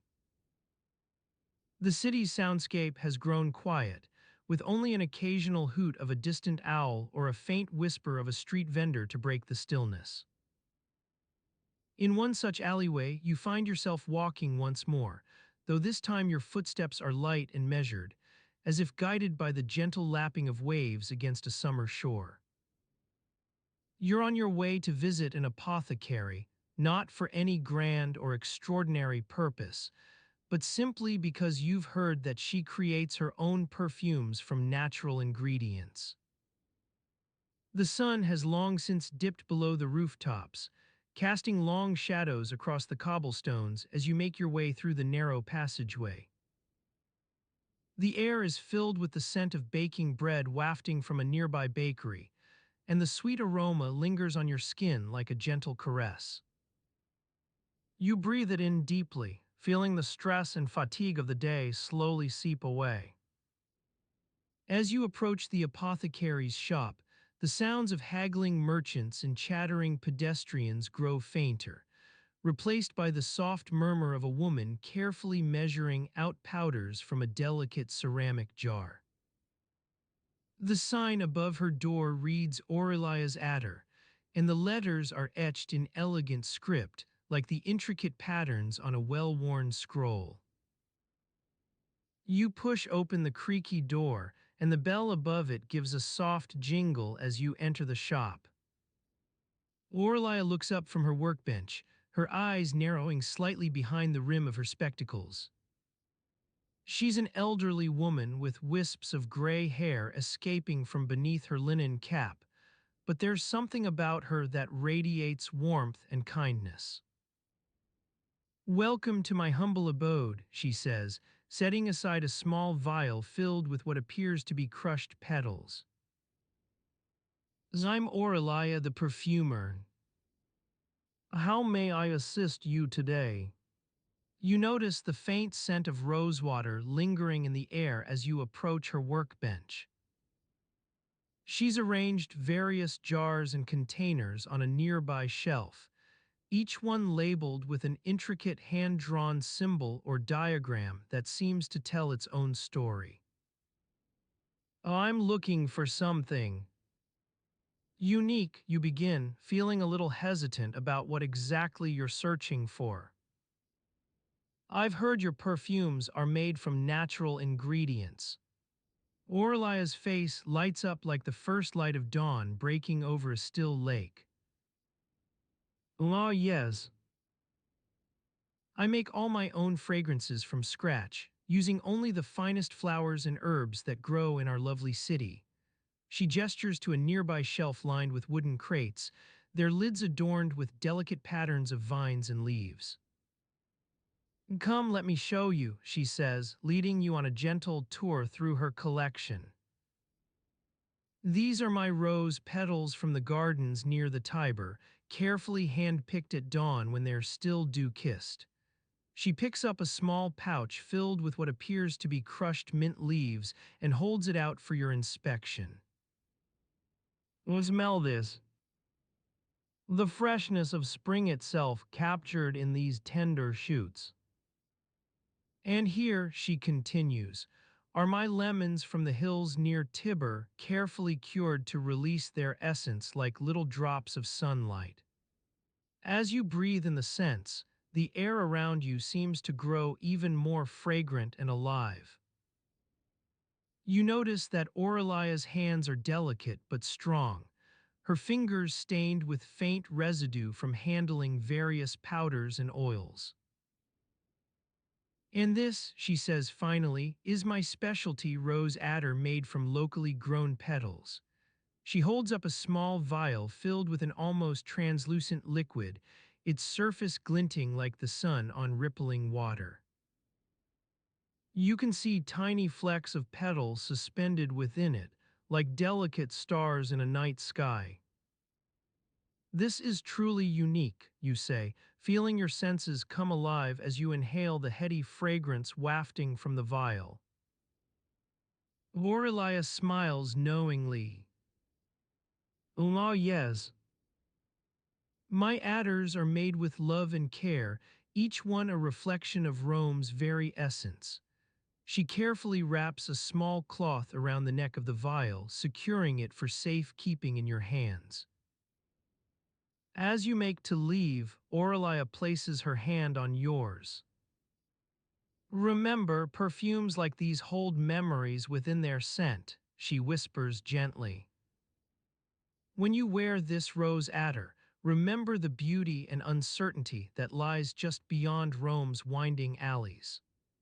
The city outside seems darker now, but in a peaceful way, as if its shadows have been softened by the gentle glow of twilight. As you step back into the night air, you feel Aurelia's perfume lingering on your skin like an invisible thread connecting past to present. You wander through these quiet streets once more, lost in thought and scented memories. Your footsteps are soft now, as if carried away on a summer breeze that rustles leaves and stirs the scent of far-off fields. Your breath grows slower still, synchronized with the steady beat of your heart.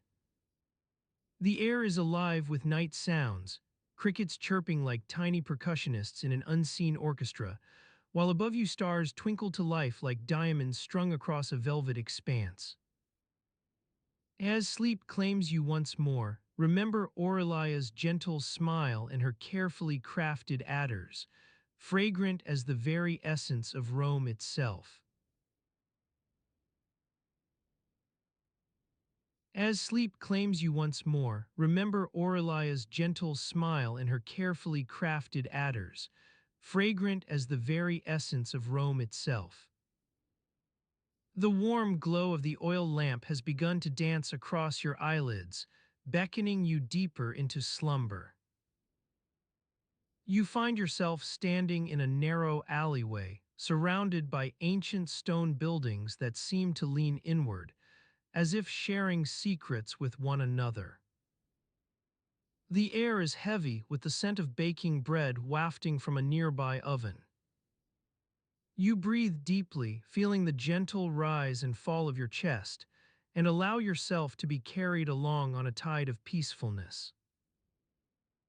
It's morning in Rome, but not yet dawn. The stars are still twinkling above like diamonds scattered across the velvet expanse of night sky. As you wander through the quiet streets, you notice that many of the city's inhabitants have already begun their daily routines. Some are hurrying to start a fire for breakfast, while others are busy preparing for the day ahead. You pass by a small taberna, its door slightly ajar, revealing a dimly lit interior filled with the scent of old leather and dusty scrolls. The proprietor, an elderly man named Marcus, is seated on a stool, methodically cleaning his sandals with a soft bristled brush. He glances up as you approach, his eyes squinting in the faint light. "Ah," he says gruffly, "you're back again. Can't sleep, eh?" His tone is not unfriendly, but it's clear that Marcus values his morning routine and prefers to keep strangers at bay until after breakfast. You nod sympathetically, recognizing that some people have a harder time surrendering to the allure of slumber than others. As you continue on your way, you hear the soft clinking of pots and pans coming from the nearby forum.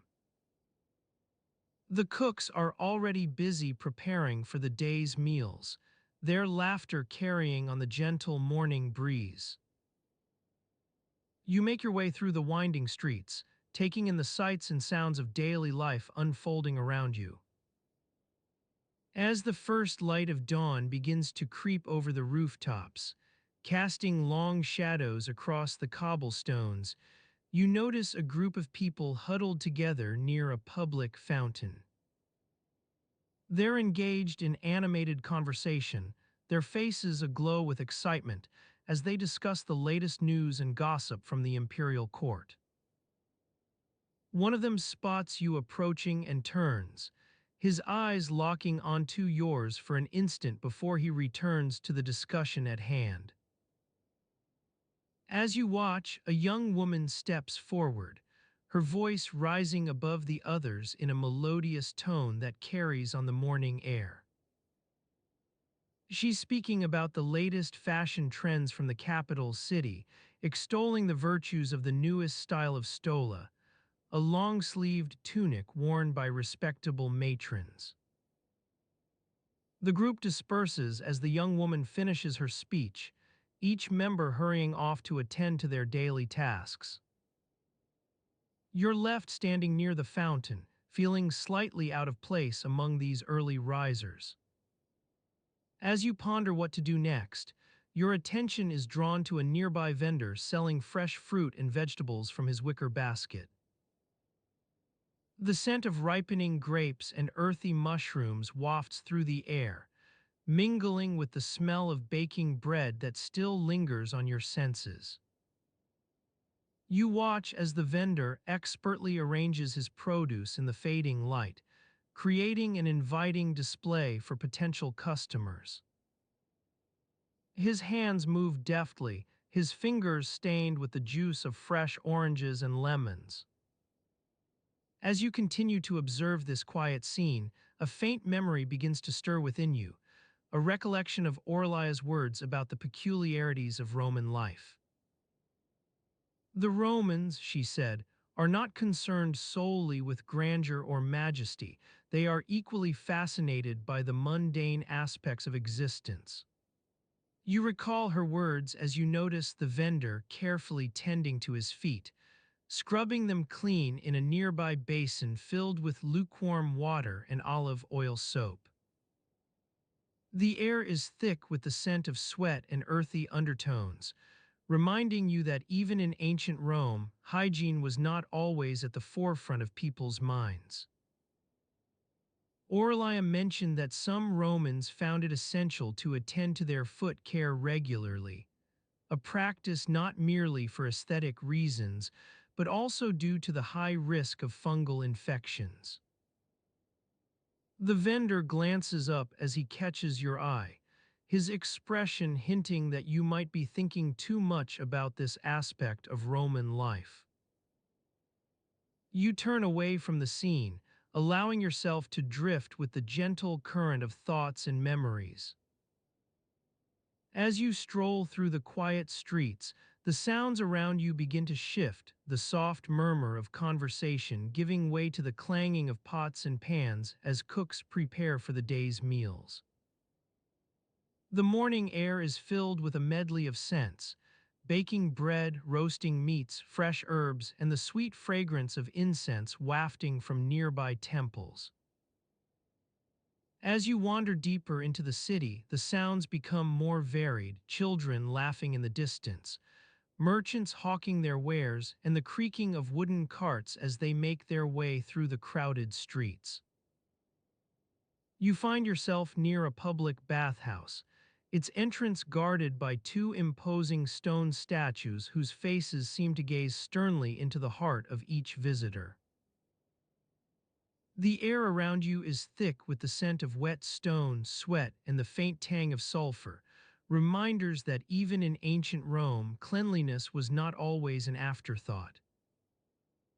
As you pause at the entrance, a soft voice speaks from within the bathhouse, a gentle query as to whether you're there for bathing or merely seeking relief from the morning sun. You nod sympathetically, recognizing that this might be one of those days when even the most mundane tasks seem like too much effort. The attendant nods and leads you inside, where the air is thick with steam and the sound of murmuring conversation carries on the misty atmosphere. As you step into a warm pool of water, feeling the gentle currents caress your skin, memories begin to resurface. Whispers from Aurelia's past about Roman customs regarding personal hygiene. She mentioned that the Romans attached great importance to maintaining cleanliness in both body and spirit. However, despite these efforts, many people still struggled with what might seem like a minor issue today but was of significant concern back then: stinky feet and body odor.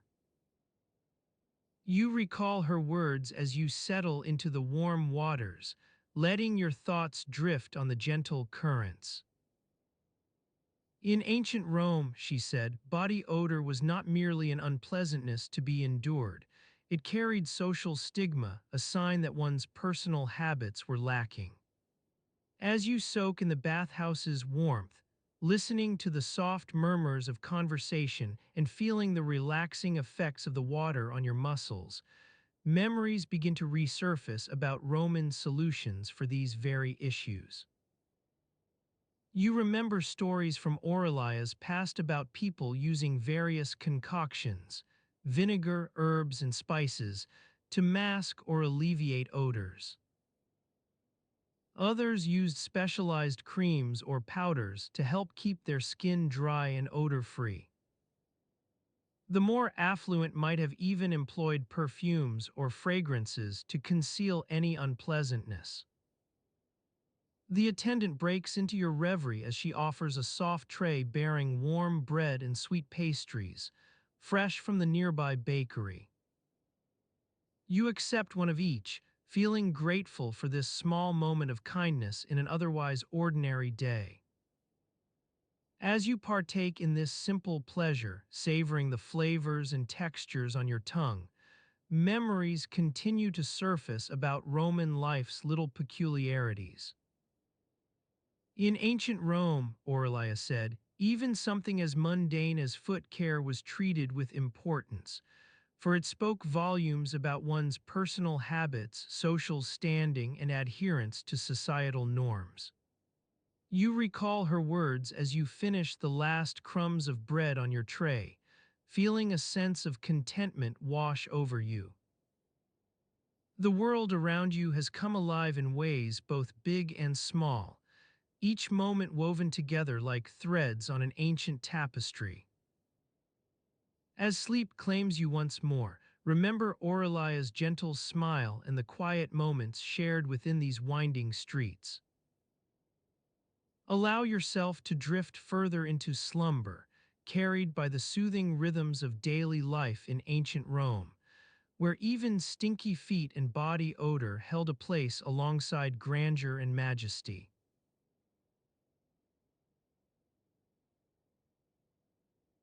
As you drift further into slumber, imagine yourself standing on a quiet street in ancient Rome. The air is warm and still, filled with the scent of cooking oil and baking bread wafting from nearby shops. You're about to enter one such shop, a humble barber's establishment tucked away between grand temples and bustling market stalls. You push open the door, its wooden hinges creaking softly as you step inside. The interior is dimly lit by a small window above the entrance, casting a soft glow over the rows of wooden shelves stacked with jars of ointments, combs made from polished tortoiseshell, and an assortment of curious-looking tools that might seem more suited to a surgeon's operating table. Behind you stands Marcus, your barber. His name is whispered among clients for his exceptional attention to detail, or so they claim. He gives you a nod as he begins expertly lathering your hair with a mixture of olive oil and beeswax, carefully working it into the tangles that have developed over the past few days. As Marcus scrubs away at your scalp, the scent of sandalwood and lavender wafts up from his hands. He's a tidy man, fastidious in his work, yet you can't help but notice the faint sheen on his nose, testament to the hours he spends each day inhaling potent perfumes and unguents. Marcus steps back to examine your progress, his eyes narrowing as he inspects every strand of hair. You've come for a shave today, one that requires precision to avoid those pesky ingrown hairs that plague even the most experienced barbers. With a deft touch, Marcus begins expertly shaving away at your neck and cheeks. The sensation is soothing, almost therapeutic, as you breathe in the scent of the oil he's using. But for all its gentle nature, this shave is no mere indulgence. It requires patience, finesse, and attention to detail, qualities that seem so much more prized today than they did when the gods walked among mortals. Marcus pauses mid-shave to glance up at you with a hint of curiosity in his eyes. You feel an unexpected sense of rapport developing between you both, as if he's genuinely interested in understanding your day. "Business good?" he asks softly, dipping the blade into a nearby bowl filled with warm water and fragrant oil. You nod or try to. It's hard when your head is still being shaved away at by an expert barber, wielding what feels like half a dozen sharp blades simultaneously. You think about how your day has been thus far. Meetings with merchants, arguing over prices for that shipment of Egyptian grain, navigating the narrow streets without getting jostled by passing pedestrians, and trying to avoid eye contact with the few women you know. Marcus works on in silence now, his focus solely on crafting a flawless shave. You breathe slowly, feeling your eyelids grow heavy as he expertly trims stray hairs from around your eyebrows. Your thoughts wander back to those encounters with merchants, how they each claimed their grains were superior to yours, the endless negotiating and haggling over tiny margins of profit.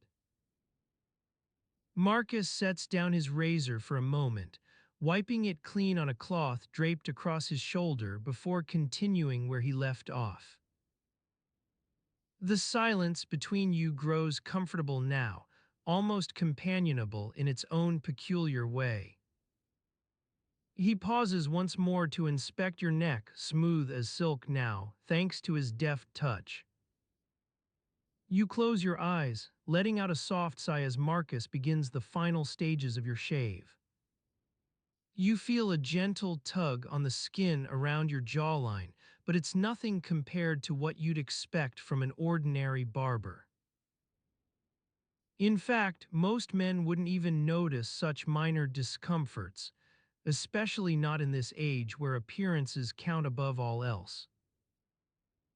With one last scrape, Marcus steps back, nodding his approval at the flawless job he's done.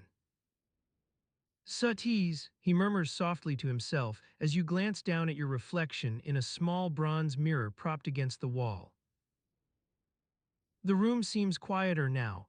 Perhaps it was just your imagination playing tricks on you during those brief moments of silence between shaves and scrapes, but still, everything feels subdued today. You notice how each step outside into the bright sunlight after leaving Marcus's shop brings with it a small moment of disorientation, that feeling like something fundamental has shifted. Marcus hands you a few coins, probably a standard payment for his services, though he might have rounded up slightly to avoid any awkwardness over change. It occurs to you as you take these coins from him how very ordinary this transaction is. No grand announcements or fanfares accompany it, just the quiet transfer of goods and services in exchange for a little bit more gold. With your new haircut, shave, and whatever subtle nuances he may have added while working on you now complete, Marcus gives one last nod before ushering you out into the bright Roman sunlight. You're handed back to yourself as if by some unspoken agreement between barber and client. Each day becomes a journey anew once more.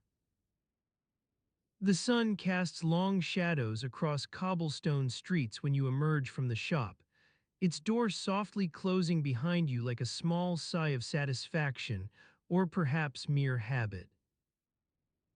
The sounds around you gradually grow louder. People begin to chatter as they go about their daily routines.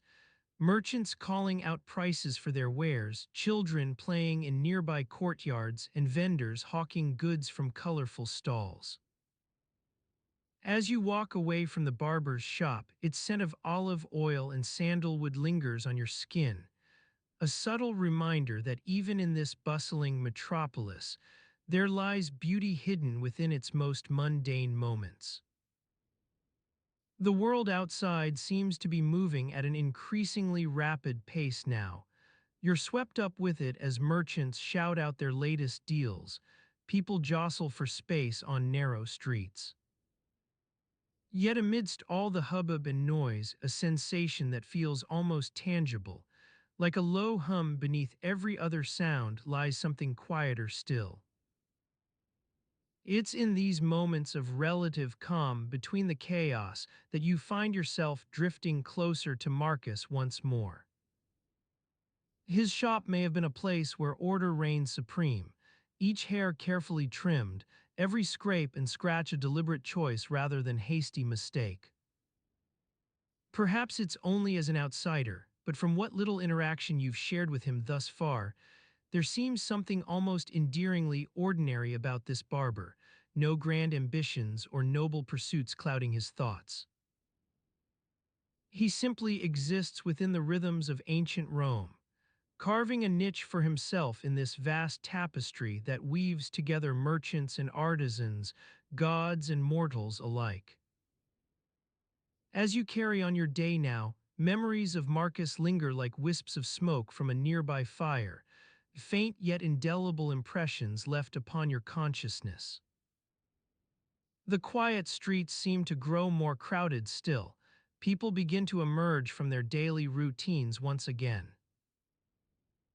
Their footsteps create an almost soothing melody beneath the constant din of merchants and vendors. In these last moments before you succumb entirely to sleep's gentle grasp, it becomes harder to separate what truly matters: Marcus, his shop, or perhaps even your own place within this vast network of lives intertwined across ancient Rome from all else. Your thoughts grow disjointed now, like a series of loosely connected paintings that each reveal only fragments of the grand picture unfolding before you. You try to piece together what remains of your day. Those meetings with merchants and their boasts about Egyptian grain quality, Marcus's patient hands expertly shaving away at every inch of exposed skin. Yet no matter how hard you concentrate, it seems as if everything begins slipping through your fingers like sand, just as the soft silence before sleep beckons. Your eyelids grow heavier now, a sweet lassitude spreading throughout your body. You close them gently once more and let out one last sigh, carried away by an unending tide of mundane routines that underpin life in ancient Rome. Small moments between grand events, where each day slowly unravels into the next like threads from some great tapestry.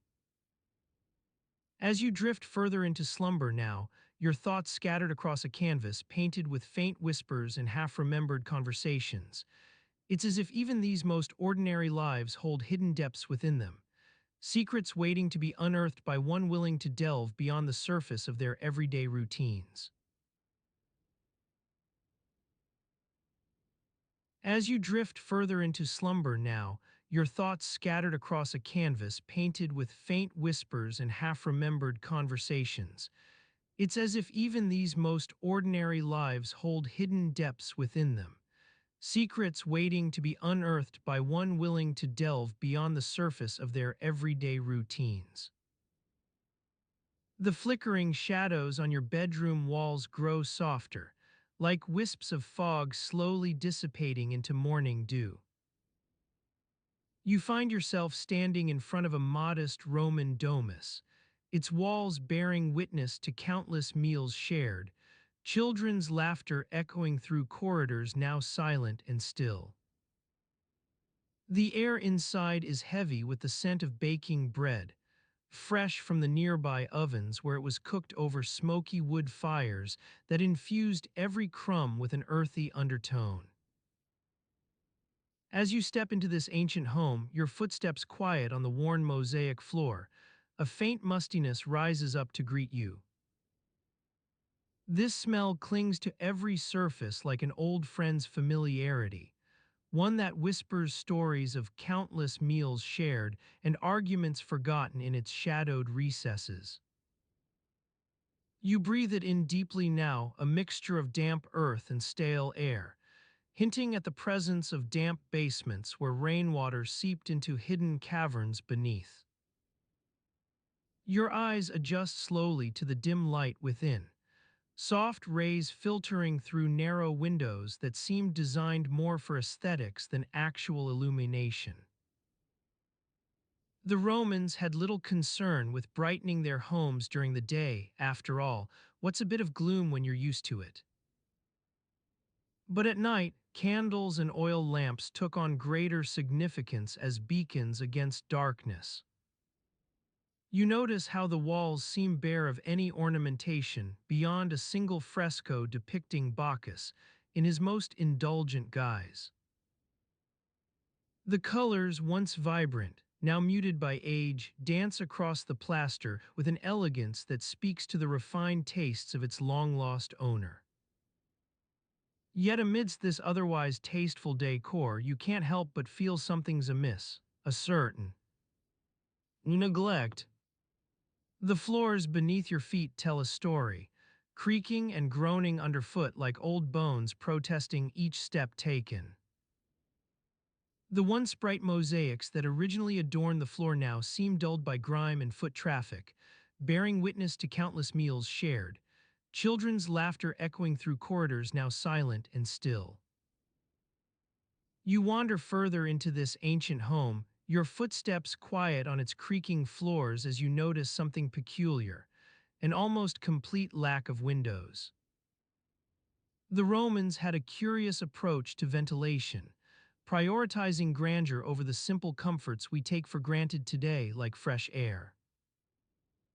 Windows were rare in these homes and often more ornamental than functional. Imagine being confined within walls where every breath is drawn from stale air, trapped between heavy drapery that filters meager sunlight into your home's heart. It's a strange sensation, as if you're underwater, the world outside muted by an unseen barrier. Oh, and yet, it was this very lack of natural light and ventilation that made these Roman homes feel so cozy. You notice how thick the walls are, built with sturdy materials to withstand earthquakes and storms, but offering little respite from the summer heat or winter cold. A clever system of ducts and flues brought hot air up through hidden passages, though it was a costly endeavor only the wealthiest could afford. For most, stale air remained the norm. You find yourself in a narrow passageway now, dimly lit by flickering torches that cast eerie shadows on walls bearing ancient frescoes depicting mythological creatures long forgotten.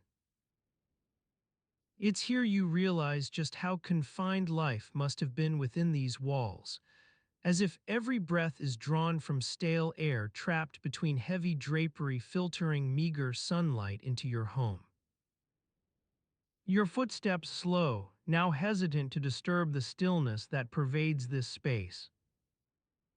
You're surrounded by relics of a bygone era, old amphorae bearing faded labels, discarded pottery shards beneath your feet like scattered memories. These items whisper stories of meals shared and arguments forgotten in their shadowed recesses, the air thick with the scent of old dust and stale bread. As you pause here, lost within these silent corridors, time seems to warp around you, dissolving into an endless expanse where hours blend together indistinguishably from one another.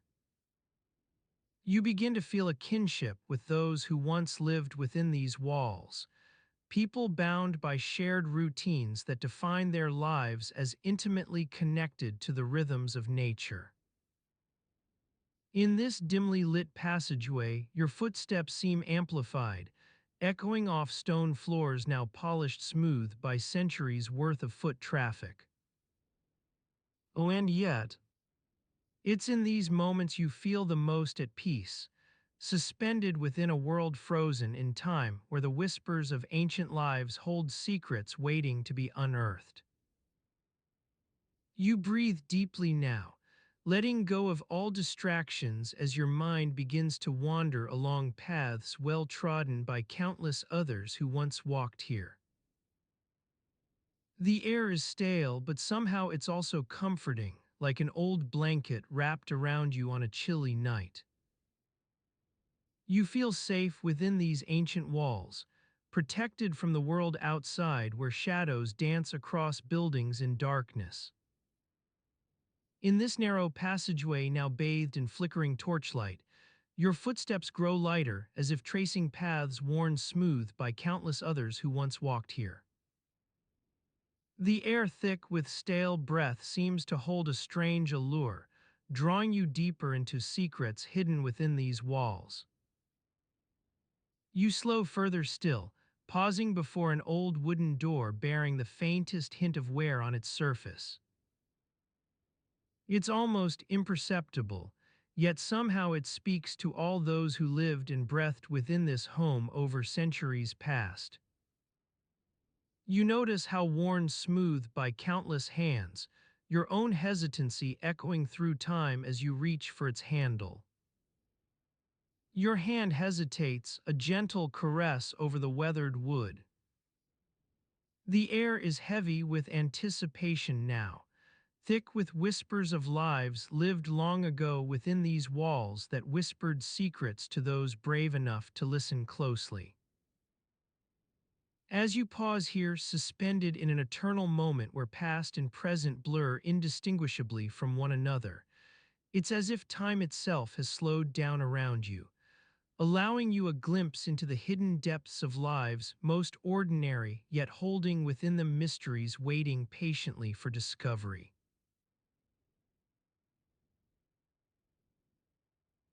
As you pause here, suspended in an eternal moment where past and present blur indistinguishably from one another, it's as if time itself has slowed down around you, allowing you a glimpse into the hidden depths of lives most ordinary, yet holding within them mysteries waiting patiently for discovery.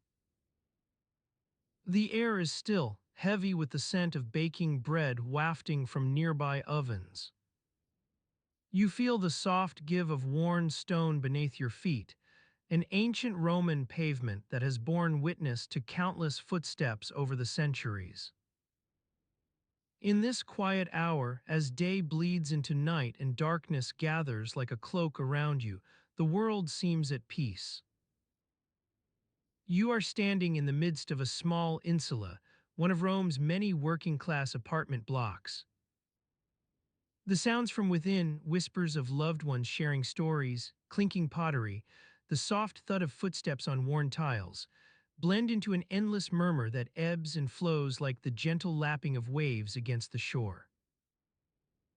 Your gaze drifts through the narrow alleyway to a nearby shop, its wooden shutters adorned with an intricate sign bearing the image of a fish.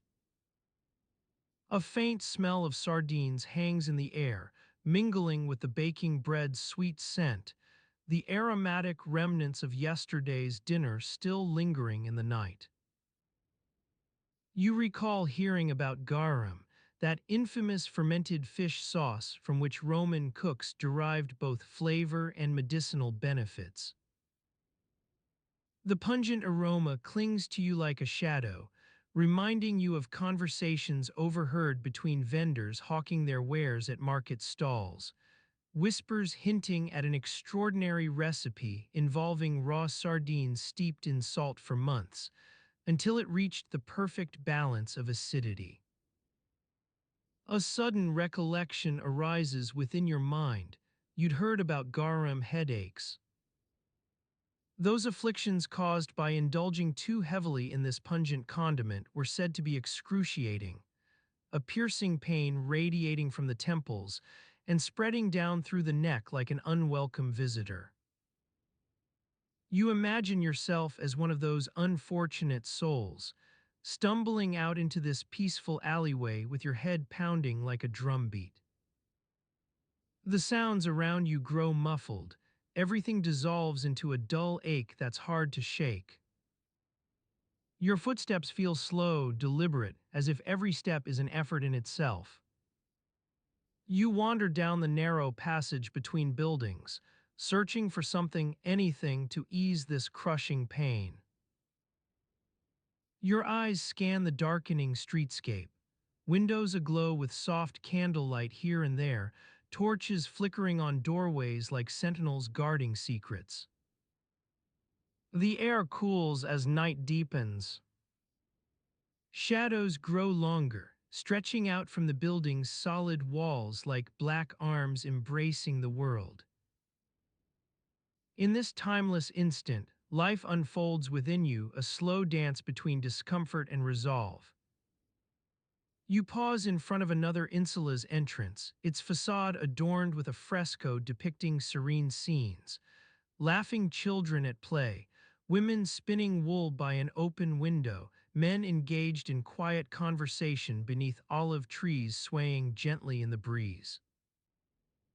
The colorful images seem to blur together as your gaze wanders, their happiness and contentment serving only to heighten the contrast between their tranquil lives and yours, beset by this unyielding headache.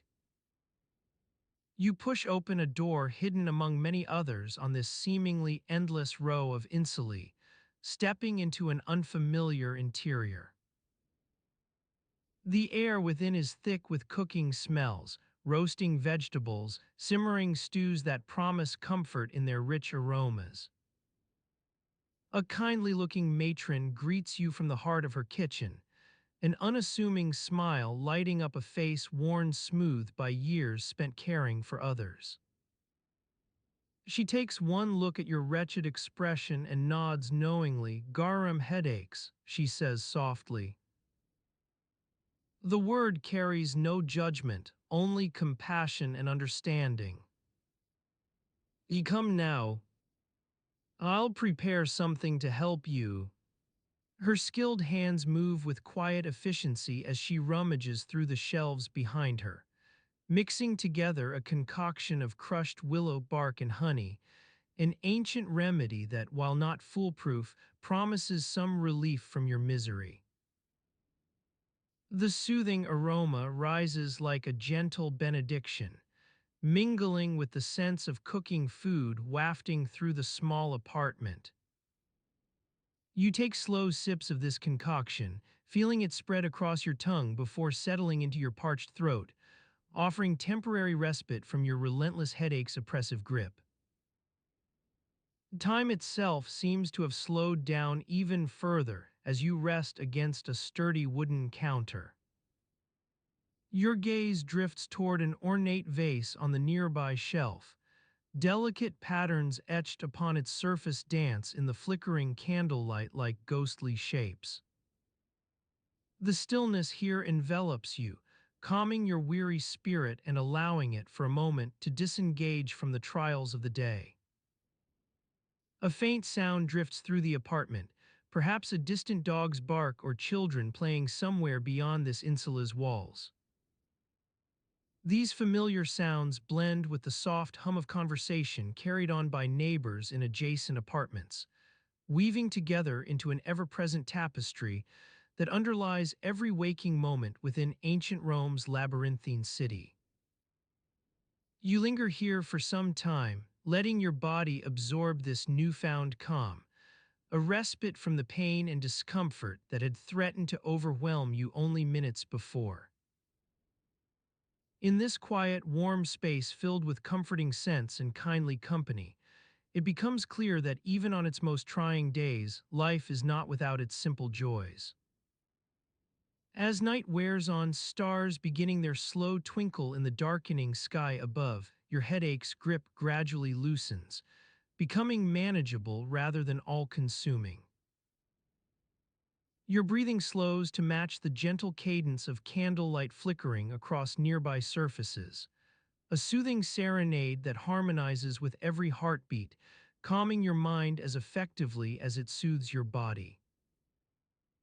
You rise from this sanctuary, feeling revitalized yet also humbled by the small kindnesses encountered here, tiny acts of care and compassion which remind you that even amidst life's hardships, human connection remains an unshakable foundation.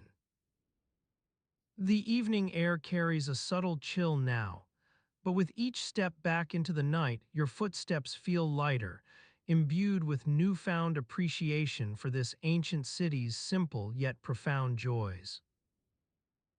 As you emerge once more onto the deserted alleyway, its shadows softly illuminated by flickering torches and candlelight from nearby windows, it becomes clear that time has indeed passed while you stood within those walls. Night now holds an almost palpable quality, imbuing all things with a quiet magic, transforming even the most mundane into something infused with mystery.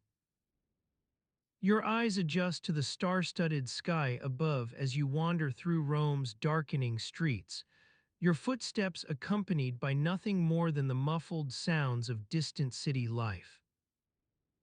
The soft thud of sandals on cobblestone becomes the only rhythmic sound guiding your steps, the world around you now a dreamlike realm where past and present blend seamlessly together.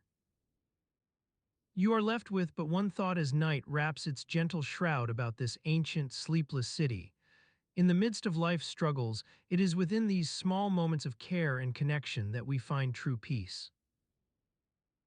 And so, like Rome itself, always alive yet perpetually poised on the cusp between day and darkness, your spirit now merges with the eternal night, its secrets softly whispering through every heartbeat until sleep claims you once more, carrying you into a realm where dreams become as real as life itself.